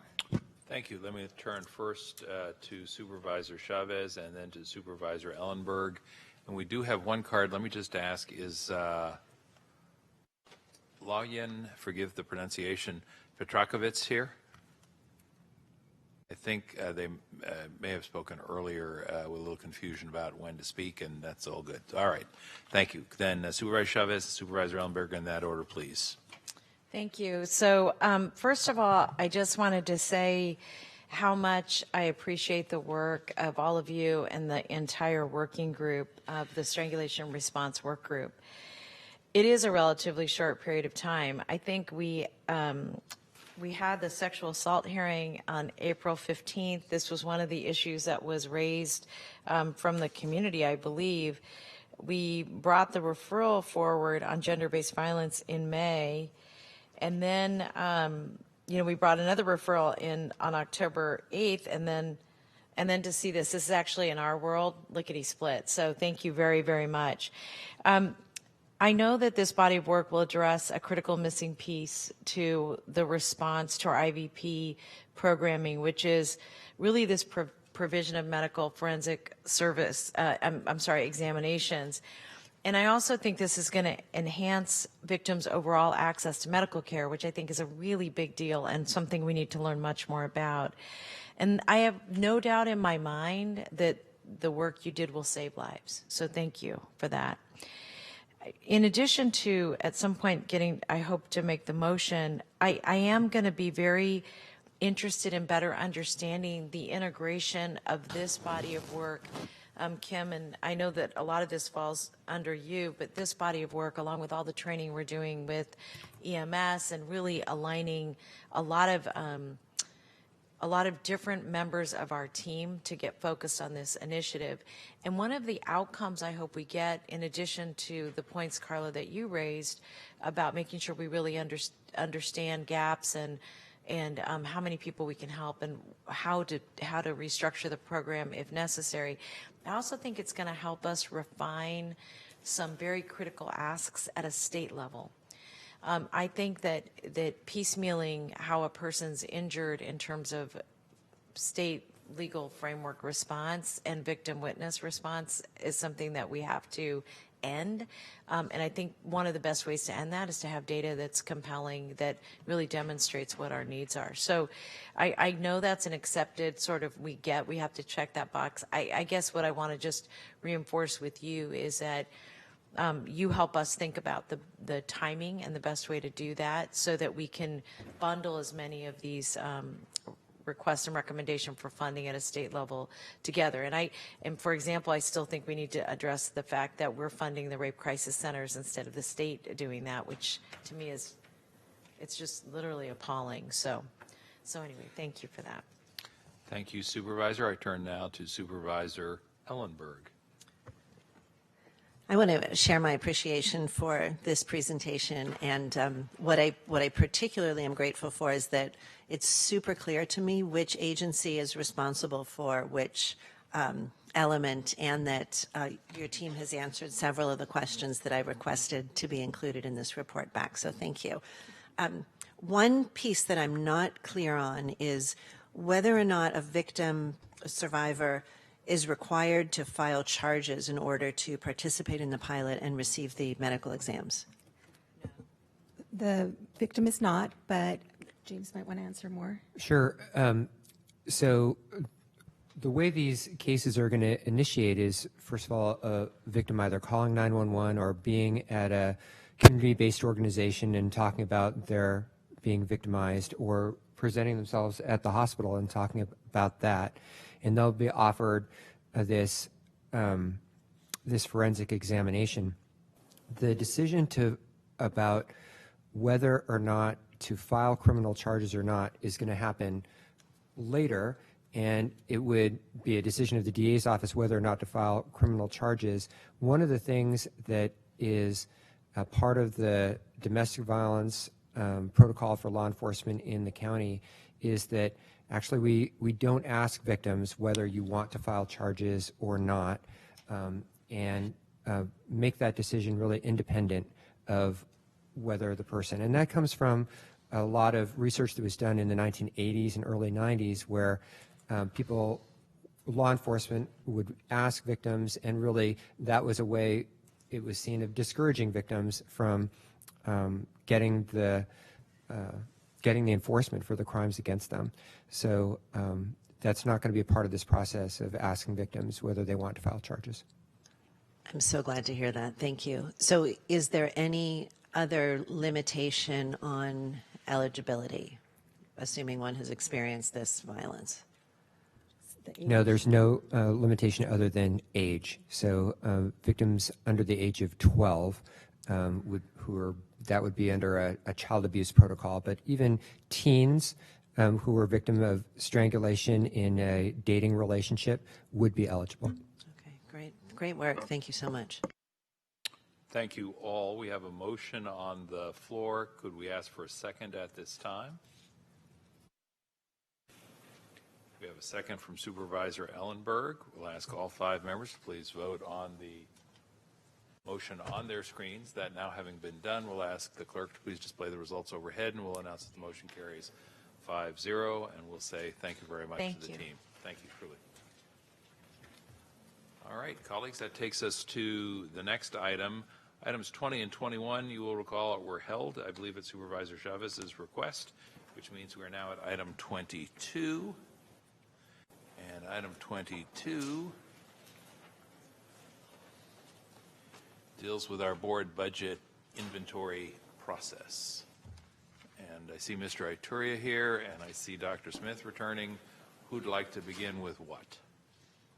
I'd like Greg Ituria, the budget director, to give a description of what this transmittal is about and its response to the board's request. Great, thank you. Good afternoon, President Smidian, members of the board. This is Greg Ituria, County Budget Director. And the report in your packet is a response to a board referral offered during the June budget hearing, requesting administration to report on a possible cap of budget inventory items. During the discussion of this item, the board also requested a report to FGOC regarding the current budget inventory process and suggestions for establishing regular strategic planning or budget goal setting by the board. Administration does not have a recommendation regarding a cap on budget inventory items, but the report included in your packet does include historical information regarding the inventory process, including data for the last 10 years. During the board discussion of the referral leading to this report, board members expressed interest in proving timeliness of board inventory item disclosure and asked administration to offer process improvements. As described in your report, administration is recommending a process where inventory items are submitted during the budget workshop in May, and that administration's comments are added to the matrix rather than budget inventory forms to help streamline that process. Further, the board discussed during the process regarding administration, asking administration to give recommendations for when would be a timely budget goal setting or strategic discussion by the board. And in our report, we describe the best time is probably November or December to adopt or reaffirm some kind of a statement of goals that could guide the development of the budget for the forthcoming fiscal year. And at this point, happy to respond to any questions that board members may have. Supervisor Wasserman and then Supervisor Ellenberg. Thank you very much, President Smidian. Thank you. Supervisor Ellenberg and I brought this forward 6 months ago. I know the reasons I had. I'll let obviously Supervisor Ellenberg speak for the reasons that she has. But for me, what it was about, and I appreciate the research that you did with the history of the last, 10 years? Yeah, approximately 10 years, ongoing costs, the FTEs that have been created, the one-time costs, et cetera. And what I was looking for was for a little certainty for administration, for the budget director. When you go into the budget process each year, and certainly prior to the modifications we made in the last couple of years, you don't have any idea what the 5 electeds up here might come forward with. And during my 9+ years here on the board, I've seen wide-ranging numbers and dollar amounts. And I understand as a financial planner how difficult that must be to plan. So certainly my thoughts about this was for 2 or 3 reasons. One, by having a cap, not unlike the all-inclusive playgrounds, by having a cap for each district, that created a level playing field, if you will, a fairness to each district as far as receiving the same amount of dollars should that particular supervisor want to reach that cap. And also from a budget perspective and a financial planning perspective, it gave certainty so that when you and the rest of the department heads and the CEO went into your budget meetings and hearing from all your department heads, you could set aside, the number we proposed, for instance, was $500,000. So I'll just use the $500,000 number. You could say, okay, we've got to set aside $2.5 million because the supervisors will come forth with those inventory items. Instead of this uncertainty, could the number come to 2 million, 3 million, 4 million, 5 million, 6 million, 7 million? And I know sometimes how we struggle here at the board over 50,000, 25,000, 100,000, doing this, come back, et cetera. And when you start adding a zero onto that, it's significant dollars and significant uncertainty. So that was the reasoning behind my bringing it forward, and I was glad Supervisor Ellenberg joined me in the referral. And with that, Supervisor Smidian, I'll turn it over to Supervisor Ellenberg. Thank you. I'll go to Supervisor Ellenberg, and then I see that Dr. Smith would like to weigh in as well. Thank you. I do appreciate being part of this referral initially, although I did come to it from a different perspective. For me, this was about process. I I like personally, and I think it's good for systems and for governments to have a clear understanding of what a process looks like, what the parameters are, and that is something I did not find last year with the inventory process.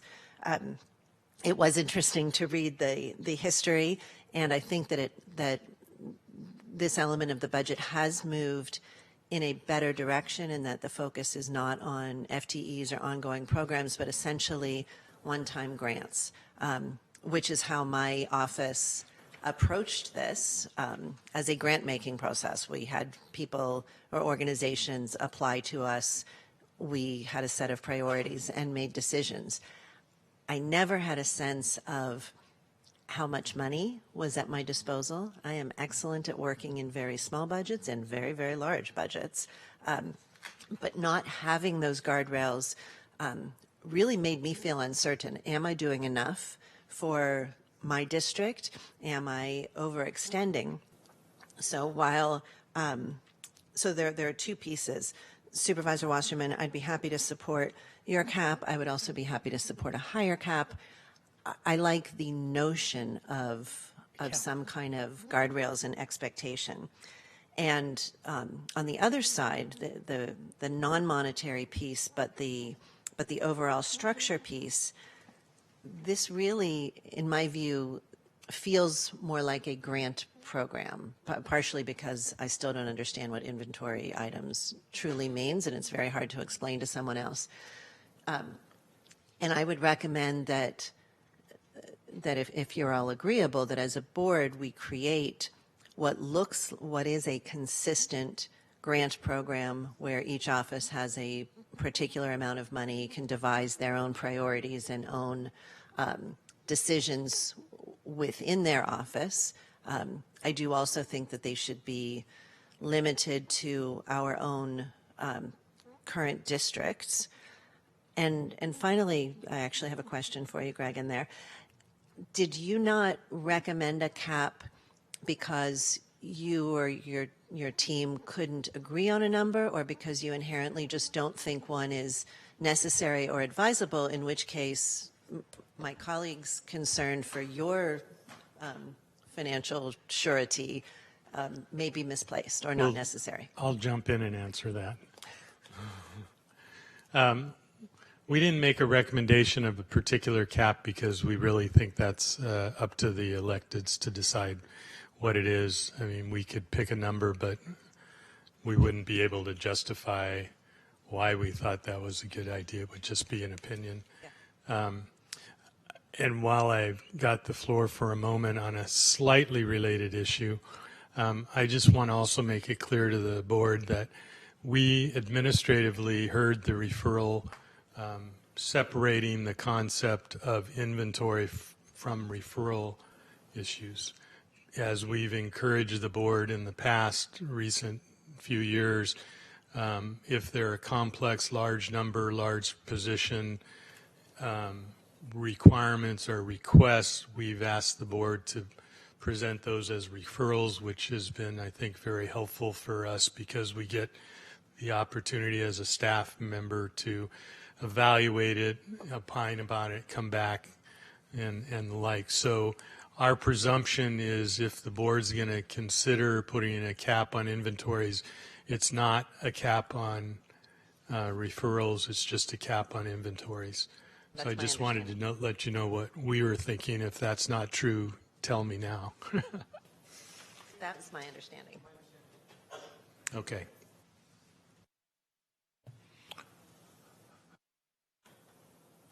Supervisor Cortese. Yeah, if inventory items, and I think the title of all they are is board budget referral items, but I think somewhere along the line in the process of trying to keep inventory of them on an inventory spreadsheet, they got called inventory items, and they have been called that ever since. If they were truly brought, if they came forward, if my experience here had been that requests for inventory items or initiatives for inventory items were always geographically oriented grants, which was a little bit more my experience when I was at the city, although certainly not always the case there either at the city of San Jose. I might be inclined to put some sort of a district guardrail on there, Supervisor Ellenberg. But my experience has been that, in the past it's been me and Supervisor Yeager, pushing universal screening for diabetes, which doesn't fall in anybody's district, or any number of items, programmatic items, I guess is we all know what that means, and programmatic items, which is a large part of what the county does, as opposed to geographic kinds of capital investments, or I'd even venture to say that in my experience, and I haven't really taken inventory of what I'm going to say next, but it'd be interesting research to do, that many of the community-based agencies that we've actually done grants for, regardless of district, are doing business all over the place. We had, I think just the year before last, for example, the nonprofit Carry the Vision, which does work in our jails, does a nonviolence conference every year that I've gotten the county involved with a little bit on funding from a grant standpoint, which is typically located in Santa Clara County somewhere. And they came forward 2 years ago and said that they wanted to expand their services into South County by putting a sort of, for lack of a better word, for a receiving center or a justice center down there. Well, naturally, they're going to come to my office because there was a relationship there in terms of dealing with us. Oftentimes, depending on how fast things are moving and when we get the material, we'll try to reach out geographically, to the office where that money may actually physically land in terms of showing up somewhere. But it's just, it doesn't feel to me like there's a lot of geographic natural boundaries in much of the work that we do or that we're asked to do or initiate. So that's a little bit of a concern. On the if I felt like, and I'm open to this, that's why I'm saying this, I'm not trying to be argumentative in any of this, if I felt like part of, the inventory item process perhaps could be bifurcated in the sense that, each office would have some grant money that's geographically oriented, but not as a limitation on bringing forward recommendations on the budget by way of inventory item. Does that make sense? I don't. So if there was a way to define a set amount of money for geographic grants, we did that at the city of San Jose when we got some naming rights money for the arena, and the administration wanted to use it all for X, and then this council member said, wait a minute, you can have half of it, we're taking the other half to distribute in our districts, and we're just going to divide by 11 or 10 or whatever it was. And I think generally speaking, those dollars were small grants that were oftentimes in the council district, but again, not always. That said, we don't really have that here, but I guess what I'm trying to say is I have no problem creating that and then trying to define what goes into that bucket to create some orderliness, or some different rules. I don't think we have to have a singular bucket in this inventory item process that is completely without boundaries. But I wouldn't want to restrict our ability to direct the budget as board members, whether it's 2 members coming forward with an inventory item that says go do this and go do this in a bigger way, or whether it was 1, but it just happened to be such a compelling notion and it needs to happen now, and it shouldn't wait. It shouldn't wait till later in the year, and it shouldn't be a geographic issue. When we helped a couple different board members on this board, just for example, and I'll stop here, I'm not going to give examples all day long. There's been hundreds and hundreds of them. But the Dependency Advocacy Center, I think the first year I brought an inventory item for them, they were about ready to go out of business, well documented, if they didn't have what was at the time the largest single inventory item I ever saw, and I brought it forward. And they came back the next year, not because they squandered that money, but because, to add insult to injury, the state cut them off the year after, and I said no. I mean, I just don't have, honestly, the gumption to go back to my colleagues and say, this is the second year in a row now we're going to be approaching $2 million for this group. But a couple of other supervisors got involved with the organization after I said no, and said on their own without any, Brown Act violations, right? I didn't get involved with that, and just said, this is compelling. We need to do this. And we're able to convince the rest of the board and the administration, this needs to go forward. So I don't want things like that, really critical work in the case of the work that they do. I know we all agree when people start coming in here pitching the grants that they want, it's hard to find fault with any of it. It's all important.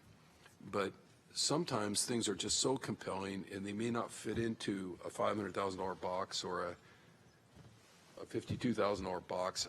I think there has to be, there always has to be the ability for the board to have the flexibility to direct the budget in the manner it wants to direct the budget. And that's why I really appreciated Dr. Smith's comment, and I will conclude here in saying I don't think we should do that. I think it's up to the board.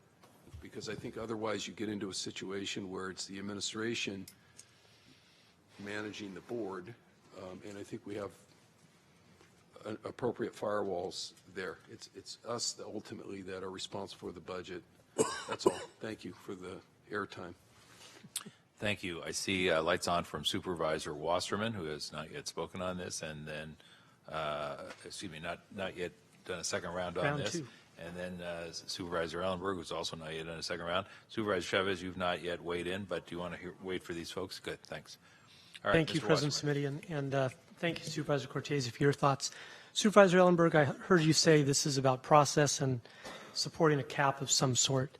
And for me, it's also about process and supporting a cap and transparency and predictability, financial accountability, and also as publicly showing. Some people may consider the dollar amount not restraint, but I consider it restraint. And I think we're asking a lot of other people, a lot of other things of people in our county, including our employees, and I think it's the responsible thing for us to do to implement a cap of some sort with defined process that, and to your point, Supervisor Cortese, I think at this point, Supervisor Ellenberg, I would withdraw the part that it needs to be within our district. I think that would be up to each individual. I know when I was supporting Special Olympics, even though they were having an event in my district, it was district-wide. And I would think that if we left things to each supervisor, odds are most of what's being supported would be in that particular supervisor's district. Although any Palo Alto money that wants to come to San Martin, we're open to it. But long story short, I think what I would do, President Simidian, is offer a motion forward that this board puts in, that this board approves a cap that can be used by each district office, and again, so as to give additional certainty to the budget director and the budget process, to give more transparency to the public, to actually establish a process. And I think putting a cap on us, and of course our successors can change whatever they want to change, and we don't need to spend whatever our cap is either. But having a cap there, I think, is the right thing to do. I'm going to insert myself in the conversation before I go to Ms. Ellenberg, because I want to raise a challenge here that has not yet been referenced. And Mr. Iteria, I'm going to put you on the spot on purpose. So when I look at one-time costs in page 2 of 5 in the cost. So if there isn't a county service provided, let's say in my district, and I think there should be, and I think there's a nonprofit who can do it for $100,000 a year, and pursuant to our current policies, we say, well, let's go ahead and contract for that for 3 years. That's $100,000 a year, but it shows up as a one-time cost of $300,000 if we do it that way, yes?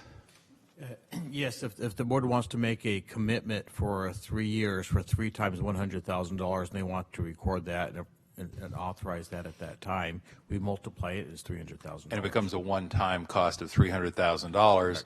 And my point is, colleagues, that means if there's a cap, whether it's $300,000, $500,000, $1 million, or $2 million, that $100,000 annual expenditure is suddenly being counted as $300,000. Alternatively, Mr. Ituria, as I look at the same chart on page 2 of 5, there's something called ongoing costs, yes? And an ongoing cost, I think, involves FTEs, for example? Yeah, primarily FTEs and any related support costs to support those FTEs. If there was $100,000 worth of all-in FTE cost, and that would be a pretty low cost for any FTE in our organization, including salaries and benefits, that would show up as $100,000 as an ongoing cost, yes? Correct. So if you have the benefit of having services provided by the county in your district, you can get $100,000 worth of $100,000 worth of services by calling it $100,000. But if you have the need to go to a nonprofit because you're not being served by county services, your $100,000 is suddenly costed out as being a $300,000 cost in the same year and added up exactly the same way, because when you've got total costs in your chart, you've got ongoing costs, which are really in perpetuity, but only 1 year's worth, and then you've got one-time costs, which ends up being tripled. Is anything I've said inaccurate? Nope, that sounds right. So, colleagues, when you start talking about what happens if you've got a cap of $300,000, $500,000, or $1 million, what does, if you're going to have to be a little bit more precise, I think, about how you calculate what counts. If you want to say it's an annual cost, and we don't actually, but the reason, Mr. Ituria, my understanding is the reason you multiply the number by the number of years is because that's considered tapping the budget for the fiscal year that we're voting on in any given budget process, yes? Yes, it's to record that the board has authorized 3 years worth of funding, as opposed to the expectation that each year that portion needs to be requested again each spring. Yeah. So I think just picking a number and saying that's our cap becomes a whole lot more complicated than maybe readily apparent. I've got some other concerns that I'm going to express in a minute, but I want to respect the fact that Ms. Ellenberg was there with her microphone, and then after she speaks, I'll speak a little bit more about the concerns that I have, some of which I raised at the prior meeting. So, but before you spoke, Joe, I was just going to address Dave's point, which I think is really an excellent one, and I would not want to want to see us restrict efforts to support programs or opportunities that are county-wide. I think I would still distinguish perhaps capital projects or event grants that are specific to one district to stay there. But if there's not, again, what I want to have a sense of, and what your comments make clear, Joe, is that before we spend too much time talking about each concern and how do we address it and really diving into creating a policy, I think overall we should figure out if there are 3 votes that really want to do anything specific about this, because if there aren't, then we shouldn't waste everybody's time, and each office will just continue to proceed as they do now, and we will iterate our own process. Then allow me to chime in, if I may. And please do. I think I surprised folks when we last discussed this issue by the passion and length of my remarks, so I'll try and be mindful of both this time. This is not a criticism in any way, shape, or form of our budget process or of the folks who do it. But the fact of the matter is we've got an $8 billion budget all in, if I remember correctly. So that means that if somebody does, pretty close, Dr. Smith, yeah? Yeah. So that means that if somebody does $800,000 of inventory items as an elected official, one of just 5 who are responsible for the budget, the only one responsible for the 400,000 people in their district, if they say, you know what, I've got some thoughts about $800,000, that means they've decided to really step up and weigh in on 1/100% of our county budget. You know, for the 5 people who are elected to do the budget, that doesn't seem to me to be excessive engagement. The fact of the matter is, and this is actually a compliment to the budget team, so please understand, you know, our budget process goes pretty smoothly, in part because we've been blessed with good times, but in part because we have the hearing process that comes before the actual, or the workshop process, whatever we call it, before we get to the actual budget stuff.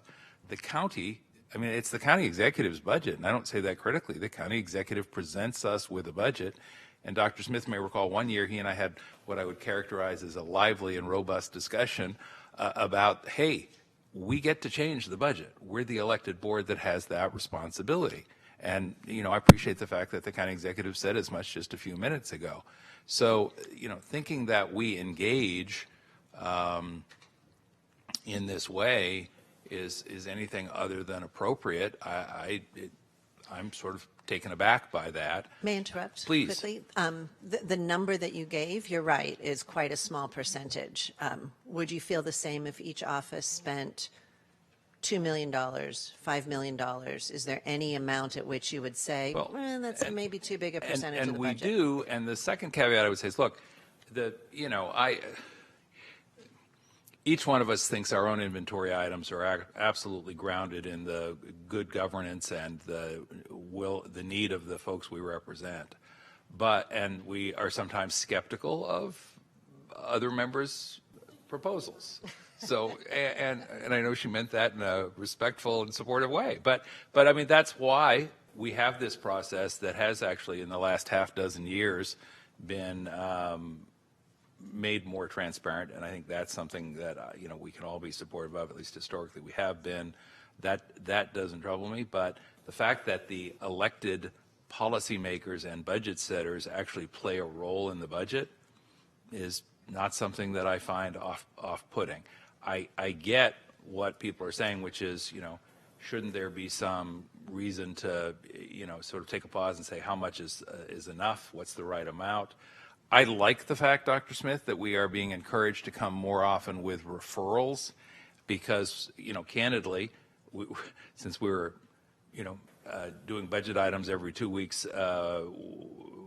whether we called it that or not, I do think that the referral process is a better process for the most part. But, you know, one year I did 0 because that was my first year. I was trying to figure out sort of what do I think I want to do as a supervisor. To Supervisor Cortese's point, you know, many of the things we do are not district items. I was the sponsor for Educare funding, which I think was like 150, 200,000, was 250, something like that, you know, several years ago, because I had come out of the legislature. People knew me as the education guy and said, hey, isn't this a thing you'd like to sponsor? Wasn't in my district. I think it's a great opportunity to do things that have county-wide responsibility. So, you know, again, how do we deal with it there? I've said many times, I think Supervisor Chavez's district, for example, has greater need than my district, District 2 versus District 5. On the other hand, as I just mentioned a minute ago, District 5 doesn't have the concentration of county services in it for a variety of reasons, some geographic, some related to population. So all I'm saying is, to finally cut to the chase on this, I think, yeah, and part two will start. Part 2 will start at 3 o'clock, by the way. But all I'm saying on this is, I think it becomes much harder to craft a dollar amount cap for each supervisor than people may think it does. You know, it's one thing if you say, all right, historic rehabilitation, that's a thing that we need in all 5 districts. Playgrounds, all 5 districts. But on the rest of these things, I think it becomes very tough, and it's not something I would be inclined to support unless I saw a much more finely grained proposal, which to date has not surfaced. So the conversation was important to me to hear where everybody was, and that's good. Thank you. That being said, I would like the clerk to put the voting panel on the screen, because I'd be perfectly happy to support a motion to take the recommended action, which is to change the process somewhat to provide an even greater degree of sort of early awareness and engagement and transparency, as I understand it. That's the best we could come up with. Thank you. Back to Supervisor Chavez, then Mr. Wasserman, then anybody else, and then Will. I would second that. I thought the staff's work on the underpinnings of this were really good. And what I would just say to my colleagues is that I think it's the most appropriate place to have this discussion is when we do our priority setting and complete that session. Because I'll tell you just what my challenge is with grants. What I don't like about our current process is that we don't build into them evaluation. Well, we can, but we, for the most part, what's difficult about doing that is the grants are often managed by the clerk of the board, and they are not structured to do that. And so that's one issue. The second issue is that when in like the city of San Jose, I want to just go to Dave's point about grants, is that what happens is that essentially you say to the world, I've got this amount of money, and people come, and this is what has happened to me since I've been here, is that people shop ideas to one and or all of us, and we try to, don't tell me what blah blah blah what someone else has told you, but that in many respects I think that the board used to use their own budgets for that kind of grant purpose, and that gave us other kinds of transparency problems. So what I would suggest is that I would like to support the staff's recommendation. I think it's worth us having a bigger discussion about when we set priorities. What is the implications of priority setting? By the way, not just for us, but for the staff. So I took a look at how much, and I've been just doing a little research on how we're adding staff, what departments are adding them, how do they come up in mid-year? I mean, what we do mid-year here would be a whole budget process for most of the cities combined in our county. So that being said, I am excited about what the staff has offered. I appreciate both of you raising this, but I think that I would really be interested in us completing our priority setting session, because we've never done that, to have a bigger discussion then therefore about other kinds of processes. By the way, not just limiting ourselves, but also, I mean, we've grown exponentially, and I assure you that what's on these 2 pages didn't change the destiny of the county. It's really other work that's going on. So. Does that mean you're prepared to lean forward and push the motion button to approve yes, staff? but I wanted to. But I recommendation? recognize that there But was a Mr. motion. Wasserman, you're up next, sir. Thank you. A little while ago, I said I'd be happy to make a motion. I'm still happy to make that motion, even if it goes down.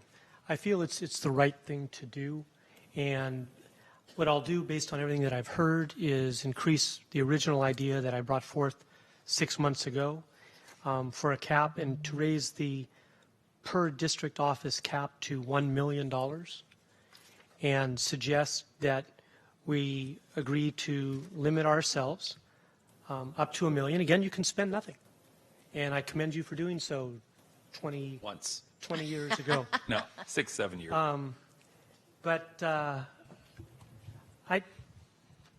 think it's the right thing to do, and if it doesn't make sense for the majority of supervisors, I certainly respect that. We don't always agree with each other, but I think that's a number, especially based on the history, the average over the last 10 years, is something we could do and would show some financial restraint for anybody that's watching. Okay. So I would make the motion to implement a $1 million per district office limit on our inventory items. Is there a second? Nope. In the absence of a second? I was just slow coming up here. My indications from the conversation and the comments of my colleagues is that is not going to pass, and for some very reasonable explanations, but in support of Mike, who I initially did the referral with and thought that was a good idea, I will second his motion And if it doesn't pass, I will look forward to hearing the next. Great. First, let me just confirm with the county council, the agendized item under recommended action speaks only to receiving the report and establishing a goal-setting process. I should be clear, I don't have a problem voting on the motion, but I want to make sure that we don't have a Brown Act problem if there's a vote on a budgetary item which is setting a cap. I think the item is within the scope. Thank you. So Mr. having President, done, excuse me, who's chiming in? I was asking, do I need to? Yeah, why don't you go Push the ahead? button? Why don't you go ahead and use the button? And I have some questions and comments as well. So we have a motion by Wasserman and a second by Ellenberg. So here are my questions, Mr. Wasserman. So if somebody in one of the district offices wants to use a nonprofit rather than a county employee, and there's a $100,000 expense for a year, and it's for 3 years, how does that count against the $1 million cap? Is that 100,000 or is that 300,000? If I understood your question correctly, what my proposal was a $1 million per year number. So I would suggest flexibility. I would suggest if you spent a couple of $100,000 that you put 300,000 in there in your example, 100,000 per year times 3 years, and you can account for it in this year. If on the other hand you're up at 800,000 or 900,000, you do 100,000, then you're negative 100 the next couple of years. I don't see this any different than business or personal budgeting and planning. And to your point, it's one, however many zeros you calculated, 1,000%. I just think it putting a cap on ourselves is the right thing to do. I understand that, but there's a motion on the floor, and forgive Yes. me, sir, I'm going to push back. I still don't know what the answer to my question is. Mike just said flexibility. I just gave Either you- would be Correct. acceptable. So if I mean, Mr. Ituria is telling me he's going to count that $100,000 as $300,000. Which is fine. Okay. But I you said can that still, in for my your own example. accounting, take it out one each year. That's Sure. so that the money is reserved, so we know that that 300 is already committed, which is why it looks like it all comes out. So in then the first flip year. side of the question is, if somebody says, I want to spend $100,000 inside the county government, and that's in perpetuity until and unless there's some action to eliminate it, how does that count? Does that count as $100,000, or does it count as $100,000 times infinity? Why would that go as a referral? Yeah, that should be a referral. That's a referral. Grants are the inventories. I think have become one-time items. Historically, we've had folks who come and say, here's what I want done. I want to do it. I mean, the person I'm thinking of is Supervisor Yeager, was, as we all know, a champion and a leader on LGBTQ plus issues, and often was able to work through our Valley Medical Center health and hospital system, often working through our public health system, often working through our Office of LGBTQ Affairs. And so he was able to advance issues that he was concerned about and that we all shared his concern about using county staff. You Now, can those still positions. do that, but as a referral, as opposed to an inventory item. So does that mean that those items are now no longer allowed as inventory items under the item that you've got pressed? Looks like it's naturally or organically evolved that way in looking at the history of. In the report, it says ongoing items are now referrals. Right. All I'm suggesting is the same inventory rules that we had 1 year ago, we carry forward, but instead of having unlimited dollars, we simply limit it to $1 million. So does that mean that if we had a recommendation from our budget team to spend $5 million on this building and $10 million on that building, and a board member leaned in and said, no, I actually think we ought to spend $2 million more on this building, is that a $2 million inventory item because somebody's trying to make a change in the budget, which they're supposed to be able to do during the budget process? Sure. To me, this suggests that there's a lack of clarity amongst all of us as to what is inventory and what is referral. And if we haven't clarified that, then we're not going to be able to answer all of your questions. Which is why it would be inopportune at this time to support a cap in any amount, whether it was $1, $1,001,001, or $5,001,001, and I will vote no on the measure. Thank you. President Smidian? Yes. Can I Please. Can I just suggest, I'm just going to ask the maker of the motion and the seconder if they'd be willing to just convert this to a referral into the priority setting session that Vice President Chavez was talking about, which is going to come sometime early next year if she has her way. I understand that she's been talking about planning that and trying to get a date set for it. And I just think this is a healthy discussion, pro and con. We've all had a chance to weigh in a little bit, but it would take a longer discussion to attempt to reach any kind of consensus rather than a straight parliamentary vote. That said, it's up to them. They're the makers of the motion. I know how I would have to vote on the motion.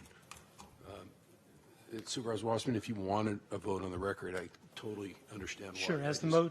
Through the chair. Please. Thank you. As the motion maker, I understand where things are.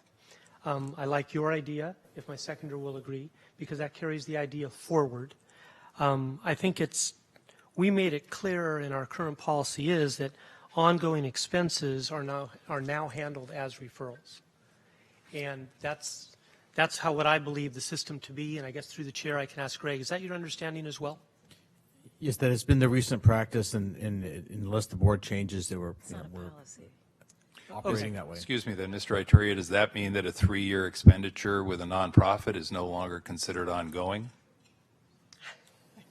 Because where I come from, the year after is ongoing. And I know I'm putting you on the spot, but that's, the issue that we're debating. Yeah, the way we're looking at it when we get those types of proposals, if the board member is asking their fellow board members to authorize spending and make a commitment for 3 years, that it's 3 times the annual amount for like a pilot project or something of that nature. If a proposal is, let's try this for a year and I might come back next year and ask to do it again, then we view that as one time. Sometimes it gets gray and we have to make the determination of what the intent of the proposal is. Supervisor Chavez. So I just wanted to add one other point. So one is I would like to recommend that we move the staff's recommendation, because there are actually some very good issues relative to timeline that address other issues that you raised, Supervisor Wasserman, around predictability. Just one other reason I think it's important to have a deeper discussion about this is that when we make decisions as a group as to how we respond, one thing that we haven't had a conversation is about equity.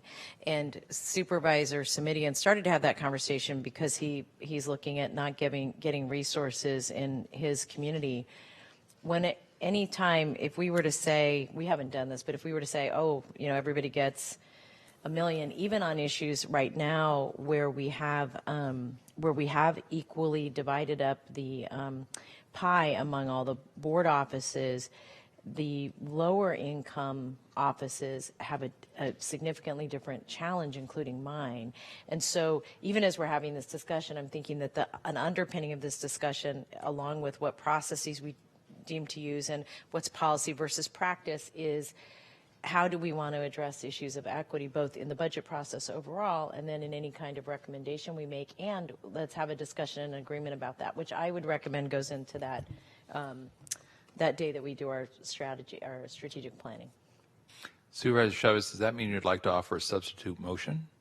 Yes, I would, as a matter of fact. Thank you.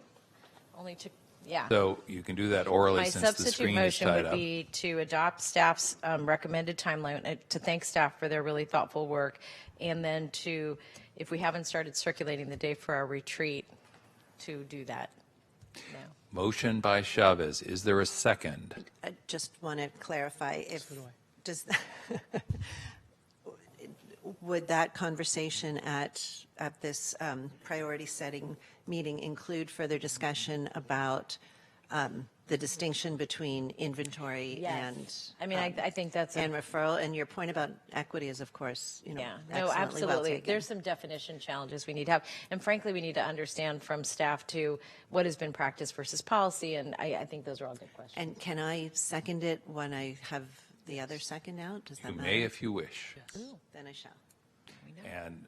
And that will not show up on our screen because the original motion is on our screen. That's all right. So I'm saying all this for the clerk who's keeping track. So we have a motion on the floor. The motion on the floor was Supervisor Wasserman's motion and seconded by Supervisor Ellenberg. Now we have a substitute motion which takes precedence, and that substitute motion is from Supervisor Chavez, also seconded by Supervisor Ellenberg. If the substitute motion passes, then the issue is resolved and the original motion dies.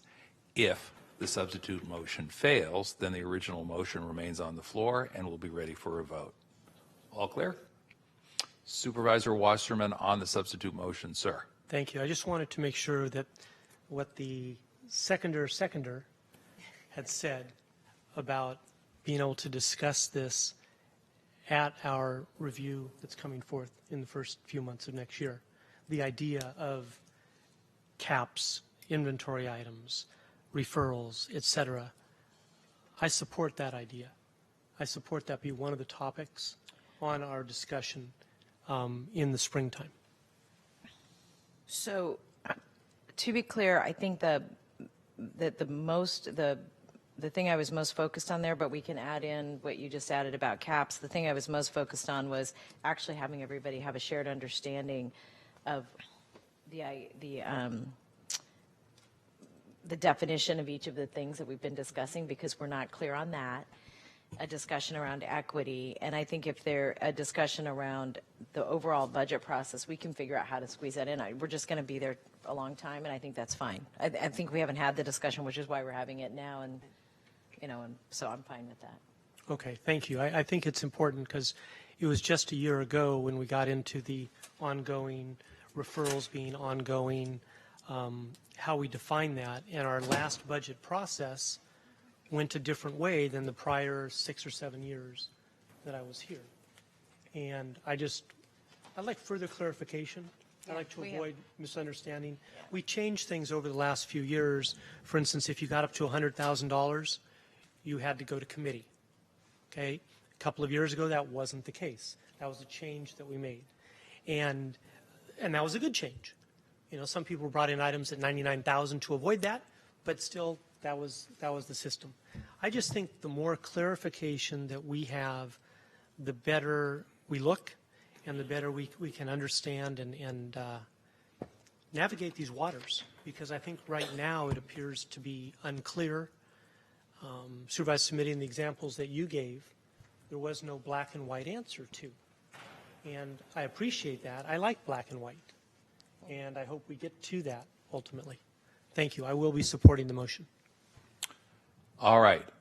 Given that our screen is currently occupied with the underlying original motion, I'll ask for a voice vote on this. I will then announce the voice vote, and if I announce it incorrectly, I'll count on colleagues to lean forward and correct or clarify. All those in favor of the substitute motion made by Supervisor Chavez and seconded by Supervisor Ellenberg, which is, I believe, to approve the staff recommendation, but to refer these other issues to a retreat next year, including and incorporating the items that we've heard, please say aye. Aye. Aye. Are there any opposed? Are there any abstentions? If not, then the substitute motion passes on a 5-0 vote.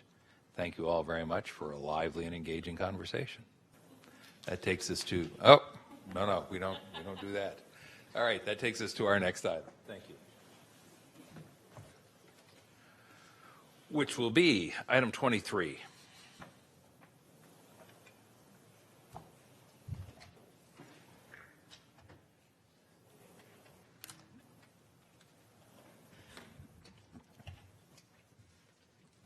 Good afternoon, President Samidi and Vice President Chavez, Supervisors.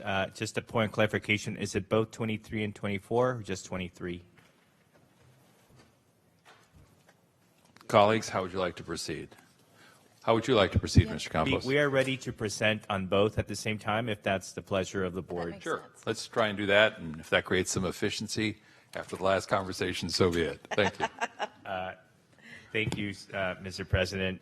Supervisors, so we are here with the Office of LGBTQ Affairs as part of the Division of Equity and Social Justice to discuss the issue of LGBTQ health and wellness, as well as discussion of the pilot for older adult LGBTQ services in the North County. So we have Maribel Martinez from the Office of LGBTQ Affairs to do a brief presentation.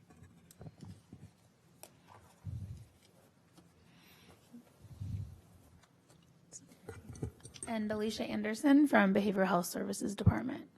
Thank you all. Go to it. Great. Good afternoon. We're very happy here to share with you our work so far and the work of the LGBTQ Wellness Center and Initiative. As you recall, about a year ago, we were given this referral, and our first matter of business was to conduct a community input process in which we surveyed over 500 and conducted several focus groups throughout our county. Over the last year, we've engaged with internal stakeholders.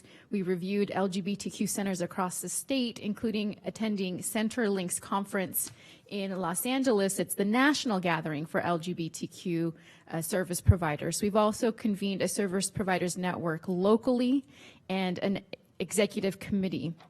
We've done some additional community surveys at SV Pride, our large local festival, at Post Street Jubilee, and at Sonido Clash Music Fest.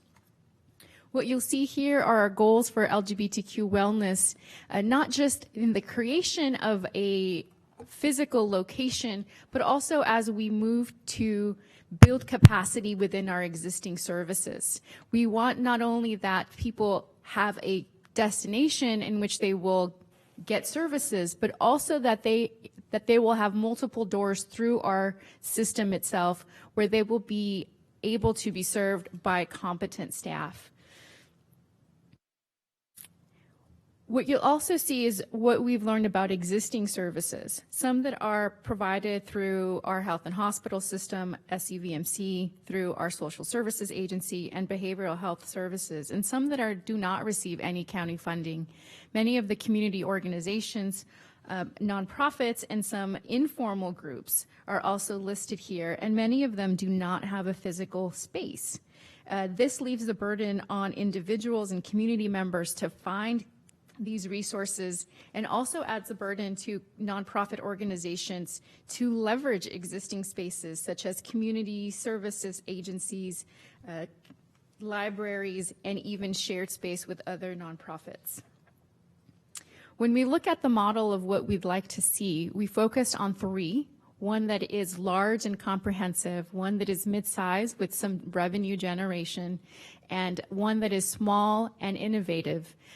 What we will propose is a combination of all of these three, but as you can see, Los Angeles has a center that is over $100 million with a large campus, 7 satellite locations, some mini centers that focus on particular communities such as seniors and Spanish-speaking community, and have a robust staff of about 300 FTEs. In San Francisco, we have a mid-sized organization by comparison with $4 million budget, a large location. This location receives revenue from office space rentals to organizations and has a staff of 42. The smaller, innovative model is San Mateo with a budget less than $1 million, small office space, and the space that actually met capacity within months of opening, and is an 11 FTE staff. All of these have programming that is all ages. If I may, I just wanted to add that the key as you're thinking about these models is sustainability. And actually, sustainability here, I think, really makes us think about what is the private sector's engagement in this. And it's remarkable what's happened in Los Angeles. But I can tell you in San Francisco that the LGBTQ Center started with a lot of involvement from the private sector and from the community. But what we have also seen that is over the years that has gone up and down, and depending on the level of that engagement, at times the city and county actually had to step in, provide funding for basic things to operate that center. So again, the goal here is not just what it looks like at the beginning, but how do you sustain it throughout? As we look at what is possible in our county and where we are today, we have improved linkage to care and are beginning that work with the hire of 2 mental health peer support workers, and they're here in the audience. These 2 staff members are beginning to build those linkages, provide support for individuals throughout our system. And we have some, as in the previous slide noted, some services, although those services are restricted by age. The next element of our current work is also around alignment and identifying gaps. As we've convened with stakeholders, we began to build bridges and expand the network to ensure that people understand what's available and what are the possibilities. As we move forward into phase 2, our focus will be on expanding training and services, again, to ensure that it's not just the destination where people could find services, but that we are building the capacity within our areas of work. And toward that, we have allocated or will be allocating somewhere near to $500,000 in training through the Mental Health Services Act, and are looking for interim location for community programming either in existing county spaces or in retail space. At the same time, we'll also be planning for permanency. We'll secure some facilities consultants with the outcome of having a full program cost to come back to the board. Lastly, as we look at the permanent space, we want to ensure that we have a hub and spoke model of with integration of communication where people could find services in person but also online, and that all of the programming is building towards that sustainability. In Santa Clara County, we want services to be all ages, not for LGBTQ clients, their families, and the community that are health focused, that create community, and that are educational and informative. Again, you'll see this timeline that we've spent this last year since September in the ideation and research phase. We'll be moving into the expanded services through an RFP, and also for planning for permanency with the support of our facilities and fleet department, and then moving toward a full model for integration later after a year. And with that, we'll turn it over to some questions. If I may add, actually, with respect to the Wellness Center, we are actually in close partnership with the Office of Supportive Housing, because that's another issue, another need, and we're exploring different options and possibilities to bring back to the board, and we're looking to do that before the end of the fiscal year. But of course, there will be additional briefings provided to each of you in advance of any presentation of any formal plan before the board. My apologies. Let me add the 2 additional items that I wanted to bring to you as well and share with you how they're connected. So as we look at expanding services, one area in which there are very limited resources are toward LGBTQ seniors. And from the referral from President Simidian, we're moving forward and recommending a 2-year pilot with Avenidas to expand services, some that are new services and some that are expansion to existing services, including addressing senior socialization, health education, cultural competency, some increased slots for case management, transportation, and friendly visitors. We're looking for this 2-year pilot to have an expenditure of $150,000 a year with a total of $300,000 for the 2-year full pilot. Again, as we look at planning for permanency and expanding services, we're taking this year as a learning year where we'll pilot, we'll learn, and everything that we learn will then inform subsequent decisions. We're asking for a 2-year pilot off of the recommendation from staff of Avenidas and in conversation with other providers that really the first year is about learning and the second year is about creating that stability and permanency and sustainability. Lastly, the other big piece that will inform this work is the engagement and research through our LGBTQ senior study that we're hoping to launch, in which you voted on earlier through the consent calendar for this comprehensive study that would be building on a study that has already been conducted in San Francisco, in which we will be replicating those key domains and adding some additional pieces to that work. And with that, now I do turn to you for questions. Thank you. Colleagues, we do have 4 cards or 4 speakers. Could we take them and then go to questions? And for members of the public, because we smushed the 2 items together, that's a parliamentary term, we're going to ask you to limit your comments to just 1 2-minute set of remarks that are sort of global in their context. So Roxanne, to be followed by Mary Gloner, to be followed by Valerie Stinger, to be followed by Julie Solomon. And if folks can go ahead and line up, that'll help us move along expeditiously. And we're looking at items 23 and 24 together. Welcome. Thank you. I think it was fortuitous that we had the Declaration of Human Rights here today. And I'm looking forward to holding all of you responsible for the nice words that you said out there on the patio. Because as I look at this booklet, right to equality, right to a life, right to not have degrading treatment, right to be recognized as a person, and a right to equality. Trans women have none of those in this county. There has been an absolute failure by Dr. Smith's management team. How can you explain 6 years of this office and one trans woman additionally hired in this county? I use that term to provoke Mr. Campos because his snapback to me is always, well, there's two. But you recently did a study where the trans community in this county is 2%. That means we should be talking about 460 trans women employed in this county, not a snapback between me and Mr. Campos as whether 1 or 2 is the right number. To me, that is absolute bigotry and discrimination against trans women. You've got a social services department that doesn't hire one of us. You've got a sheriff that throws trans women in the male side of her prison.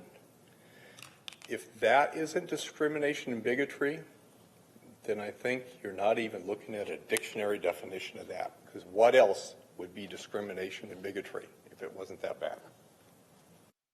Next speaker, please. Thank you, President Simidian, the board, and the county staff.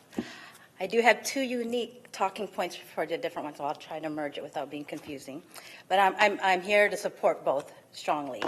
And in regards to the LGBTQ Wellness Center, I speak as a 30-year county resident. I dedicated my career and my public service to eliminating health disparities and improving the health status for our most vulnerable communities, including the transgender population.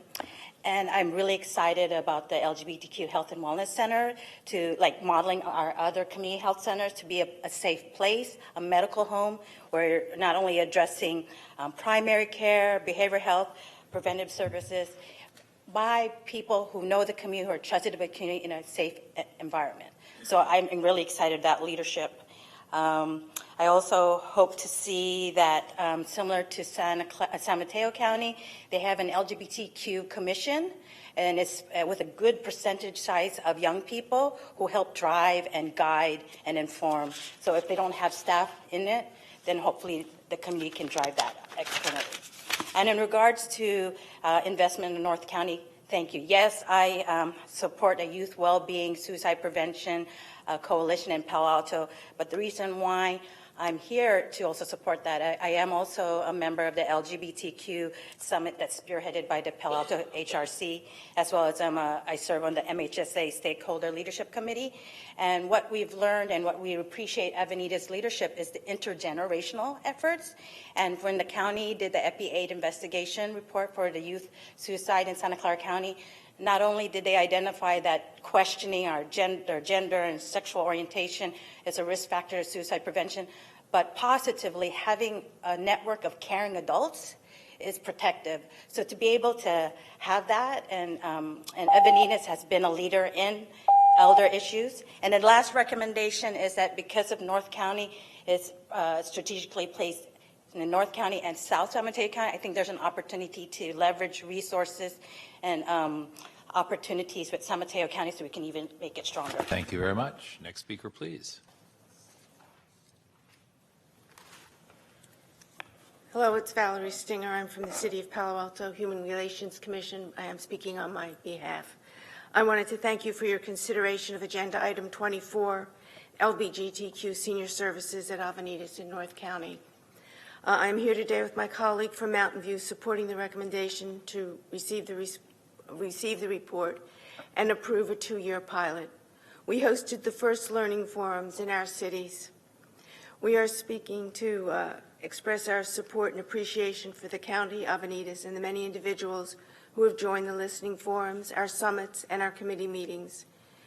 As the first two communities to host the LGBTQ affairs listening forums, we found these greatly informing our subsequent work.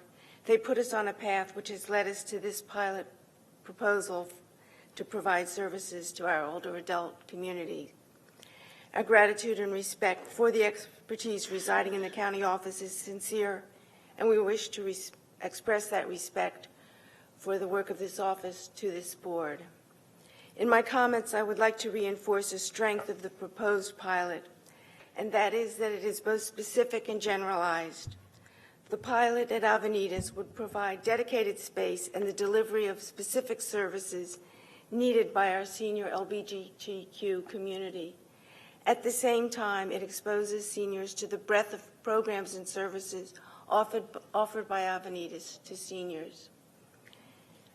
Again, I want to thank the County Office of LGBTQ Affairs and to you for your consideration. Thank you. Thank you. And we have one more speaker, I believe. Good afternoon, Santa Clara County Board of Supervisors and county staff. My name is Julie Solomon. I'm very excited about the LGBTQ Wellness Center. I'm here in particular to speak to the pilot project with Avenidas in Palo Alto.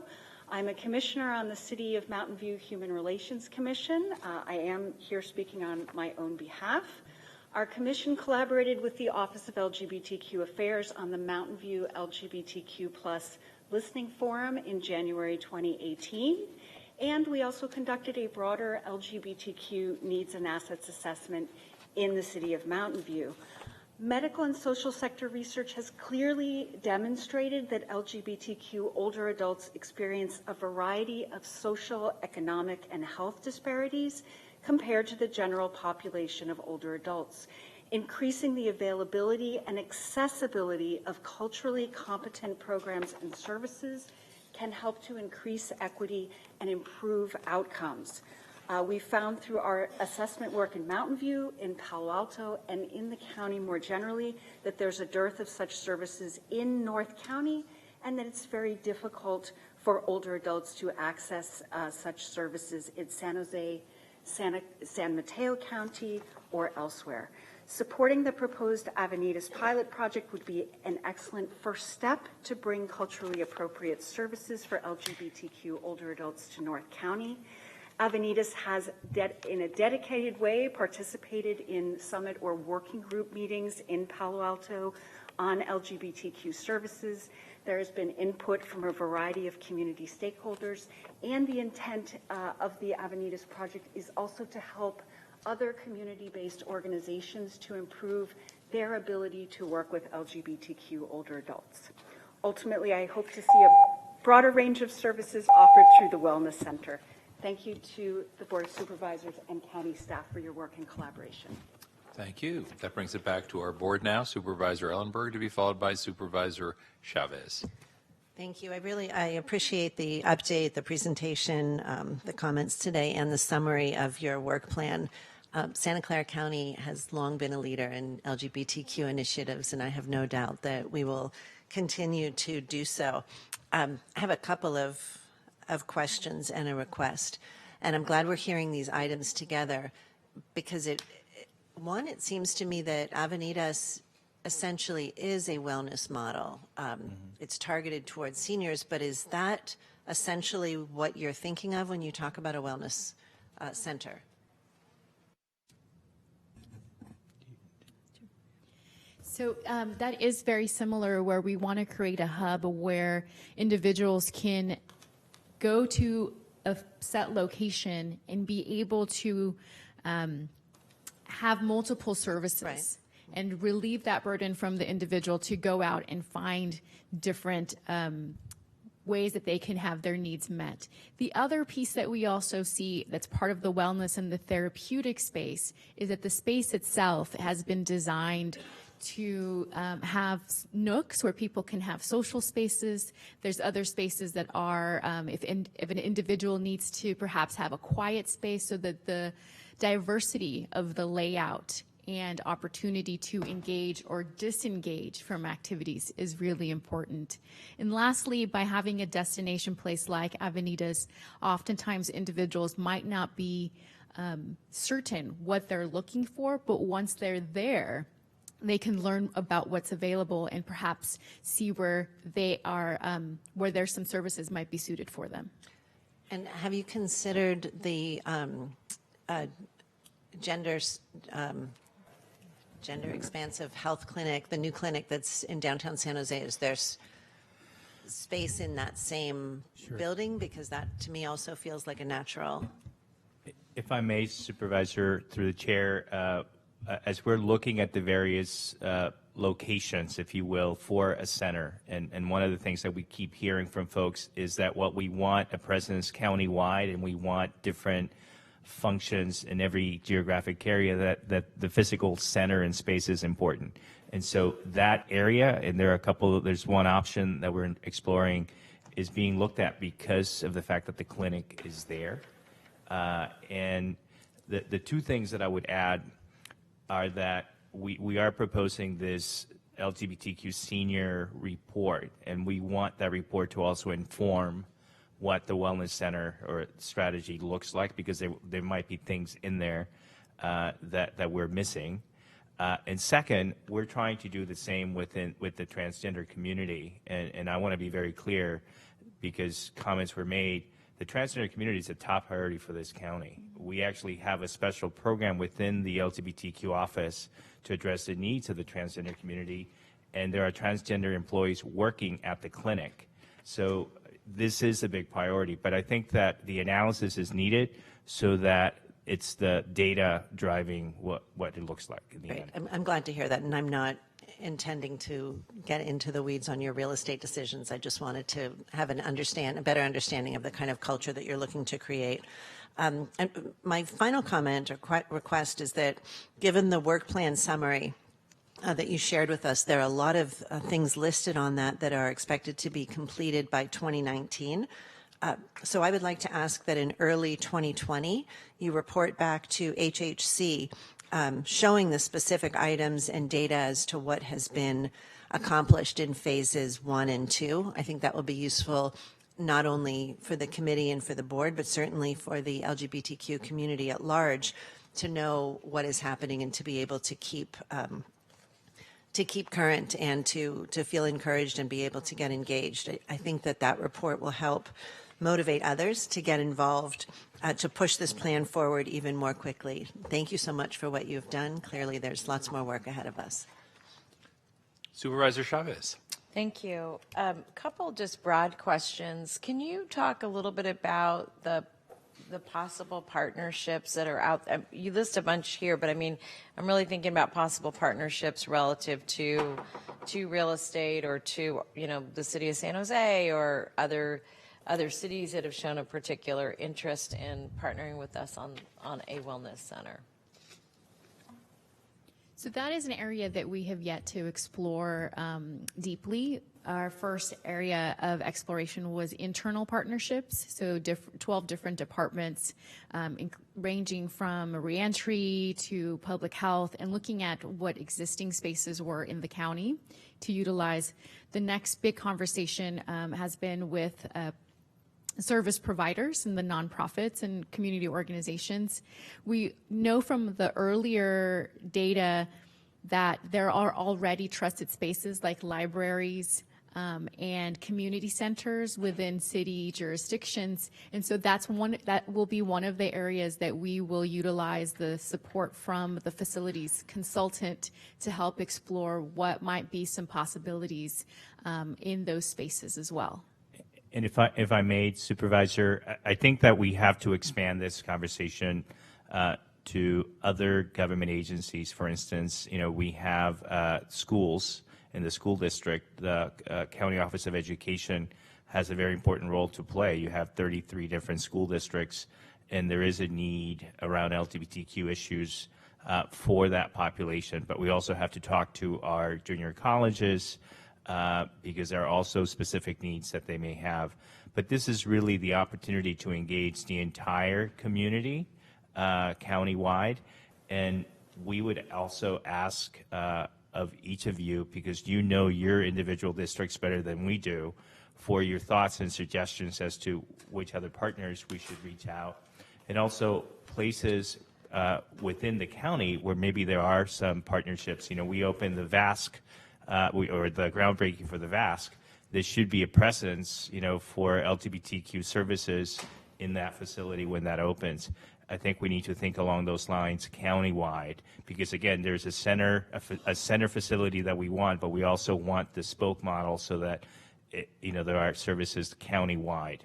So I think that's great. Let me just tell you what my hesitation is, and just what I have two big kind of concerns. And one is that, and this has been my concern, by the way, with VASC, Roots, like when we're doing specialty clinics, that the basis of the clinic and service provision is rooted in activities that we know we can fund long term. So one of the reasons I wanted this to come back through FGOC to really take a deeper dive on the budget is that we want to make sure that in the entities that in the entity we create and in the places that we tell people they're going to be services, that we have a mechanism for funding those services. And then the other thing is I just want to reflect on one of the things that, part of the reason I was asking about the city of San Jose is, you know, every time I'm out the Billy DeFrank Center and I look at that parking lot, you know, I think of Ken saying, you know, we could do housing here, and I'm okay. Let me just say this. I think speed is actually very important, and at some point we can talk to partners, and if we cannot partner with them on land, then I think, and this is my own feeling about the consultant relative to space is, you know, I don't remember if it was the architect we brought on that really did the deeper dive on the space study at the VASC. But really the place we got, where we had our space discussion was with our own space committee. And we said, here's the square footage, here's what we want to be able to do, give me options. Now I know they've talked to you about some options. And again, what I'm going to say is I think there's a little bit of speed in my mind that has to be addressed, because some of the pieces of property we're discussing have decisions being made about them all the time that are not going to include us. You know, the wellness center, if we're not in there saying, no, this is my corner. And, you know, in one instance, and I'll just share too, I think the downtown East Valley clinic area, like that is, you know, first we have a ton of the LGBTQ community who live in that area. I mean, that's like, you know, could be a really great area, but we got to say, yep, we're prioritizing that as a location. And or the other site I've been really intrigued with is the Lenzen site, in part, again, because there's another, a larger part of the LGBTQ community who lives there. I think those are they're proximate to each other, so I don't have a preference, except that I am concerned that, again, if we don't say here's where we want to be, that we're going to just be missing spaces.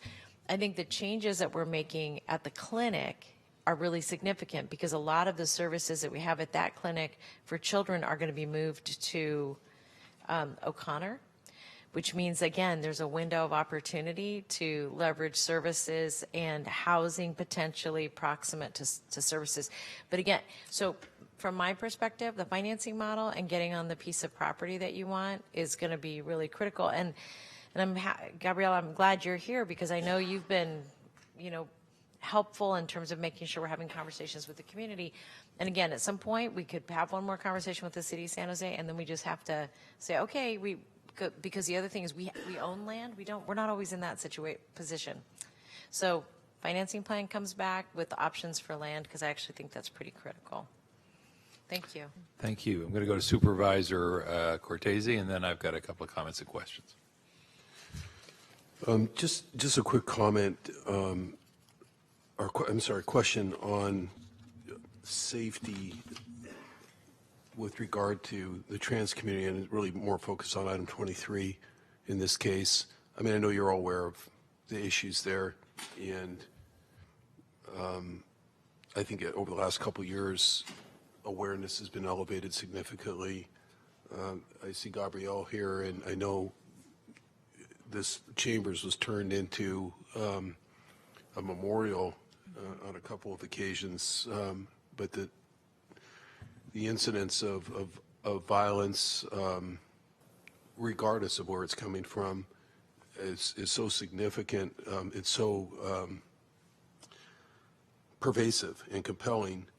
I just wanted to know how much focus we would have, you know, in terms, I see the reference to language about safe place and so forth, but really focused on that aspect of the community, that demographic, if you will, of the community, and combine that with, have we had a chance to look at what the other jurisdictions like LA and such have done in that regard, if anything? If I may, you know, because this is actually a personal passion of mine, and I do think that there has to be an assessment, an in-depth assessment of what the needs of this community are. And when we actually started the transgender project within the LGBTQ office, the one thing that we kept hearing from community members was there has to be more data, more analysis grounded on what actually is happening on the ground. So that's one thing. You know, the second thing is, and I believe that this is really critical, is that you don't have in the county the presence of a nonprofit or nonprofits that actually directly serve the transgender community the way it do in places like San Francisco. And one of the things that we're actually exploring is the possibility of coming back as part of the budget for the county to actually do an RFP for the creation of such an organization. Mm-hmm. Because I don't believe that there is currently in place the factors, the players that you would need for that to happen organically, and we don't see the private sector coming in and doing that. I really believe that it's important for the county to step in and form the creation of that organization. That has happened at different times in other jurisdictions. And the reason why that is necessary is that a lot of what's happening around the transgender community, the clinic, the shelter, has come from conversations that we have had with members of the community, but it hasn't come directly from the community itself. And we want that. We want that community to hold us accountable and to be the one driving a lot of the agenda. Because the thing about this community is that there isn't one person who speaks for it. It's a very, it's not a monolithic community. Mm-hmm. So the study, the creation of a nonprofit is important. And then looking as part of the study where the gaps are. One of the things that we saw in jurisdictions like San Francisco, for instance, is that a lot of money was actually spent in violence prevention, and yet none of that money actually went to nonprofits focusing on the transgender community. That's something that we need to look at. So we are very, purposeful and intentional in this approach, but if there are things that we're not doing, we're happy to hear from you. And through the chair, I thank you for that, and I look forward to hearing more, and I probably have some thoughts about, maybe it's what you already have in mind, but if you're going to do that, I'm not sure we create a nonprofit, so to speak. I know you're using shorthand, to talk about something that requires a lot more analysis in the future, but to invite the formation of such entities to respond to an RFP, so there is a ground-up buy-in type of thing. But anyway, I don't mean to preach the choir on that. I know you understand all that. And I do want to just say, as a reminder, and I know this speaker, Roxanne, on speaking on trans issues with regard to hiring, that we do have a report coming back pursuant to a referral I did a while ago, and that hasn't been lost. I know there was a 90-day timeline, I think, on the turnaround on that. So we will have a separate discussion. Not that you or anyone else is restricted in terms of speaking on issues broadly on these items. That's fine. And I'm glad it was brought up today. But I'm looking forward to that report coming back too, and we'll get a chance to look at just what happens in our own county in terms of recruitment and hiring.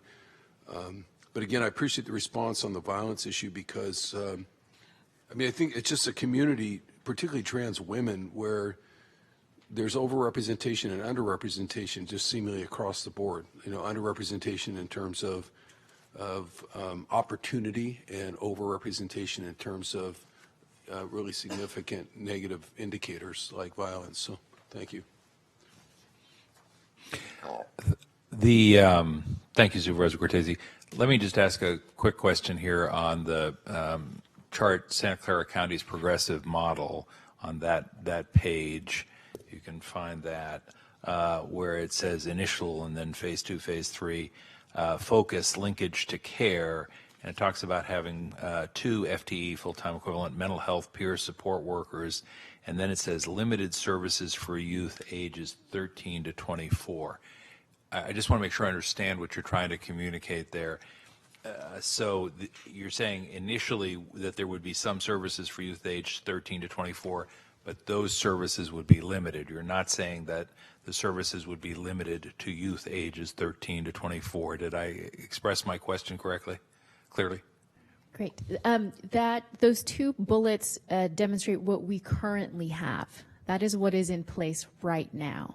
But we have 2 FTE mental health peer support workers, and then the programming that we have is our Behavioral Health Services Department contract with Bill Wilson that provides support for those who are ages 13 to 24. So the services that are provided by the 2 full-time equivalent mental health peer support workers, are those services limited to those 13 to 24-year-olds? No, those are 2 different items. Okay, that was the part that I was having trouble discerning. I was just, okay, well, thank you. I feel better knowing that somebody else had the same need for clarification. Then I want to pick up on something that Supervisor Chavez said, and I'm just going to put it slightly differently. Maybe we're saying the same thing, but I want to encourage you, these were my words, not hers, to be opportunistic in seeking out, and by that I don't mean that in a bad way, I mean seeking out opportunities, or when you spot an opportunity, saying, hey, that would work for us, rather than thinking that everything needs to be the product of a 3-year conversation with another governmental organization. And that's sort of what happened, frankly, with the folks at Avenidas.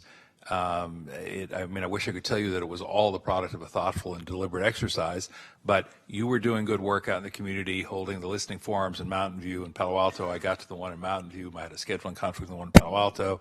And then the folks at Avenidas were in touch with the folks at the Human Relations Commission, and then they had their cafe, and then there was a subsequent conversation that I had with folks at Avenidas, and all of a sudden, I used the word opportunistic in the best of senses. It was like, hey, there's an opportunity here if we would just see it as an opportunity and seize it. And there may be properties that no one in this county has ever thought about being a good fit for the work you do or plan to do or hope to do in the future. But, if you've got now, is there anybody in the county who thinks that their property is surplus? No, there is not. But my point is just maybe the better word would be entrepreneurial. That we should encourage you to be entrepreneurial in terms of figure out where you think you can make something happen, even if it's I think those opportunities kind of come by and go by all too often and all too quickly, and if we don't grab them, they're lost, and sometimes, unfortunately, they're lost forever. So I would just encourage that. Next, I know it won't surprise you to hear me say I was pleased to hear Mr. Campos use the phrase county-wide. I am a little anxious about how long it might take before we get beyond a facility in San Jose. So that's why I'm particularly excited about the opportunity at Avenidas. But I do think, I'm constantly reminding my non-San Jose constituents, it is more than half the county population. So I try to carry that message to other communities whenever they express envy about various things that are cited in this. It's like, well, it's more than half the population of the county. So, but that means that almost half the population is in the other 14 cities and towns. And I'm not suggesting that you need a satellite in every one of the 14 cities and towns. Please don't worry about that. But I am saying that we do need to be thinking about that, and sooner rather than later. You know, this may seem an odd vector, but particularly given our transportation situation. You know, we used to say hop in the car and drive to San Jose, or hop in the car and drive to North County from San Jose. And these days, number one, that's not a very practical exhortation. And number two, it's not a very climate conscious exhortation. And if we are seeing an even greater struggle in terms of public transit, then it kind of means that we're going to need to put these services out in the community where folks are to a greater and greater degree, in my view, in the years ahead. Finally, on the Avenidas proposal, I will say thank you again. And I think you're deliberately trying to lower our expectations a little bit in the first year, and I think that's smart.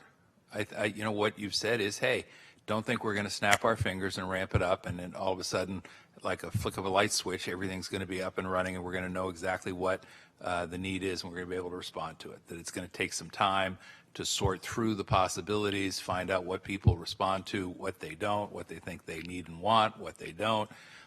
So I think the 2-year time frame is a smart one that you've chosen, and I think to the extent that there was an implicit exhortation to board members to show a little patience in the first year, duly noted.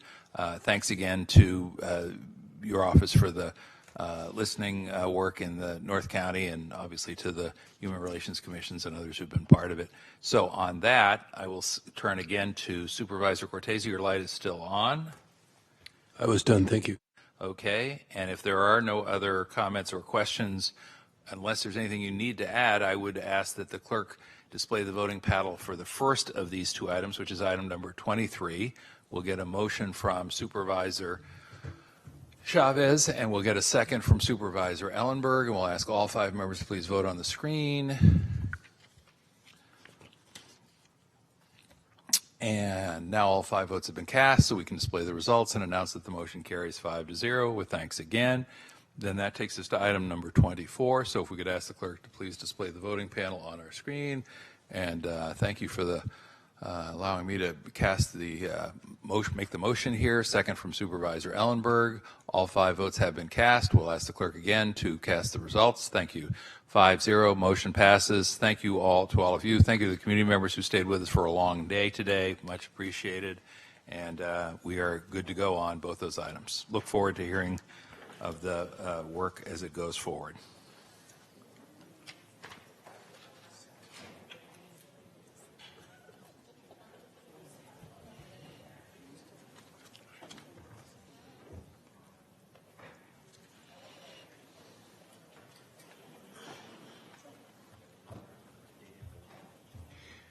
Colleagues, I think, I don't want to forestall any conversation, but I think I can make this one relatively quick. And what I'm going to do in a minute when the voting panel comes up is I'm going to move that we continue the item to a date uncertain, but a soon date uncertain. And don't look pained, because this is going to be easy, I promise. As I understand it, what happened was inadvertently folks at Parks picked up some cameras, consistent like the cameras they picked up in the past, put them to use and said, oh, wait a minute, we've got some compliance here with our own surveillance ordinance that we have to do. So rather than beat you up for the error, I'm going to say thank you for saying, hey, wait a minute, we missed a box we've got to check here, owning that, coming and saying, okay, let's get that box checked. So want to reward good behavior, and so thank you for that. That being said, the suggestion is that essentially these cameras be covered by the existing surveillance policy, as I understand it. And what that resulted in is it resulted in me going back and looking at the existing surveillance use policy, which we've already approved, that's why it's existing, and saying, you know, that was one of our earlier ones. It could perhaps be improved now based on some of the upgrades we've given to more recently received items. So what I'm going to do is just briskly enter them into the record refer you to my staff, and if you can come back with, and these are all things we've already done in other surveillance use policies, working with the County Counsel's Office and with Mr. Shapiro. So I should say that the cameras are located in areas that are not open to the public, so I do think that there's a lesser expectation of privacy, since these are not places people are supposed to be anyway, as I understand it. I also think that the authorized uses are appropriately narrow, and I think you've done a nice job there. I do think that in Section 4 we can probably do a little bit better job, and have done in subsequent policies, in terms of making sure that the staff who have access to the information have designation in writing, rather than, hey, Bob, can I take a look, which is perhaps a little informal. I did appreciate and note the fact that you indicated you were going to try and keep the numbers as low as possible, so that's duly noted. In Section 5 of the policy, not clear to me that whether the footage will require, accessing the footage will require usernames and passwords, and whether or not the access will be audited and logged. So I think that's an area where a little more precision and rigor could probably be helpful. I noticed the 100-day number for a retention period. I thought that was a reasonable period. There's no magic to any one of these numbers, 90 days, 110 days, but I thought that was fine. And we have in subsequent policies, and I'm looking at Mr. Coelho in the County Counsel's Office, talked about making sure that we articulate with a little more specificity some kind of an audit plan in Section 10 on oversight, so that we know that there really will be somebody who's checking to make sure that folks aren't accessing information that's not appropriately theirs. So with all of that, what I'd like to do, colleagues, is simply, and Supervisor Cortese, I see you've got a light on. Is it for this item? I just want to ask for some information to come back at some point. It's off-agenda report. Sure. I'm going to move that we continue the item to a date uncertain, to allow time for Parks to work with Mr. Shapiro and County Counsel's Office and my office to sort of update the policy, not just for these cameras, but more broadly. And as I say, it's not what I would call a burdensome change. It's really more just a little specificity and certainty. Mr. Rocha, will that work for your team? Yes, it does. Great. Let's see if I can get a second on my motion. I have a second from Supervisor Cortese, who also has a request for information, I believe. Yeah, I'd just like to get an off-agenda report. It's your earliest convenience. Hoping it's something you've already looked at, but if not, I understand it might take a few weeks on where else you might want to deploy this kind of technology. I know a lot of the experiences that you describe in the background here happen around Grant, happen around at 11. We've talked about it before in the office, people up there spotlighting on the roads, crashing through gates, and we don't have enough sheriff patrol because of the length of the road, but the sheriff deputy's on 12 miles up on one end of the road and something happens 12 miles the other way. Fish and game folks haven't been around in years, and obviously the technology is now available to transmit information almost real time. So that's very highly opinionated bias toward doing this kind of work, but all I'm asking for right now is just an assessment to the Board of Supervisors that could be publicly available, but off agenda for now, so we could take a look at where else in the future that you might want to use cameras as a security and sort of a no trespassing tool. Thank you. Got it. Thank you. Any other comments or questions? No. Madam Clerk, no cards on this item. Then the motion is to continue to a date uncertain with the direction as provided. And I'm going to, with his permission, incorporate Supervisor Cortese's request as part of the motion so that it has the force of the board action, not just an individual board member. Thank you. That's great. Good. That being said, you could bring one at another time from the other. That's also great. Good. Then, all 5 votes having been cast, we'll ask the clerk to display the results. We'll announce that the motion carries 5-0. We'll say thank you very much for your patience. I know we've kept you here a while. Thank you. And, Madam Clerk, I believe that the only remaining item is item number 41 before we recess to our 6 o'clock session. Is that correct?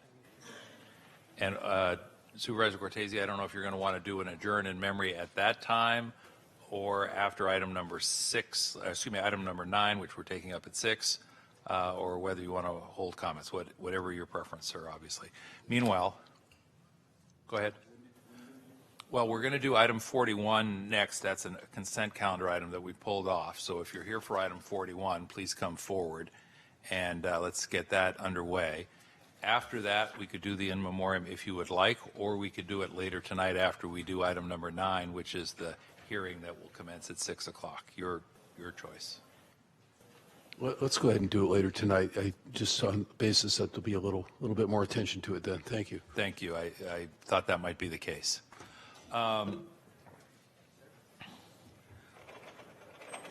Folks, rather than have you present, let me tell you the reason I asked for the item to come off. Mr. Marquez, you're here as the COO, and I know the county exec's trying to be in 3 places at once at the moment. So let me just express my concern. The TDM, the Transportation Demand Management Study, when was that expected? Weren't we expecting it by now? I think that was expected, I was told January of 2020, so next month.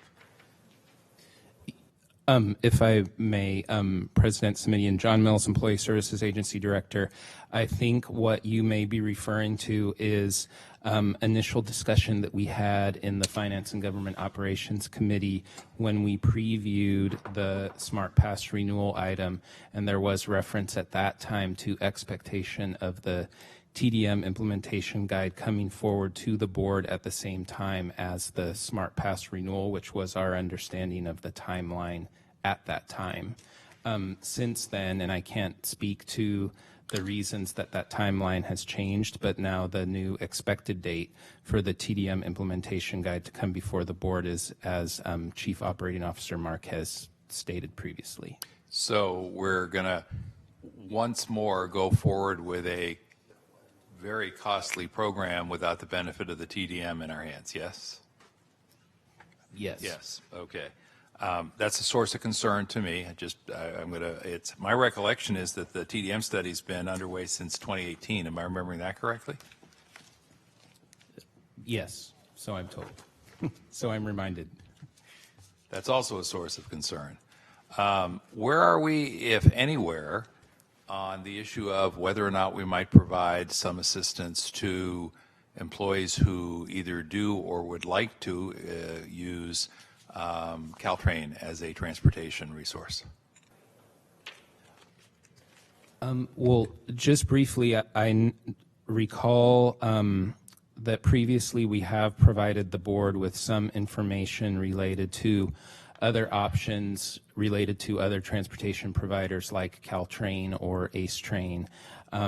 As the conversation went along, I know that we were looking forward to intertwining the recommendations of the TDM study to inform possibly some partnerships potentially with some other transportation providers in addition to the VTA Smart Pass.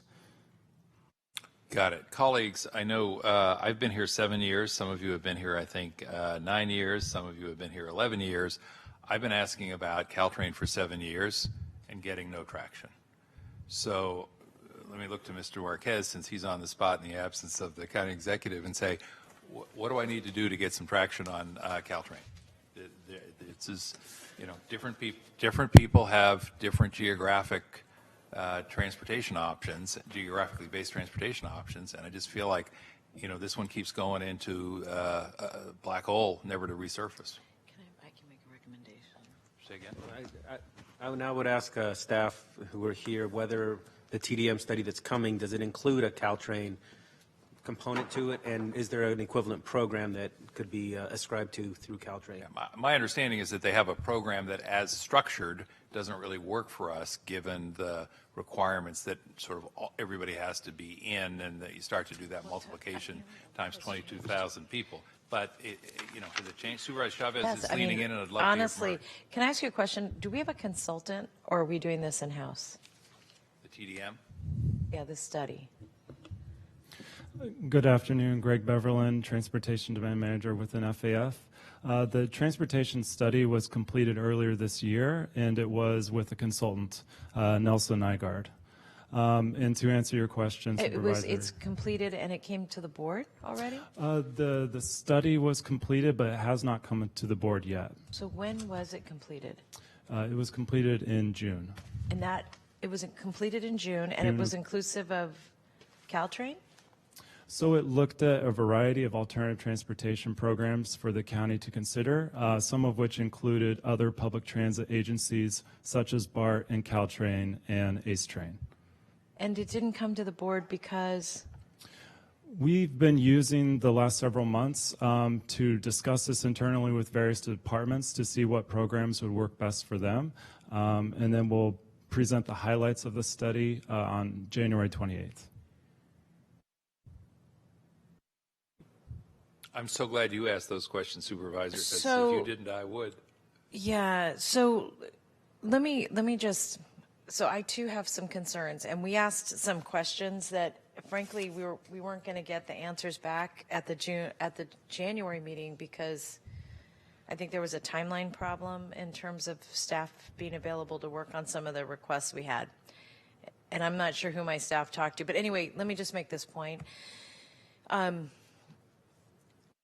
One thing that I do not know has occurred, if has occurred, because I didn't realize that we'd had a study that we were shopping internally. I think there would have been enormous value to bringing it forward. You've met with VTA to review the study already? We have not met with VTA regarding the study.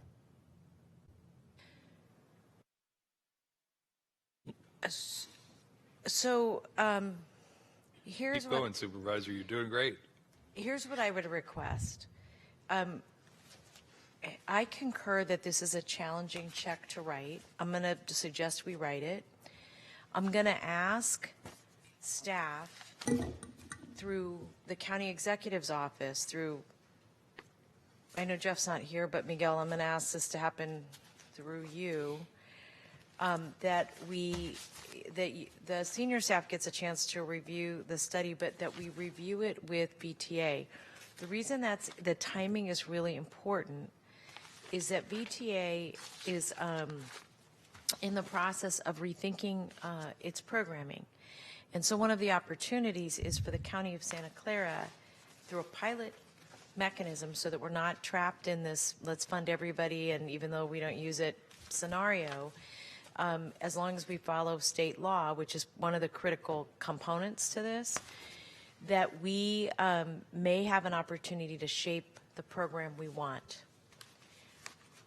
I'm concerned about bringing something back to the board without having those conversations. I think those conversations need to happen between really you or Jeff with Nuria, and then we can give some direction to staff. I think that it should come back on the 28th, even if those discussions aren't completed, at least for the board to get a chance to hear where we are and weigh in. And the reason Supervisor, the reason the question you asked about Caltrain is so important is that there is a lot of work being done on the with the Clipper card being able to be used for all sorts of things. And so one of the ideas that we've had is loading and I know Dave's been working at this at MTC, but is loading the Clipper cards so that there's flexibility in what the Clipper card gets used for versus, here, sign up in this box. So I think this is actually really good timing.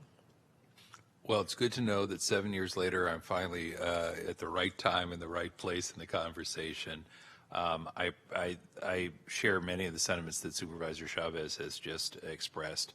I think one other thing I'd like to add to the conversation is understanding the desire to sort of shop the report around with our departments. If we only look at our existing employees, then we miss the opportunity to ask ourselves, could we be drawing talent from a wider geographic area if it was feasible and cost effective for people to get here? And are there people in South County, in Gilroy, who would be happy to hop on a train every day and get themselves up here? Are there people in San Mateo County who would be happy to get themselves on a train if they could hop on a baby bullet, get themselves to Diridon Station, get a little work done on the way maybe, read the paper, whatever, and they're pretty darn close at that point. So I want to ask very explicitly that folks think about not just our existing employees, who we obviously want to serve well, but about, to Supervisor Chavez's phrase, the being an employer of choice. One of the things that would make us an employer of choice is if people could get here. Given the current traffic situation, I think that's going to limit some of our possibilities. What I'm probably going to do in a minute is abstain, even though I agree with Supervisor Chavez, we need to take some action today in order to move forward. But it's the only way I can kind of register my continuing concern. And otherwise, I'm sort of faced with a catch-22, which is I can keep voting for something that I think is not getting the job done for us. Or if I vote against it, I can deny employees the opportunity to get some relief, which I don't want to do. So consider it a protest abstention when it gets cast. So I will move approval with the recommended steps that I just included, including that thing I raised earlier today, which was taking a look at the 121 Express bus, because I'm very nervous that's going to be cut, absent us intervening. Nuria is going to be here at 5, and so maybe, Miguel, you could just pop in, and John, if you're around, you can pop in, and we can just say hello to her and let her know what we're asking. Thank you. Thank you. We have a motion by Chavez and a second by Cortese. I have seen both lights on and off, and I've also seen people leaning forward and back. I don't want to cut off anybody who wants to be heard on this item. Any other comments, questions? Anything else from the talented team that is assembled before us? All right. Then we'll ask all 5 members to please vote on their screens. That having been done, we'll ask the clerk to display the results. And that passes 4-0 with 1 abstention for reasons as indicated. And we'll say thank you once again and look forward to some progress on all these items. Now, Madam Clerk, I believe that that covers all items for this morning/afternoon, and that we are now set to reconvene here at 6 o'clock sharp. Yes? All right. Then without objection and hearing none, we stand in recess until 6 p.m. Thank you all, colleagues.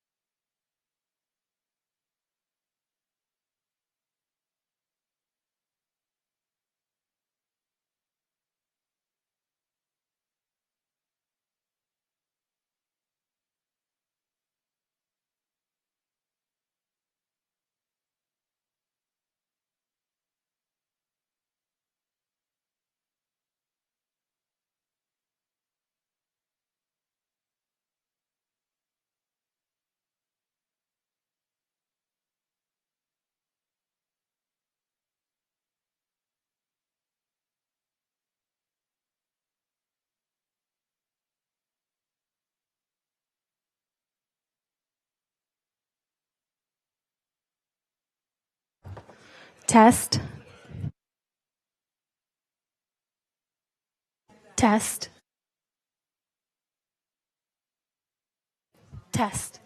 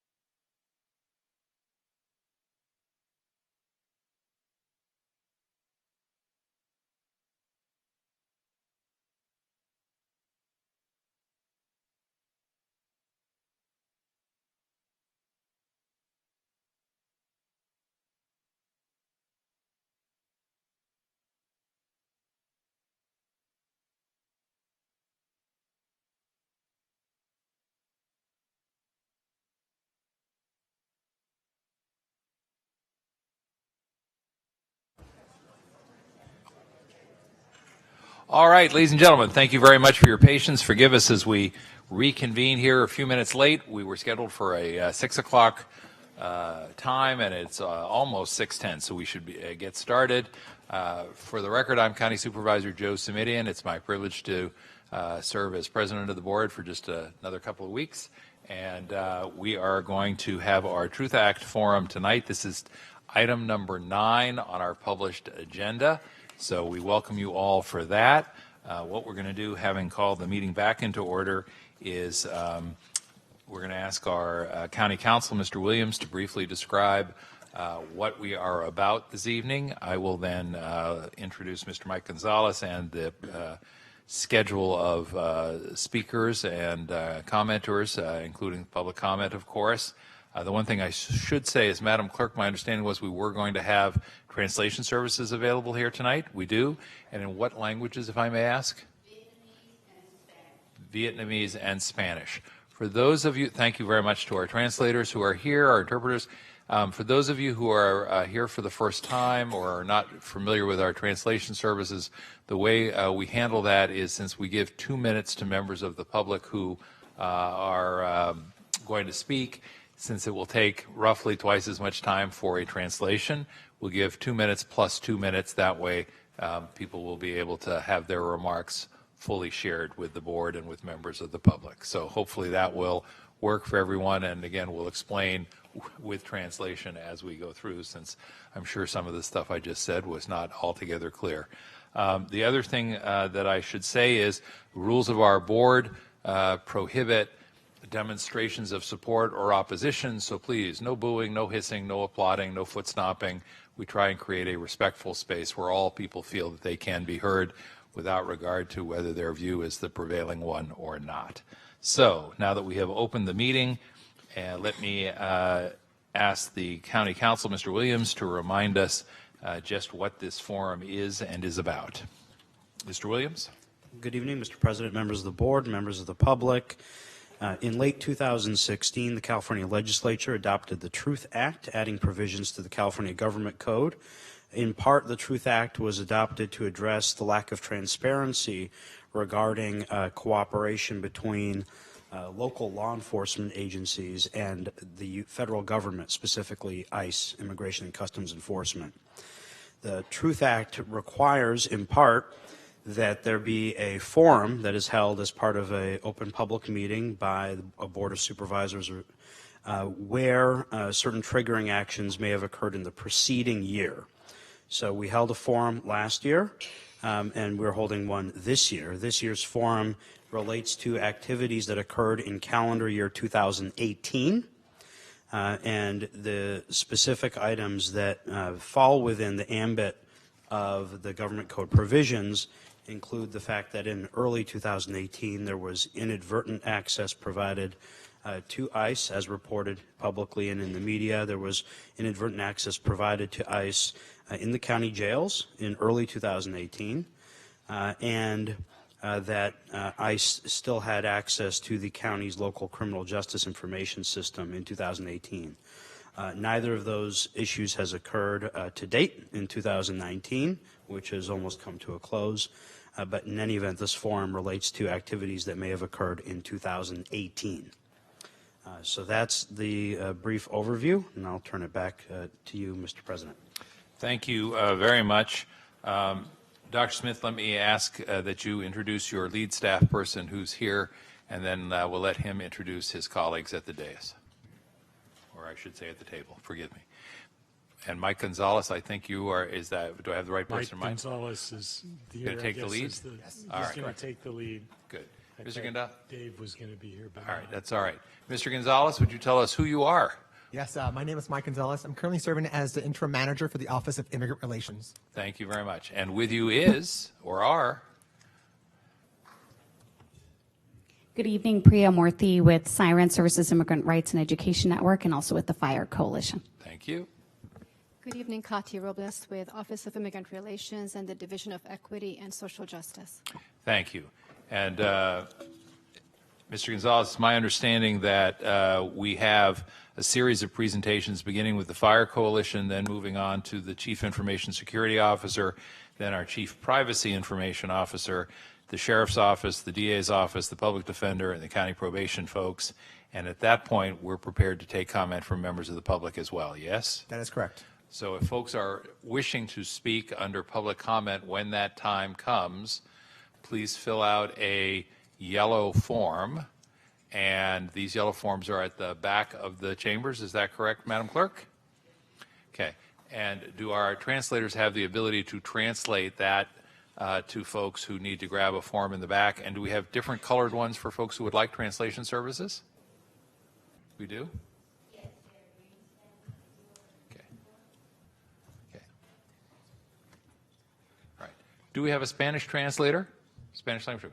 Would you please put the button on and speak to the crowd and let them know that if they would like to speak after the initial presentations, they should fill out a card, and that if they require translation assistance, the card in the back will be the, do I understand it's green or blue?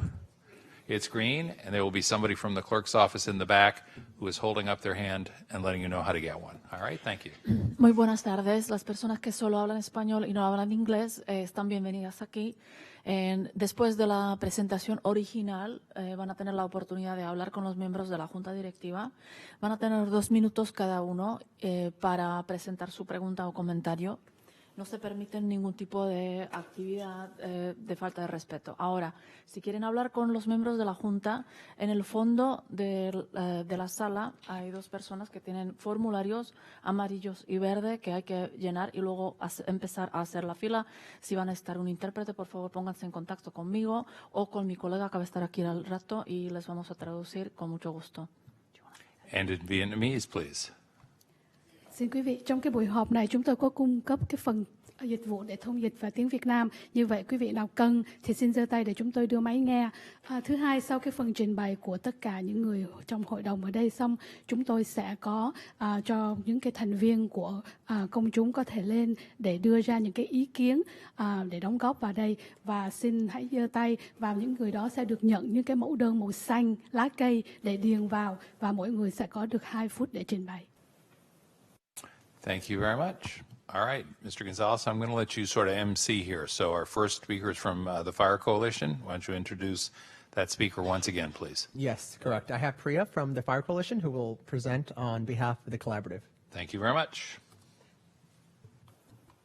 Thank you so much. Again, Priya Murthy with Siren and the Fire Coalition. First off, we very much appreciate the board creating the space today under the Truth Act Forum and making it accessible to the community by hosting it in the evening so that community members can hear about what has been happening within the county as it relates to incidents with ICE and also for them to participate and provide public comment as well. So thank you very much for working with the coalition to make sure that it happens the evening so that community members can be here. We do have a presentation, a brief presentation that we'll be walking folks through. As I mentioned, I'm representing the Fire Coalition. We are a network of organizations that are committed to protecting and ensuring that our local policies within our county not only protect immigrants, but ensuring that there is no entanglement between immigration and the criminal justice systems. As you all know, we were founded in 2010, and this is the main mission of our coalition. Some of the members of the Fire Coalition are listed, I think perhaps on the previous slide, include ourselves, Siren, Silicon Valley Debug, Asian Law Alliance, PACT, Pangea Legal Services, Sacred Heart Community Service, and Stanford Immigrant Rights Clinic, among others. By way of background and for the purposes of those who are in the audience, just wanted to provide a little bit of information regarding the Truth Act. Specifically, there are provisions within the Truth Act that ensure that there are some protections for individuals who may have an interaction with ICE, particularly in custody or in jail settings. So as you can see on the slide, prior to an ICE interview with an individual in custody, local law enforcement must provide a written consent form explaining an interview that may take place with ICE and that the interview is voluntary and that it may be declined or the individual may request an attorney to be present. In addition, addition, local law enforcement, if they do provide a notification to ICE regarding release dates and times, they must provide the same notification to the individual and their attorney. And of course, the reason why we're here today, a local legislative body must hold a community forum annually if local law enforcement does indeed allow access to ICE to any individual. And of course, we would be remiss if we didn't say how proud we are that here in Santa Clara County, we have protections that go well beyond state law, whether it is the Truth Act, whether it is SB 54, the California Values Act, or the Trust Act. And we're very honored that the board and the county administration has worked so hard to make sure that our immigrant community members are as protected as possible. And again, for the purposes of those in the audience, though I'm sure those on the dais know very well what our current policy is. As of 2019, our policy prohibits honoring civil detainer requests. It prohibits ICE access to individuals in county facilities or allowing them use of county facilities. It prohibits responding to ICE inquiries regarding incarceration status or release dates. And it also allows, within the sheriff's discretion, for adult transfers, working with ICE in those situations, provided there is a valid arrest warrant or an order signed by a judge. And again, we very much want to underscore our appreciation for the county earlier this year in making sure we had not only the strongest policy back in 2018, but an even stronger policy in 2019 to protect community members. We wanted to mention a few incidents that we were either made aware of in 2019 or, in 2018, or that occurred in 2018. And some of these were already mentioned by County Council earlier. The reason we want to share these is that despite the fact that, we have the strongest policy in the nation on paper and on the books, both in previous years and this year, we want to ensure that there's transparency regarding the robust implementation of those policies, because as strong as a policy is on the books, it all comes down to how it's actually implemented in practice. So as mentioned earlier, the Fire Coalition was made aware that in March 2018, ICE successfully entered the Elmwood and the Maine jails. There were numerous attempts, from what we understand, where ICE was attempting to gain entry into those facilities. According to our conversations with the sheriff, there appeared to have been a training issue, and officers were not familiar with the types of badges that ICE agents may use, which is how they were able to get in. As a result, 4 individuals were interviewed by ICE in violation of our policy at the time. Public comment, during public comment, folks will elaborate on this further. We recognize that the sheriff has indicated changing entry procedures for law enforcement and for county jails, but we want to make sure that there's further information to make sure that these types of incidents don't happen again. Another incident that we wanted to alert the community and the board and county staff to involves a case that actually occurred in 2017, but we found out later on through some FOIA requests through one of the members of the Fire Coalition, the Immigrant Legal Resource Center. And this involves probation. What occurred there is that a deportation officer inquired with probation about whether a soon-to-be released individual would be on probation. And the probation officer had provided information to the deportation officer, including their employment information, emergency contact information, mailing address, phone number, and days and times for standing probation appointments, as well as the address and the entrance for probation appointments as well. In addition, they provided information regarding the mailing address and last known residence of the individual. We were very glad to see that Chief Garnett put a stop to this promptly once she was made aware of it, but this instance underscores how important it is that there's robust implementation, either when there is perhaps not properly trained staff within these agencies, or in certain instances, which is possible, where there may be rogue officers within county agencies as well. Briefly, although this may not necessarily relate to what's within the county's purview, because we know how important this is to all of you as it relates to making sure that we don't work with ICE and want to limit the deportation of community community members and protecting them, we did want to share some trends that our organizations have been seeing as it relates to ICE activity. One is that we have gotten reports from the community that there are ICE arrests and ICE presence that occurs outside of county probation. We've also heard reports of ICE arrests and presence in or near courthouses. And of course, we know that's within the state's purview, not the county's purview, but wanted to make sure you're aware. And there are also reports and calls from individuals arrested by ICE soon after they're released from custody or after appearing in traffic court. And finally, unfortunately, we continue to hear reports of ICE arrests occurring outside individuals' homes or while they're driving to perhaps take their children to school or go to work. In terms of what you'll hear from public comment today and also some specific information we're hoping to get from the county agencies who will be presenting before us all today, we do have some specific questions that we hope will shed some light in terms of both ensuring transparency and accountability in compliance and adherence to our county policies and state laws. So specifically, we are hoping, especially from the sheriff and probation office, how are county agencies implementing and ensuring compliance with the county's current policy regarding communication with ICE? How often are county agency staff trained regarding our policy? If violations of our policy occur, is there a reporting mechanism and how is it resolved? And how many ICE requests for holds, notifications, transfers, or attempts for jail access did county agencies receive in 2018? And how is this information tracked and reported to the public?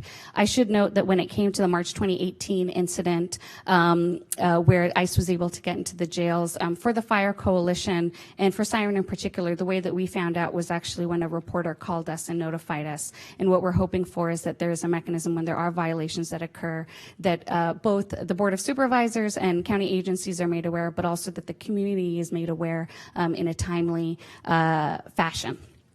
Next slide, please. In addition, beyond... Excuse the interruption. Are we getting close to wrapping up? I believe I have 30 seconds left. You do, and so I'm asking, are we getting close to wrapping up? Thank you very much. This is the last slide. And so in addition to some of the questions around protocol to ensure adherence with our local policy, we also want to make sure our databases are as protected as possible for the immigrant community. We understand that there has been conversations within the county about elimination of the place of birth field within CJIC, and we understand this is within Sheriff's purview. We've had conversations with different agencies for well over a year and are hoping to get information around the status of this effort. And secondly, we also understand that there's going to be an overhaul of county databases and the jail management system and would appreciate information about what the community engagement process will be. I will stop there. Thank you. Thank you so much. Colleagues, that completes that first part of the presentation. Can I ask folks if they can hold their questions until we make our way through the entire program? So, Mr. Gonzalez, I believe next up is the Chief Information Security Officer. Is that correct? Correct. Justin Dietrich, I'd like to call up. All right.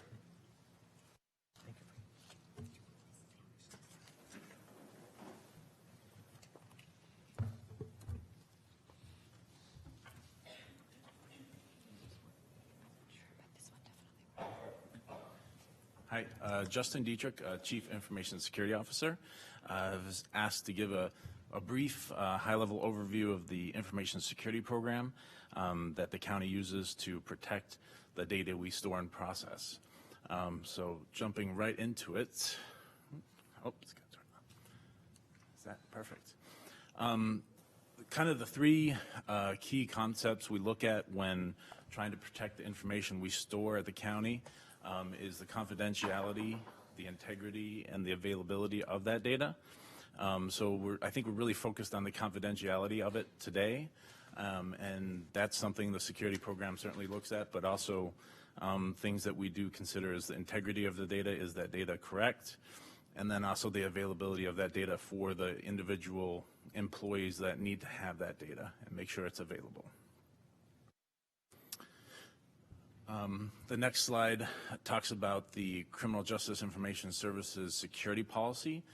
This is the policy that the Information Security Program uses when trying to protect criminal justice information.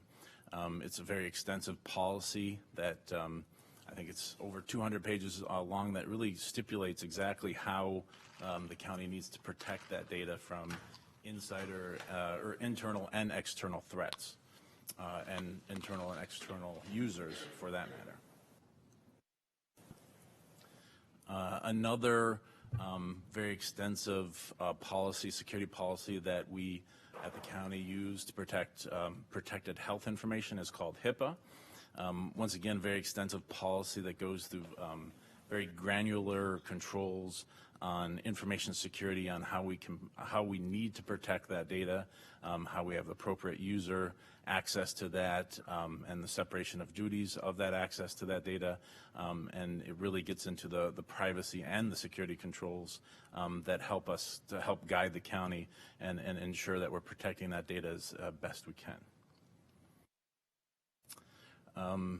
So the things that the information security team itself uses to guide our information security program is the National Institute of Standards and Technology, which is short for NIST, or vice versa. It's a cybersecurity framework, and it really has about 5 key functions that we use to make sure that all the data is protected from external threats. The framework goes through each key function from identity, protect, detect, respond, and recover.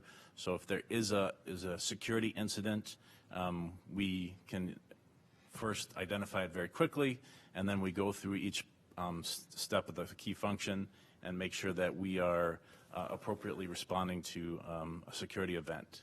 And each one of these functions, within these functions, has different maturity levels, and the county is always striving to increase its level of security maturity. So that's one of the key function, or the key standards we use for the program.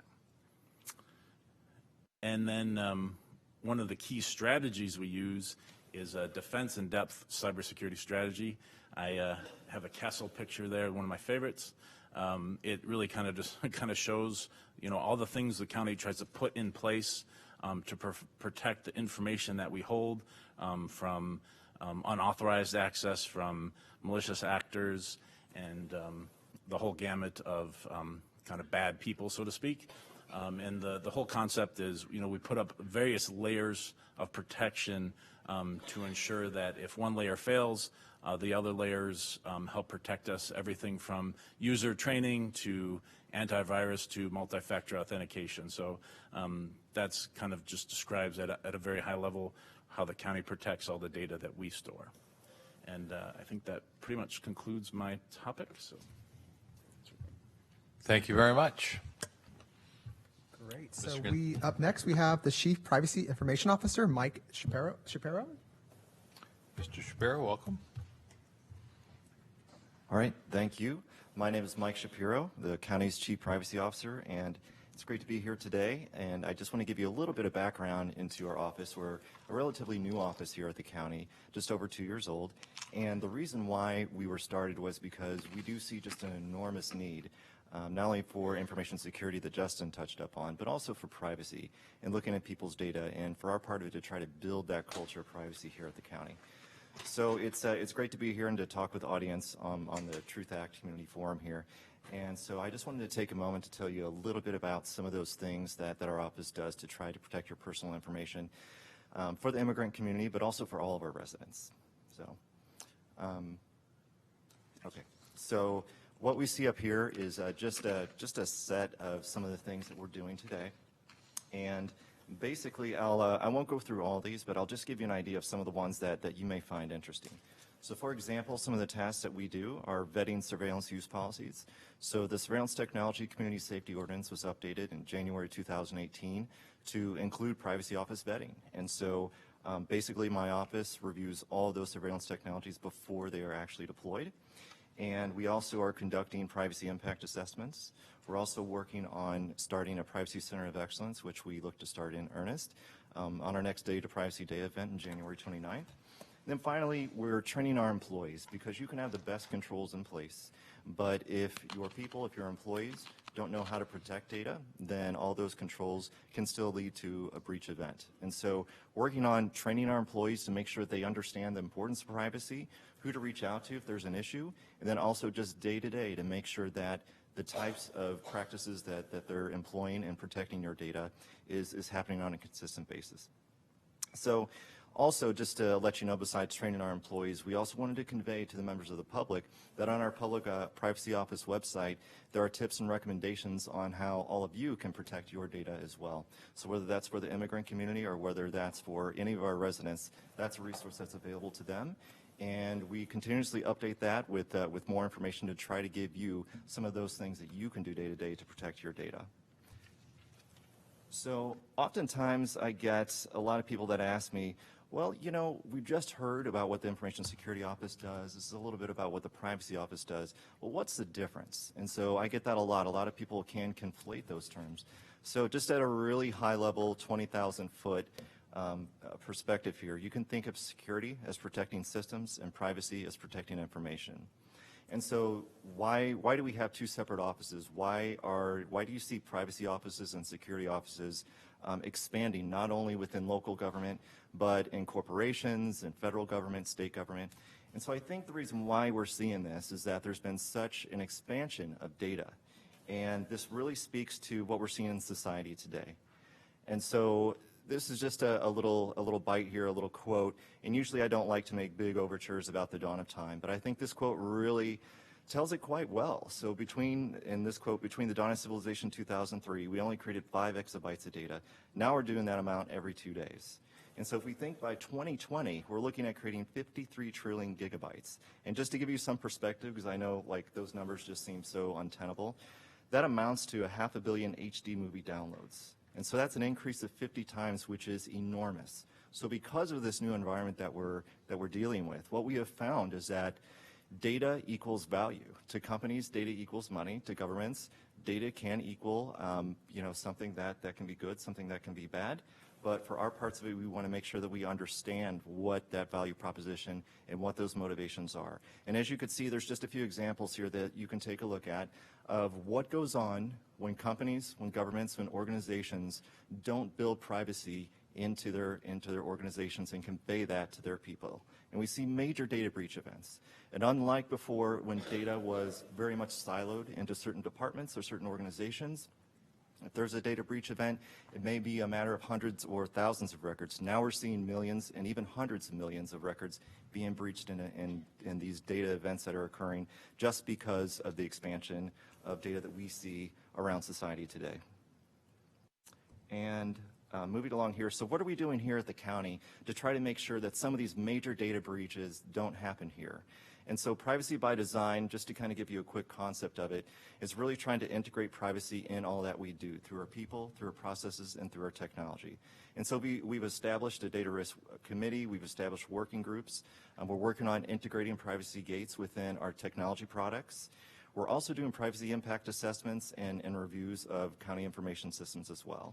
And so by doing all these things, our hope is that we're trying to catch these gaps up front so that it doesn't lead to data breach events later on. And so just to wrap up here, this is a particular slide that we try to convey to all of our employees. We present this in training just to make sure that whenever they're planning a new IT project, for example, that they're considering privacy up front, that they're reaching out to our office and getting us involved from the get-go instead of after the fact. And that we're working with them to make sure that privacy is integrated in everything, not that we do, but that they do as well. And then finally, to reach out, whether it's to county council, to their compliance contacts, or even to us, to make sure that if they think that there's an issue, that they can reach out to us. And we've kept very much an open door to do that. And in fact, it's been really fascinating. Over the past couple of years, it went from a situation where people didn't even know we existed, and now we are certainly getting emails and calls quite frequently from employees saying, Mike, I think there could be a privacy concern here. I think we need some kind of review. And sure enough, it's been really wonderful to be integrated with the rest of the county in that way. And so all this really goes to the effort that we're doing to protect all of your data, of the immigrant community, of marginalized communities, and of everyone, to make sure that these breach events don't happen and that we understand our responsibility to protect you every day. Thank you. Thank you very much. Okay, so up next we have, thank you, by the way, Mike. Up next we have the Office of the Sheriff. On behalf of the office, I'm inviting Sergeant Jaimes to come on up for the report. Sergeant, welcome, and we should note that the sheriff's also in attendance, and we appreciate her participation. And also Assistant Sheriff Eric Tyler. Welcome to you both. Good evening. My name is Sergeant Suhei Jaimes with the Santa Clara County Sheriff's Office. And I'd like to give you a brief overview of our unit, the Notario Fraud Unit, as far as what we do for our immigrant community within Santa Clara County. Everyone always ends up asking us, what does notario mean? Notario means notary public in Spanish. In other countries, a notary is actually a specialized attorney. So when Spanish-speaking individuals seek assistance with immigration services and see notary, they believe they are receiving services from a trained professional. Therefore, fraud, deception, confusion, and misrepresentation in immigration services has pushed to coin the term notario to refer to anyone who is illegally practicing law. Our unit has traditionally been staffed, with one sergeant and one detective, tasked with investigating any immigration service fraud case within Santa Clara County. A big area of concern are those working as immigration consultants who are governed by the Immigration Consultant Act. The field is unregulated. There are no price caps on service fees, no training required, and immigration consultants are only supposed to assist with filling out immigration forms, but most, if not all, will cross the line and provide legal advice. So although laws and regulations exist to protect vulnerable immigrants from unscrupulous providers, no entity within California actively verifies compliance except the Santa Clara County Sheriff's Office. Our Notario Fraud Unit visits all locations advertising immigration services to confirm compliance with the Immigration Consultant Act. We try to educate, inform, and seek criminal charges for those who blatantly disregard the law. This year we made tremendous progress. We increased our staffing to include a community worker tasked with communicating with the public for continuous outreach. We worked with a Vietnamese-speaking sergeant who assisted in expanding our unit into the Vietnamese community to identify fraudulent locations, ensure compliance, and educate the community about notario fraud. To give you an example on notario fraud, I'll use a following case. In 2016, the Notario Fraud Unit issued a press release on a notario case involving a disbarred attorney. This particular victim called the Sheriff's Office Notario Fraud Unit phone line to report that he believed he was a victim of immigration service fraud, but by a different provider, Mr. Gerardo Dueñas. The victim initially believed Mr. Dueñas was more than capable of completing his immigration paperwork based on a referral from his coworker, the representation Mr. Dueñas made to him, claiming to be an ex-immigration officer, and the assurances he made. The victim paid $3,200 for immigration services. Mr. Dueñas incorrectly completed the initial application, promised additional services, but was now avoiding the victim's phone calls. The victim met with an attorney who told him that if he followed Mr. Dueñas' advice, he would end up deported based on the limited services application mistakes and incorrect advice given. After multiple search warrants and at the conclusion of our unit's investigation, we interviewed approximately 21 victims who were all victims of immigration service fraud by Mr. Dueñas. We obtained an arrest warrant for charges of grand theft and being an unauthorized immigration consultant. This case recently adjudicated, and Mr. Dueñas was sentenced to 6 months county jail, 3 years formal probation, and approximately $45,632 in victim restitution. Mr. Dueñas is currently in custody, and his San Jose office is now closed.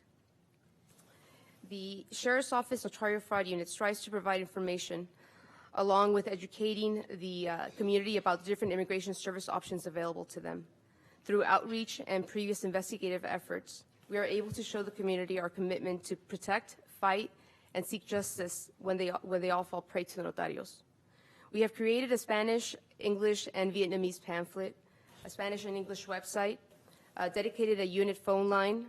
We provide presentations whenever requested, which includes in the evenings, and we always ask that they share the information and contact us if they believe they need assistance.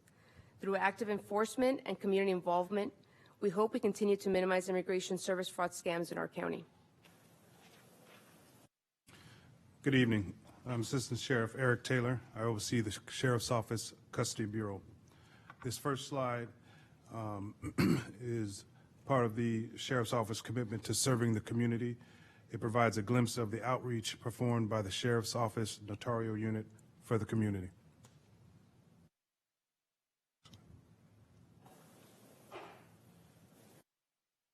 The Sheriff's Office acts as a pass-through for CLETS access for law enforcement agencies, including ICE. However, the good news is, effective today, ICE terminated their agreement with the Sheriff's Office for access to CLETS. Excellent.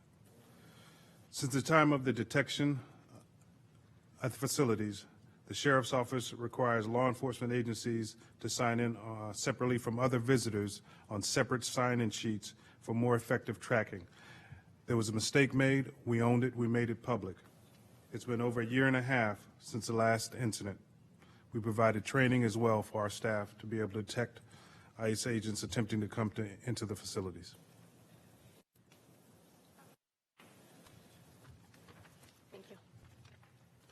All right, well, thank you, Office of the Sheriff. Thank you so much. All right, up next, we have Assistant District Attorney David Angel. Can you please join us in front?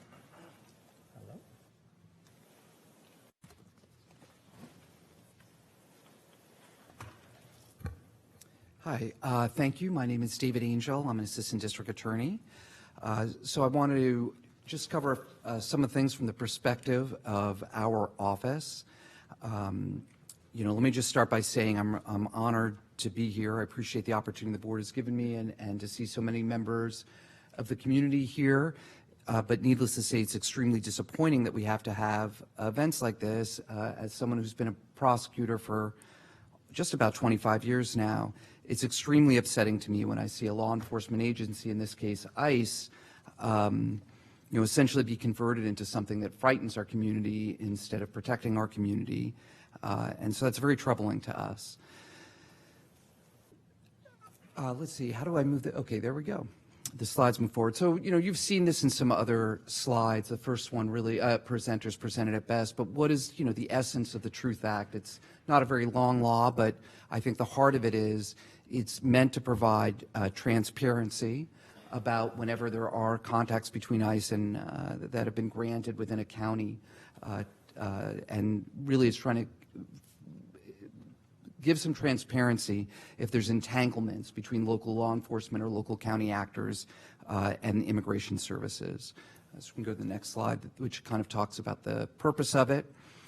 So let me just start off with something really simple. So how often has the Office of the District Attorney provided access to ICE to individuals? And the answer is really simple. It's zero. We haven't and we don't. My next slide will show how many times we've collaborated with ICE in terms of deportation. And the answer again is zero. That just hasn't happened. My next slide, well, when do we work with ICE? Well, never on immigration issues.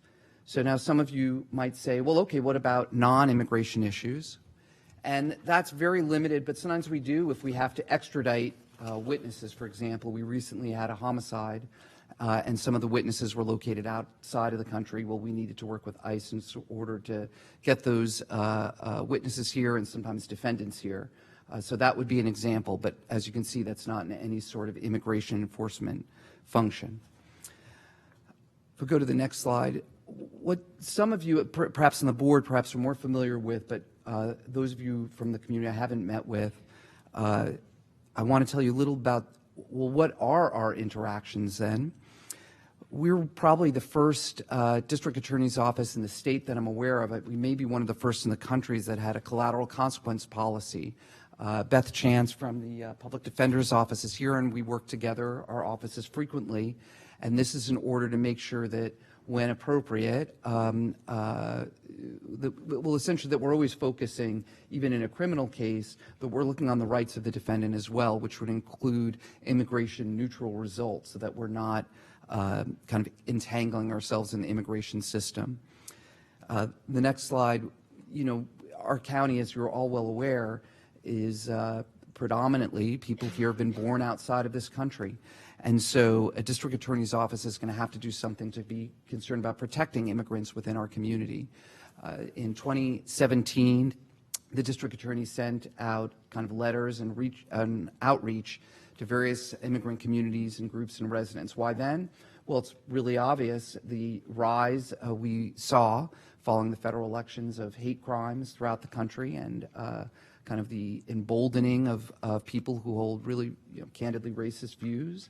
And we knew that people were going to be frightened, and we wanted to make sure that they weren't. One of the units that I'm proud of here, and I feel like I can't thank the board enough, we're lucky to be one of the few counties where a board will fund community prosecutors. If we flip to the next slide, our community prosecutors are embedded within community. So as the sheriff pointed out, there's notario fraud. Josue, who you'll see there in the middle, he's one of our community prosecutors. He's done some crazy number, I mean, tens of thousands of cases that he personally has worked on and done. I remember way back when I was doing trials, real estate fraud is another case where you typically have affinity groups that are targeted, so you need to have open areas of communication. And naturally, we all know too much about the hate crimes that have happened in this county, always, and certainly over the last few years. So the next slide will say, what's the problem? So what do you do when members of your community are too afraid to go to you for help, right? Because you shouldn't need to do these things, but we do. And I think the solution is twofold, as the next slide will show. You go to the community and you try to build trust. I have a few slides that will just illustrate in the last year various things. These are actually faith-based organizations that the DA was at, and of course we're out to various CBOs and so on. All right, so that's a little bit about both. I wanted to give a very clear message of when we cooperate with ICE and immigration, and the answer is zero, and how often we've provided access or things like that. Again, zero. I want to talk a little about the things we do, not just what we don't do. But we were also asked to talk about data a little bit. Well, you got most of the information. I mean, you got an overview. But I want to remind people that criminal justice information is considered the most secured and protected form of data. And we just don't release it absent, court orders or other documented and legally required reasons. I mean, it's just not information that is disclosed. Let me cap this a little bit. Well, demographic data is part of most police reports. So, the reason for that is often, the police don't know who the suspect is, and so you're going to give various descriptors. That's going to give demographic data usually. Country of origin, I'll tell you, I've never seen that as in a police report. I'm not saying it doesn't exist, but I just don't see country of origin as normally being captured there. But in any case, any data that we do have is going to be highly secure. Next slide. As I said, there's going to be highest legal protections. We do not turn that data over even to public record or FOIA acts. It's considered confidential data, meaning it requires a court order for it to be released. Next slide. We also have operational protection. And what does that mean? That means every person in the DA's office, myself included, just went through trainings and regular trainings. We have security clearances, even for custodial staff. When I say even, I don't mean because they're less important, but I just mean how deeply it penetrates. It's not just the lawyers and the paralegals and the secretaries, but even people in coming after hours. We have to make sure of security clearances because of the presence of that data. If somebody has a computer in which they can access that data and it's in a public place, we have screen protectors put on them so that people can't, shoulder surf and look over. And we have audit trails. The next slide. Essentially, this is, to give you some reassurances, we have the highest level of encryptions, both at rest and in transit. We also have physical access controls, meaning people just can't get into a building. It's a secured building. I mean, they can get in, but it's a secured building. You can't just wander in. We also work with TSS, who presented earlier, about area network and voice communications to make sure we have security that way. Next slide. We have very strong firewall protections. All our contractors and vendors also go through security clearance and audits. Next slide. I'll skip this one. Next one. I mean, the bottom line is we have very high level of protections and trainings, and I will add we have regular audits, and that includes for even my people on my teams, meaning we will regularly audit to see if there were accesses to data that could not be, that were not justified for a legitimate official purpose. Next slide. And so the term you may have heard is need to know, right to know. So first of all, you have to have a right to have this information at all, which is very controlled, and then you have to need to know it. There has to be some official purpose for it. Next slide. So that's, in essence, a summary of how we try to protect the confidential data we do have. And I see they took off the question slide because that'll come later. And my contact information was up before. If any of you don't have it, you can, it seems to me, I think you just Google our homepage, and I must be the first name that comes up. So you can access me that way if you can't get this down in time. Thank you very much. Mr. Gonzalez, who's up next? All right. So next up, we have the Deputy Public Defender, Beth Chance. Welcome. Good evening. Thank you. Although we are not a law enforcement organization, we appreciate the invitation. Because of our relationship with our clients, that we're representing them in criminal matters and some immigration matters. We want to assure the public that all immigration data are protected by the attorney-client privilege. We do not disclose that data unless it's necessary in the course of our representation and with the client's consent and if it's in their best interest. And we appreciate the feedback from the Fire Coalition on all of the fact-finding that they do in this area and the incidents that were cited that the community, county council, and the sheriff's office immediately brought those to our attention so that we could go and interview our clients in the jail and get all of the details about that interaction so that if it was relevant to their immigration cases down the road, they would have a contemporaneous report of that interaction. We are open to any suggestions, criticism, or questions. Please feel free to contact me, Beth Chance, at the Public Defender's Office if you have any. Thank you. Thank you. Thank you. Up next, we have Assistant Chief Probation Officer Jermaine Hardy.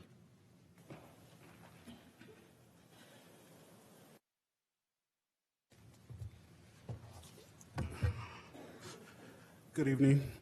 My name is Jermaine Hardy. I'm the Assistant Chief Probation Officer for the County of Santa Clara. As stated in the legislation, local law enforcement agencies include agencies that operate juvenile detention facilities or monitors conditions of probation or parole. After the 2017 incident in which information was shared, the Probation Department created a protocol which prohibited all our staff from disclosing information to individuals that contain personal information, communicating with ICE regarding probation status, also addresses and work locations. In 2018, there were no ICE holds or transfers requested for youth in our juvenile facilities. Probation did not provide any information regarding individuals being on probation or being released from detention facilities. In addition, there were no individuals in our detention facilities that were interviewed as well. Probation did not provide information regarding dates and times of probation check-ins. There's one incident we did have in 2018 in November. This is the one incident where probation is allowed to cooperate with ICE. They produced a criminal warrant, and the warrant was served at the probation department, and that was the only incident that year. As far as implementation, as said earlier, the chief did put to a stop of the sharing of information with ICE agents with the memorandum that went out to all staff. We actually are in contact with county council and discussing creating a written protocol and policy to add to our procedures manual. And if there are any violations, reports can be made to our internal affairs unit. We have citizen complaints forms, both online and hard copies at the office at our 2314 North First Street location. Thank you. And I believe I'm the last speaker, so yeah. If you have any questions for me, I can stay here. Colleagues, we do have cards from, I think about, let's see. One moment, please. 15 folks who would like to speak. Would you like to ask questions of the panelists now, or would you like to hear from the public first? All right. If we can ask our various panel members to hang in with us, Mr. Gonzalez, that would be helpful. Thank you to you all. Thank you, everybody did a nice job of trying to provide a lot of information in a relatively short period of time. Appreciate that. I'm going to call out the names and ask you to come on up, and we're going to allow for up to 2 minutes to speak. If you can and would like to use less, feel free. We have a card, and I may mispronounce or misread some of the names, and just my apologies in advance. I believe it's Phuoc Thang, followed by Gabriel Monrique, followed by Jeremy Barus, followed by Paulo Orozco, followed by Juana Villapando, followed by Socorro Montano. And then there were others, but why don't we start with them? Why don't you come on up, sir? Welcome. And there is a microphone built in there. You just can't see it. But if you speak up loud and clear, we'll hear you. Hi, my name is Phuoc Thang. I'm with Viet Unity. I've lived in San Jose for over 35 years. I don't think it's fair that the Sheriff's Department is sharing or letting ICE into our jails. People's and their families' lives are in their hands. They said it's an honest mistake. But if I made an honest mistake, I would be punished and get thrown in jail or have to pay a fine that's probably 2 weeks of my pay. I feel they need to be held to a higher standard. Thanks. Thank you. Next speaker, please. Come on up.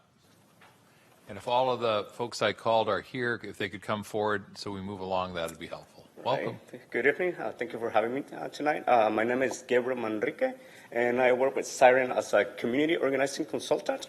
And so pretty much I work with the immigrant community. And one of our concerns with the immigrant community is having the place of birth on the CJ and intake form. And so we're, as a community immigrant, we would like to know if there's any status on removing the place of birth from the CJ and the jail intake form. Also, if there's what's the status of the overhaul of the jail management system and the CN and overall of the databases, especially considering the political atmosphere we have been living in the last 3 years. So there's more than one reason that the immigrant community is fearful, especially when they hear that, like the county or the police is working with ICE, even though they might not be true, but there's a lot of fear. And so a lot of times the community is losing, that trust that the county and the police agencies have built with the community immigrants. Another thing we'd like to know is there a community input process in the overhaul of the new database systems? And if there is, we would let you know if we can take part of the community and especially part of the process, if there's any, if that is being put into the process, especially in the system. And also, we would like there to be a public education process by both county IT and sheriff IT department to help the community understand how data is shared across the various county systems and how they feed into state and federal databases. Thank you, Mr. Manrique. Jeremy Bruce, and then Paulo Orozco. Welcome. Good evening, President Samidian and the Board of Supervisors. My name is Jeremy Barus, and I am the Director of Civic Engagement at Siren. This last spring, the Santa Clara County Board of Supervisors took bold and necessary steps to keep our county civil detainer policy in place. And now we need all county agencies to do their part to implement it. We came to know last year probation officers were informing ICE officials of appointment times for non-citizen probationers. The incidents where ICE was being notified on probation check-ins breaks the trust in the community. So we need to use this forum to ask important questions. How has the protocol changed? Is ICE still requesting information? Was there a retraining for probation officers? Has ICE been spotted outside the probation ever again? Last year, ICE was able to enter the main jail and Elmwood facility and request interview detainees. Even if the incidents in 2018 resulted in no apprehensions from ICE, knowing that ICE was able to access the jails and have access to the interview individuals breaks trust within the community. So we need to ask important questions. What does notario fraud have to do with ICE breaking into the jails? We would like to place the birth field removed from the county sheriff's CJIC database. We would like for there to be public education process by both county IT and the sheriff's IT department to help the community understand how data is shared across various county systems. Thank you to the Board of Supervisors as Santa Clara County continues to be a national leader in separation between law enforcement and ICE. Let's continue to hold up our end of justice. And if we want to truly create a welcoming county for everyone, we need everyone to do their part. Thank you very much. Next speaker, please come forward. Welcome. Good evening. Good evening. My name is Paulo Rosco. I'm a student at DCP El Primero and a member of Sacred Heart Community Service Immigrants' Rights Committee. Santa Clara has been a leader in having the most clear separation between local law enforcement and ICE since 2010. The most recent reiteration of the conversation around detainers makes it clear that Santa Clara is a leader and will continue to lead the support of immigrants and refugee rights. However, in 2018, ICE has been able to enter main jails, Alum Rock facilities, and request interview detainees. For 2018 incident, we would like to know, was everyone involved in the interviews and notified that they could refuse to be interviewed?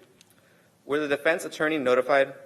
Was the information given in the preferred language of the individuals? Were any of them further sought out by ICE? We would also want to know, how was the protocol changed since the new revision of the policy 3.54 for the following ICE in the facilities? Thank you in advance for your answers. Thank you. Next speaker, please. Hi, my name is Socorro Montaño. I work at Sacred Heart Community Service as an immigration rights community organizer, specifically with our Immigrants' Rights Action Committee. We want to emphasize that even though we do have this great policy, arrests and deportations are still happening in Santa Clara County, and we need to close that loop so that ICE isn't able to track people and deport our community members. When some immigrants are arrested, they often get picked up by ICE soon after and end up missing their court dates, which result in a bench warrant. Family members are left wondering what will happen to their loved one in an immigration court and in the criminal justice system. The county needs to provide more support to individuals and their families in this situation. Additionally, I think going forward, it's important that Truth Act forums always happen at an accessible time in the evenings and with more than 30 days notice. It should also happen earlier in the year so that we're not coming to the end of the year and then dealing with these violations that are over a year old. Thank you. Thank you very much. Next speaker, please.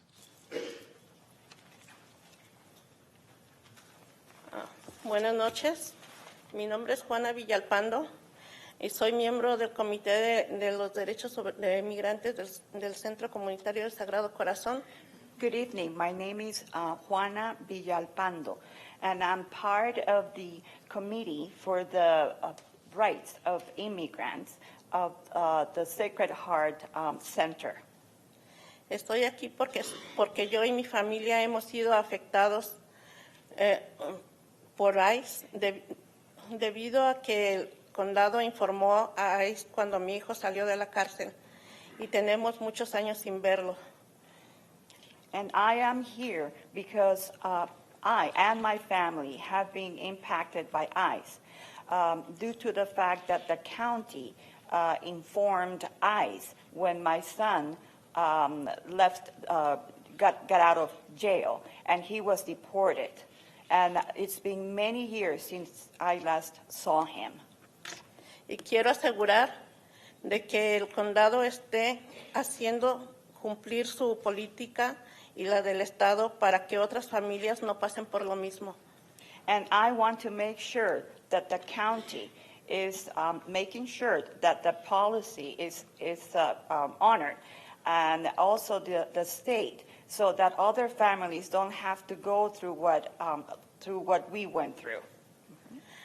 Sobre el incidente del 2018, cuando ICE entró a la cárcel, me gustaría saber. And about the incident in 2018, when ICE got inside jail, I would like to know. ¿Qué tan seguido entrenan al personal de la cárcel sobre la política 3.54? How often are the staff, the jail staff, is trained about the 3.54 policy. ¿Qué pasa cuando una persona es trasladada de un condado que honra una condena de detención, de una orden de detención? What happens when an individual is transferred from a county that honors the arrest warrant? ¿Y cuántas veces ha intentado ICE entrar a las cárceles después de mayo del 2018? How many times has ICE tried to enter the jails since May of 2018? Necesitamos urgentemente que el sheriff conteste nuestras interrogaciones.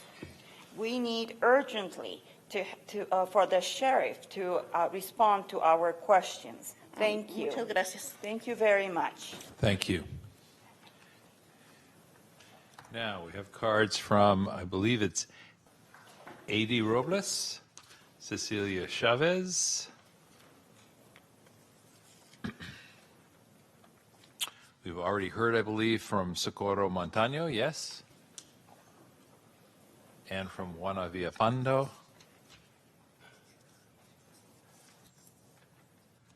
And we have a card from Jennifer, Rebecca Armendariz, Samina Usman, and Samuel Thompson. Please come on up. Don't worry about the order. If you tell me your name, then I'll know who I can check off. Hi. Hi. First and foremost, thank you for taking the time in the afternoon to hold this forum. Thank you for all the agencies who presented and who helped put this together. And my name is Cecilia Chavez. I'm with the Silicon Valley Debug and a co-lead of the Fire Coalition. So you've heard a lot of the questions that we have been pondering about for the past couple of years. And a lot of them mentioned by the public. We definitely want to emphasize that we don't want this forum to be a checkbox for you all, that this is something that's mandated by the state and let it be there. These are real questions that we have by the community, and we'll definitely be following up with whoever is willing to listen and whoever is willing to grant us meetings, and because we really need these questions, because although we applaud the board for having the best civil detainer policy that we help support. Thank you, Supervisor Wasserman, for that grade, and Ellenberg, all the board members. But we definitely don't want the community to fall back and feel like this is just a checkbox in your guys' agenda, that these are real questions, because these are real lives that are in jeopardy daily. There's been correct me if I'm wrong, Rockford Response Network, like 80 arrests in the year in the county by ICE of our immigrant community. So ICE is getting this information somewhere, and we want to close the loop on that. So thank you. Thank you. And it was Ms. Robles, yes? No, this is Ms. Chavez. Thank you. Next speaker. Good afternoon, board members. Thank you for having this forum. My name is Rebecca Armendariz, and I'm here on behalf of Caras in South County, representing Gilroy and Morgan Hill.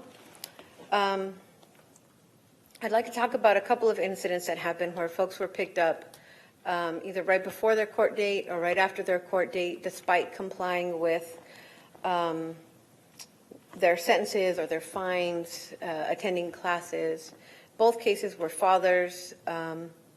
One case, Dad had his daughter taking her to preschool, and he was surrounded by ICE, and he and his brother were taken immediately and deported, and his 4-year-old daughter sat in the car while her mom came to get her. And it was a very traumatic thing for the 4-year-old to see her father being taken away while he was taking her to preschool on his way to work. He was complying with his court mandated alcohol treatment classes, or AA. He was getting his paperwork signed, and he had almost completed the 8 months of classes when ICE came and picked him up. And so his wife, one of the first things that she told me was, I regret reporting the abuse that I had been getting. I regret calling the police. I regret because now my family is separated, and all the work that we've done, gone to church together, gone to therapy, gone to these classes together, it's all for nothing because now our family is still separated.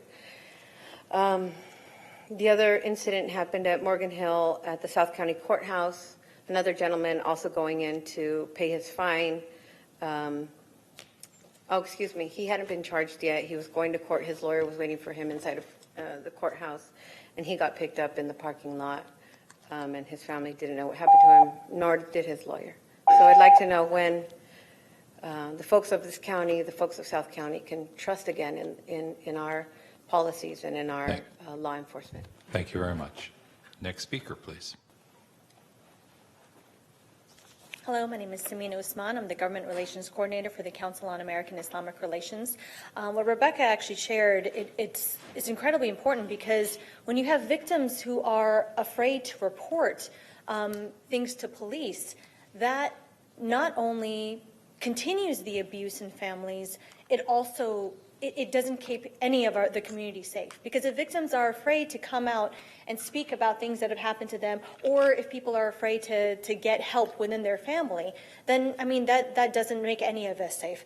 And so these violations, these incidences, such as the one that resulted in 2018, that resulted in no apprehensions from ICE, knowing that ICE was able to access the jails and have access to interview individuals breaks the trust within the community. And then when ICE was being notified on probation check-ins, that also breaks the trust with the community. And it defeats the purpose of the probation office because the probation is supposed to know where their clients are at.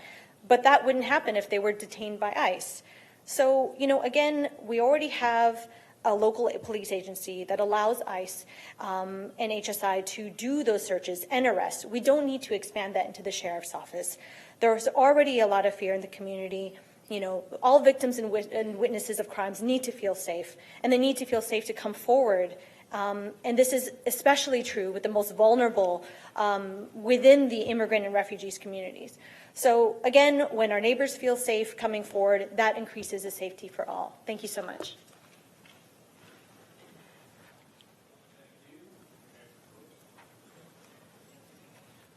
Thank you. Next speaker. Welcome. Hi, my name is Jennifer Weiskol, and I am a resident of San Jose, and I have been victimized by the socially abhorrent and corrupt, inhumane practices of ICE. I know firsthand the devastating effects, the harsh ways this system, which tears apart innocent families, including mine in March 2019, when ICE officers terrorized my friend and roommate. I was deprived of my blooming education.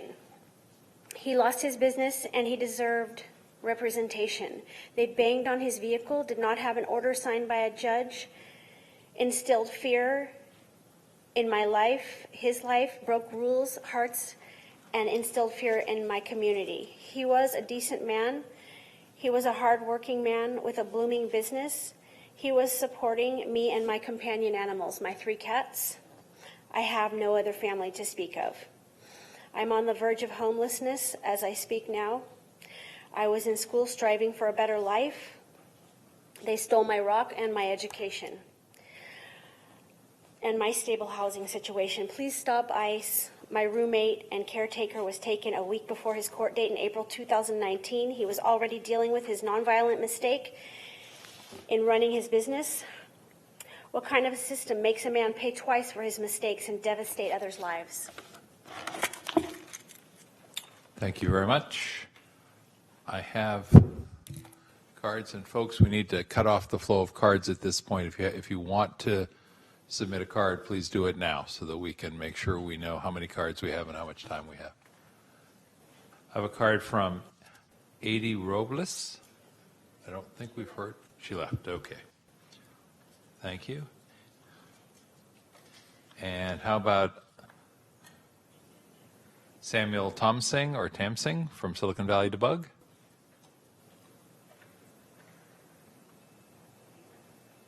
Not here. Okay. And then I have card from Pete Weiss and from Ruth Silver Taub. And last call on cards. If you have a card, it needs to go to the clerk at the back, who's going to raise her hand even higher. Thank you, Tina. Good. All right, then we have two more speakers, and we welcome you. Pete Weiss to be followed by Ruth Silver Taub. Welcome. Hi, good evening. My name is Pete Weiss. I'm here with Panjay Legal Services and the Fire Coalition. Thank you for being here in the evening.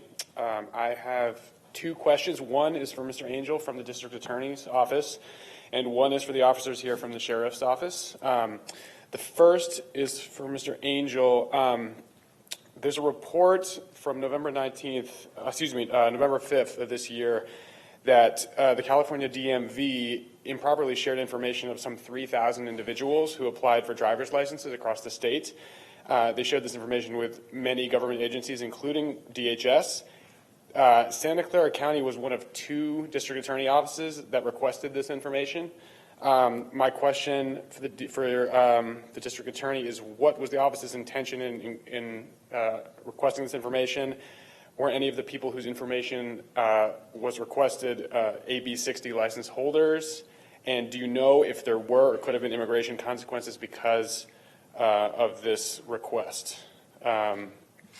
For the Sheriff's Office, I have a question regarding some information provided tonight. The gentleman said that effective today, ICE will no longer have access to county information via CLETS. I'm seeking clarification on that. Given that CLETS is a statewide database, what is the Sheriff's Office doing to prevent ICE from accessing information? How can the county control who accesses information that the county puts on CLETS? More information would be appreciated, particularly in how the county plans to enforce this new policy. Thank you. Thank you, and I believe that brings us to our last speaker, Ruth Silver Taub. Please come on up. Hello.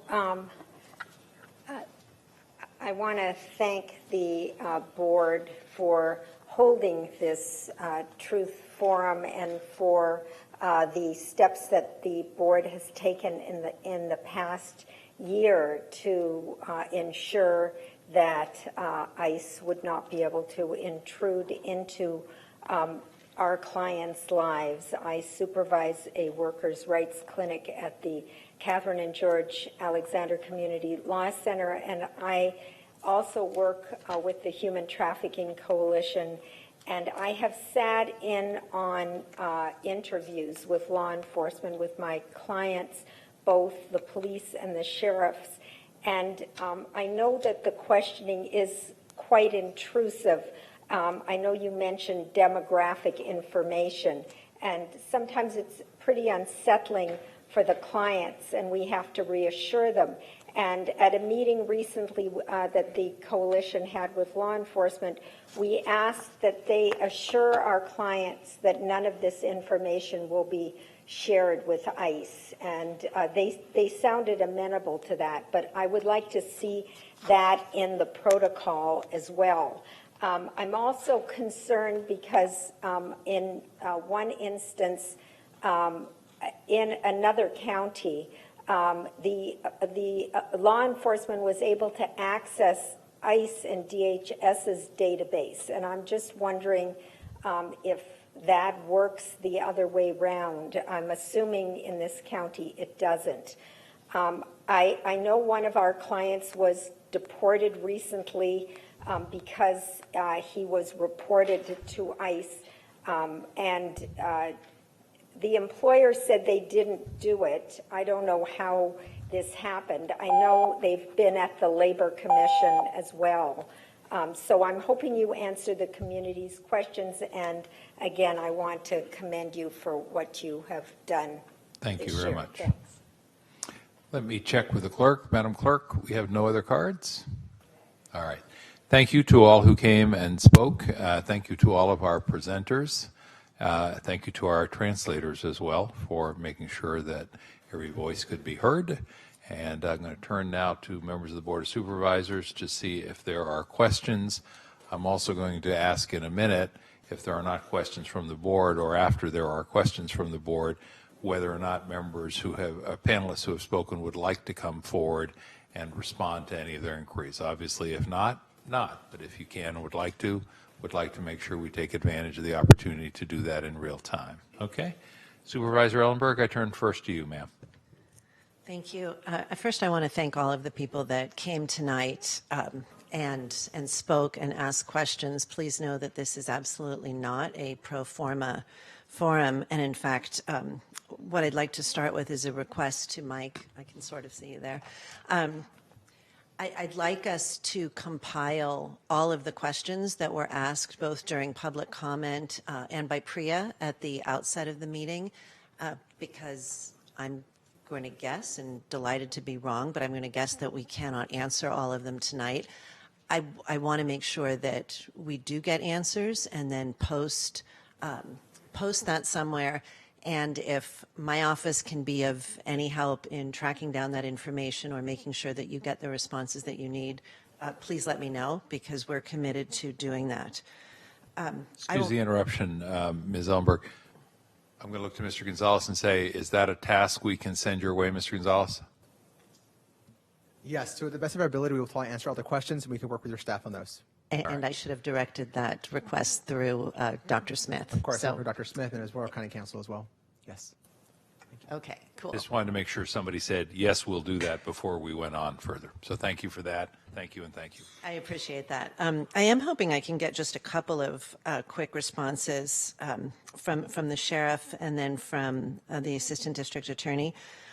What new, so for the sheriff or sheriff's representative, what new specific trainings or protocols have been put in place, particularly since since the board clarified the policy at the beginning of the summer?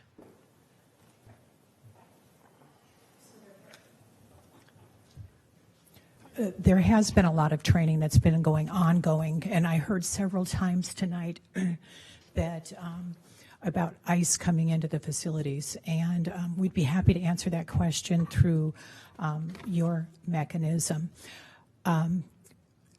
Because it's been over a year and a half since that's happened, and we freely admit the mistake and did work with the public defender's office also. But there's ongoing training about ICE, and as far as the change in policy, we've gotten clarification on the policy from county counsel's office and put that information out to our staff on the changes that were made. And there's ongoing training, and I've talked with Assistant Sheriff Taylor about that, and he's confirmed that also. Thank you, Sheriff. And what about changes or further clarifications in information that's given to inmates regarding their right to refuse a conversation, to have it in their language, their preferred language? We continually get the notification requests from ICE, and with what each one of those is stamped and provided to the inmate that says that we do not cooperate with ICE. So it doesn't ever get to the point of where there will be an interview, because we've made that notification upon booking. Kavita, I have that right? Okay. So I thought that was the case, but then I heard Ruth Silvertoe mention that she had been sitting in on some interviews. Are you still here? Those were not in the jail interviews? Okay. All right. Thank you for clarifying that. Okay, thanks. And I'm glad that you'll be prepared to answer the rest of the questions in writing through this process. Is David still here? Oh, hello.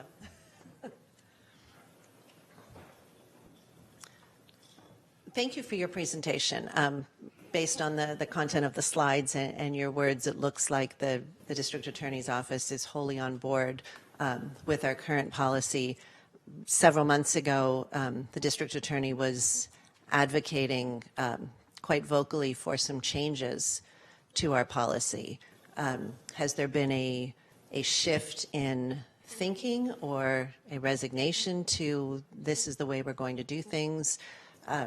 What can you say, if anything, about the shift from where this office was advocating several months ago to what you presented tonight? Well, I probably can't speak too much to that. I mean, I can note that the debate as to what would be the contours of the county policy is a different question than whether or not the DA's office is enmeshed with ICE at all. Whether we work with them on their immigration enforcement or provide information to them, and we just don't and haven't. As to the contours of the debate, Santa Clara County policy is slightly different from San Francisco's, which is slightly different from other, counties within this state. So I think one can have reasonable debates, within there and have different positions, but also remember, above everything, we are tasked with, enforcing the law. So once the county has decided on a policy direction like that, it would be very unusual for us to do anything beyond debating it at the appropriate time. And have you found that that's impeded any of your work or prosecutions? You mean, has the county's policy on immigration impeded our work on prosecutions? Yes. Again, let me say, I don't have an encyclopedic knowledge of all of our cases, right? So I guess I can't say, but no, it's of course not really been a major problem, whether there's been isolated ones, but of course it's a policy decision to decide how one wants to weigh different, values and different needs of the county. All right, I'm glad to hear that. Thank you so much. Let me just double check. I think those are all of the questions I have that I think can be answered tonight. And again, I'll look forward to seeing how we put together a comprehensive set of questions and answers for the public and for all of these organizations. Thank you. Thank you. Supervisor Wasserman. Thank you, President Smitty. I too appreciate all the individuals and organizations that came out tonight for this community forum. I also want to thank all the organizations, both the private sector and the public sector, for their presentations tonight. Very, very, very informative, very complete. I know you had a small time frame in which to present your information and data, but what you did I found to be very, very relevant. I'm also extremely proud of the record and the leading by example, best practices, whatever you want to call it, of Santa Clara County in this area. I thank you for that, and I too look forward to, I know when various speakers were asking questions, I saw several people taking notes, and I too look forward to when you ultimately have the opportunity to review those questions, think about the answers and reply. I know we as a board look forward to those responses, and I'm sure the individuals and organizations here do as well. Thank you very much. Supervisor Chavez. Thank you. I wanted to start, if I could, with the Sheriff's Office and ask a question about CLETS. So I don't, whoever's best to, and Sheriff, I appreciate you being here. I hear you're fighting I can hear it in your throat, the cold that we're all fighting. So thank you. So throughout California, every sheriff's office is the county control agent for information coming from SLETS, and SLETS is the state database for criminal record and criminal history information. So we provide connections for probably 35 to 45 law enforcement agencies who go through our hub. A couple of agencies in the county will go direct connect to the state. So I received a letter today around 4 o'clock after we'd submitted the slides that said that ICE was discontinuing their direct connect through our hub. They still have the right to that information, and I'm sure that they will go a direct, I'm speculating that they will do a direct connect to the state for that criminal database information that they have, that they're legally entitled to. It just will not be through the county hub. So and this is an issue that we've been trying to kind of struggle through. Mm-hmm. Thank you, Joe. And I think, thank you. Maybe I've been yelling at too many people, do you think? So, but several years ago, the local database, CGIC, ICE was discontinued from that database. So they don't have any of the booking data that comes into, they don't have any of the booking data that comes in when someone is booked, because that's in CGIC. All SLETS is just the criminal history information. So they've been limited for many years on what they could get through CGIC, and now they still probably will have access to CLETS, just not through the county. So really the big difference is direct connection versus having to go through the state. Mm-hmm. Okay, thank you for that. And then those agencies that have gone through the county control agent hub, we've always been reimbursed for the costs associated.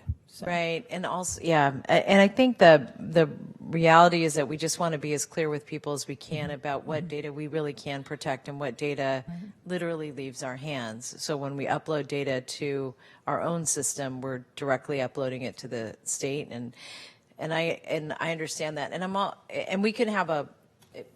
Let me come back to that if I need to, but there's another question, and I know. It was raised tonight, and I know it was raised quite a lot, maybe in the last couple of years. And this is over the issue of whether or not we input people's place of birth. And I know that's a more complicated question than we can just decide on today. But one request I would make is whether or not the staff can give us an off-agenda report that explains the process for evaluating the need and the role of that data. And then what I would like to recommend, in some ways what you'll also see on our agenda tonight, for those of you who took a look at it, you'll see that there's a report on the non-cooperation with identity-based registries and internet activities. And the reason we left that on tonight is that that's also a concern that we have in terms of how to protect people's data. And this was actually a really something that Supervisor Semidian worked on, and we asked for them to be held together because this data question is such a significant one. So that being said, what I would like to request is an off-agenda report for the purposes of evaluating under the value of that data, what we use it for, what we don't use it for, and that way the board could have a more full discussion. I don't know if that's through FGOC and then the full board, but can have a more robust discussion about that topic. Information in CJIC complaint does have place of birth. It does not have immigration status. And I know that we've worked with County Council's office, Kavita in particular, on whether or not we mandatorily have to report place of birth. So I think that County Council... Do we know the answer to that? Sorry. Kavita says, thank you, Sheriff. I had to scoot over a couple feet to get to my mic so you can hear my own cough voice. That is something that we could include in an off-agenda memo. I don't want to misspeak sitting here since it's been a while since we've analyzed these issues together. So yeah, that would be great. And what that essentially means, what I just requested, is that when we ask staff to do that they would do a little bit of research, and then what I'm also asking for is a process for evaluation. That would be a public document unless the county council deems that it's not appropriate for it to be public. So it would be, we could follow up with the folks that are most interested in that topic. And then on the database, we'd also gotten a request on the role the community could play in assessing any new databases that we were trying to implement. And I'm looking a little bit at Miguel because I know this was an area you played a tremendous leadership role in terms of trying to get working with the Sheriff's Department, the databases that we thought were going to be most appropriate for us. Where are we in that the database acquisition implementation process? You are referring to the JMS project. We have, a big part of that was getting what are called MCAs, management control agreements. We have all that in place. The vendor is moving forward, and I don't know the final date of implementation, but it's moving forward as we had planned. I thought I saw Dan Baldry or Martha might know the better details on it, but it is moving forward. That would be great. And Ms. Wapinski, if you would introduce yourself so folks know who you are, even though the board members do. Martha Wapinski, Deputy County Executive. So the short answer is we reported to the board that the jail management system will be implemented in about summer 2020. Right now, the county team is working with the vendor to refine that timeline. With regard to your question about community engagement, there have been numerous meetings for the last 4 years around JMS and the vendor. There are quarterly board study sessions that where we report regularly on the jail management system, as well as the deep look that the Blue Ribbon Commission took at these systems. And so those have been the kind of the public community engagement pieces so far. So I think that what I think that the advocates just want to understand is what is the implications of the new system? What does it do? And so what I would just request is that prior to the next quarterly report, if we can have a briefing for the Fire Coalition just so they can see what it is that we're talking about. Sure, we can do that. Thank you. Thanks very much. And then the last, this is a question I'm embarrassed that I don't know the answer to, but I was really intrigued with, Mike, your conversation about how to protect data and what the county's doing to protect data, and really appreciated you coming forward with that. And you made a really important point, which is people can get online, actually look at your website and see how to protect their data. My question is, do we have that only in English now? I know we're moving to making all of them multilingual. I just don't know about yours. Sure, it's still a very new website, and so it's just in English now, but we can certainly work to try to make that multilingual.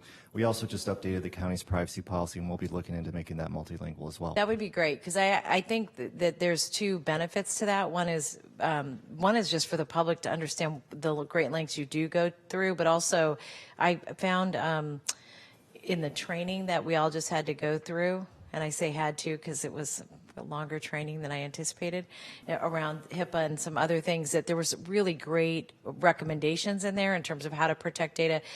And I don't know if we do trainings or make trainings available to our nonprofit partners that may be interested in learning about how to do a better job of protecting data. Because really, I'm less worried about us. I'm frankly more worried about some of our partners that don't have all the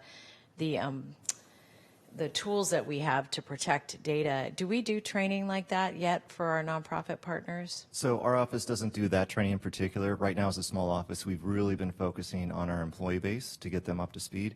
That certainly is something that we can look at for the future. I think it's a wonderful idea, whether it's nonprofits or community-based organizations that certainly interact with the county and have county data in some circumstances. Yeah, and even the training, even though it was very long, the training that we just did may be something we want to make available. I mean, just share it just with, because that may be an easy way to do it. It's an online training, but it was very informative and very helpful. Thank you. Sure, thank you. Anything else, Supervisor Chavez? All right, then, if not, Mr. Gonzalez, the one thing I would just ask is reasonable estimate, and if you want to look to Dr. Smith as well here, for when we might get these questions asked, compiled, and responded to. I think this can be a very useful tool. It's a tool I use when my office and I hold community hearings on the Lehigh cement plant. People come with lots of questions, and sometimes we can't get them all answered, but we put the questions and answers up on the web, and that seems to help people a lot. So thoughts about how long that might take? I'd love to work with Dr. Smith and our county council on deciding a date. Can we get back to you, Dr. Smith? I'm sure it'll take at least a month. Okay. Can I encourage staff to try and make it not take much longer than a month, because I think it loses its currency, frankly, if it takes much longer than that. I understand we've got lots of holiday takers, and that'll be a challenge. And I also understand there's a lot of coordinating with different groups here. But my hope is that if there are just 2 or 3 questions for this group or this office or that office, that then the different offices can help us by getting back as quickly as possible. And then the question is, where would that information be displayed?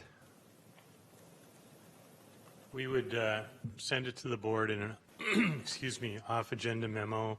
The off-agenda memo is then available on the clerk of the board site, but we can also post it on the media site that we use for press releases so that people will see it. And we also, the Office of Immigrant Relations has a page, as I recall? Yes. Yes. Correct. Yes. Any reason it couldn't be front and center on your homepage? Approved by county council, we could definitely try that. Yes.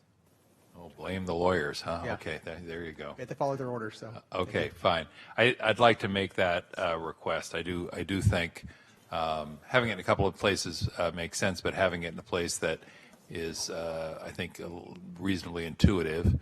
and if it could be shared with board members in a way that would allow us to put it on our own pages, that might also facilitate, because a lot of times we've got folks who just come to our page looking for information as a starting point. Okay, thank you. Thank you. Colleagues, that I think brings this portion of the hearing to a close. We do have a recommended action, which is to receive the report, and so if we can get the voting panel on our screens. Let's see if we can do that. And I was just going to say, I'll move the report with the requested actions of staff and of all requested actions, both the questions being answered, but all the direction that was given tonight that people said yes to. All right, so we have a motion by Chavez and a second by Ellenberg, and we have all four members who are present. Supervisor Cortese had to step away, sends his regrets. We'll ask the clerk to display the results, announce that that was a 4-0 vote with one member away, Supervisor Cortese. We do, just as a technical matter, need to take formal action on item number 50. So, Madam Clerk, we could ask you to put that item up. We have a motion by Supervisor Chavez, and again, this is just a recommended action to receive the annual report. We have a second, I'm hoping, from somebody soon.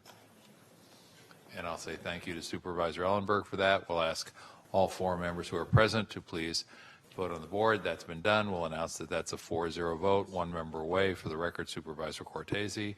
And before folks step away, Supervisor Cortese very much regretted he could not stay for the remainder of the meeting.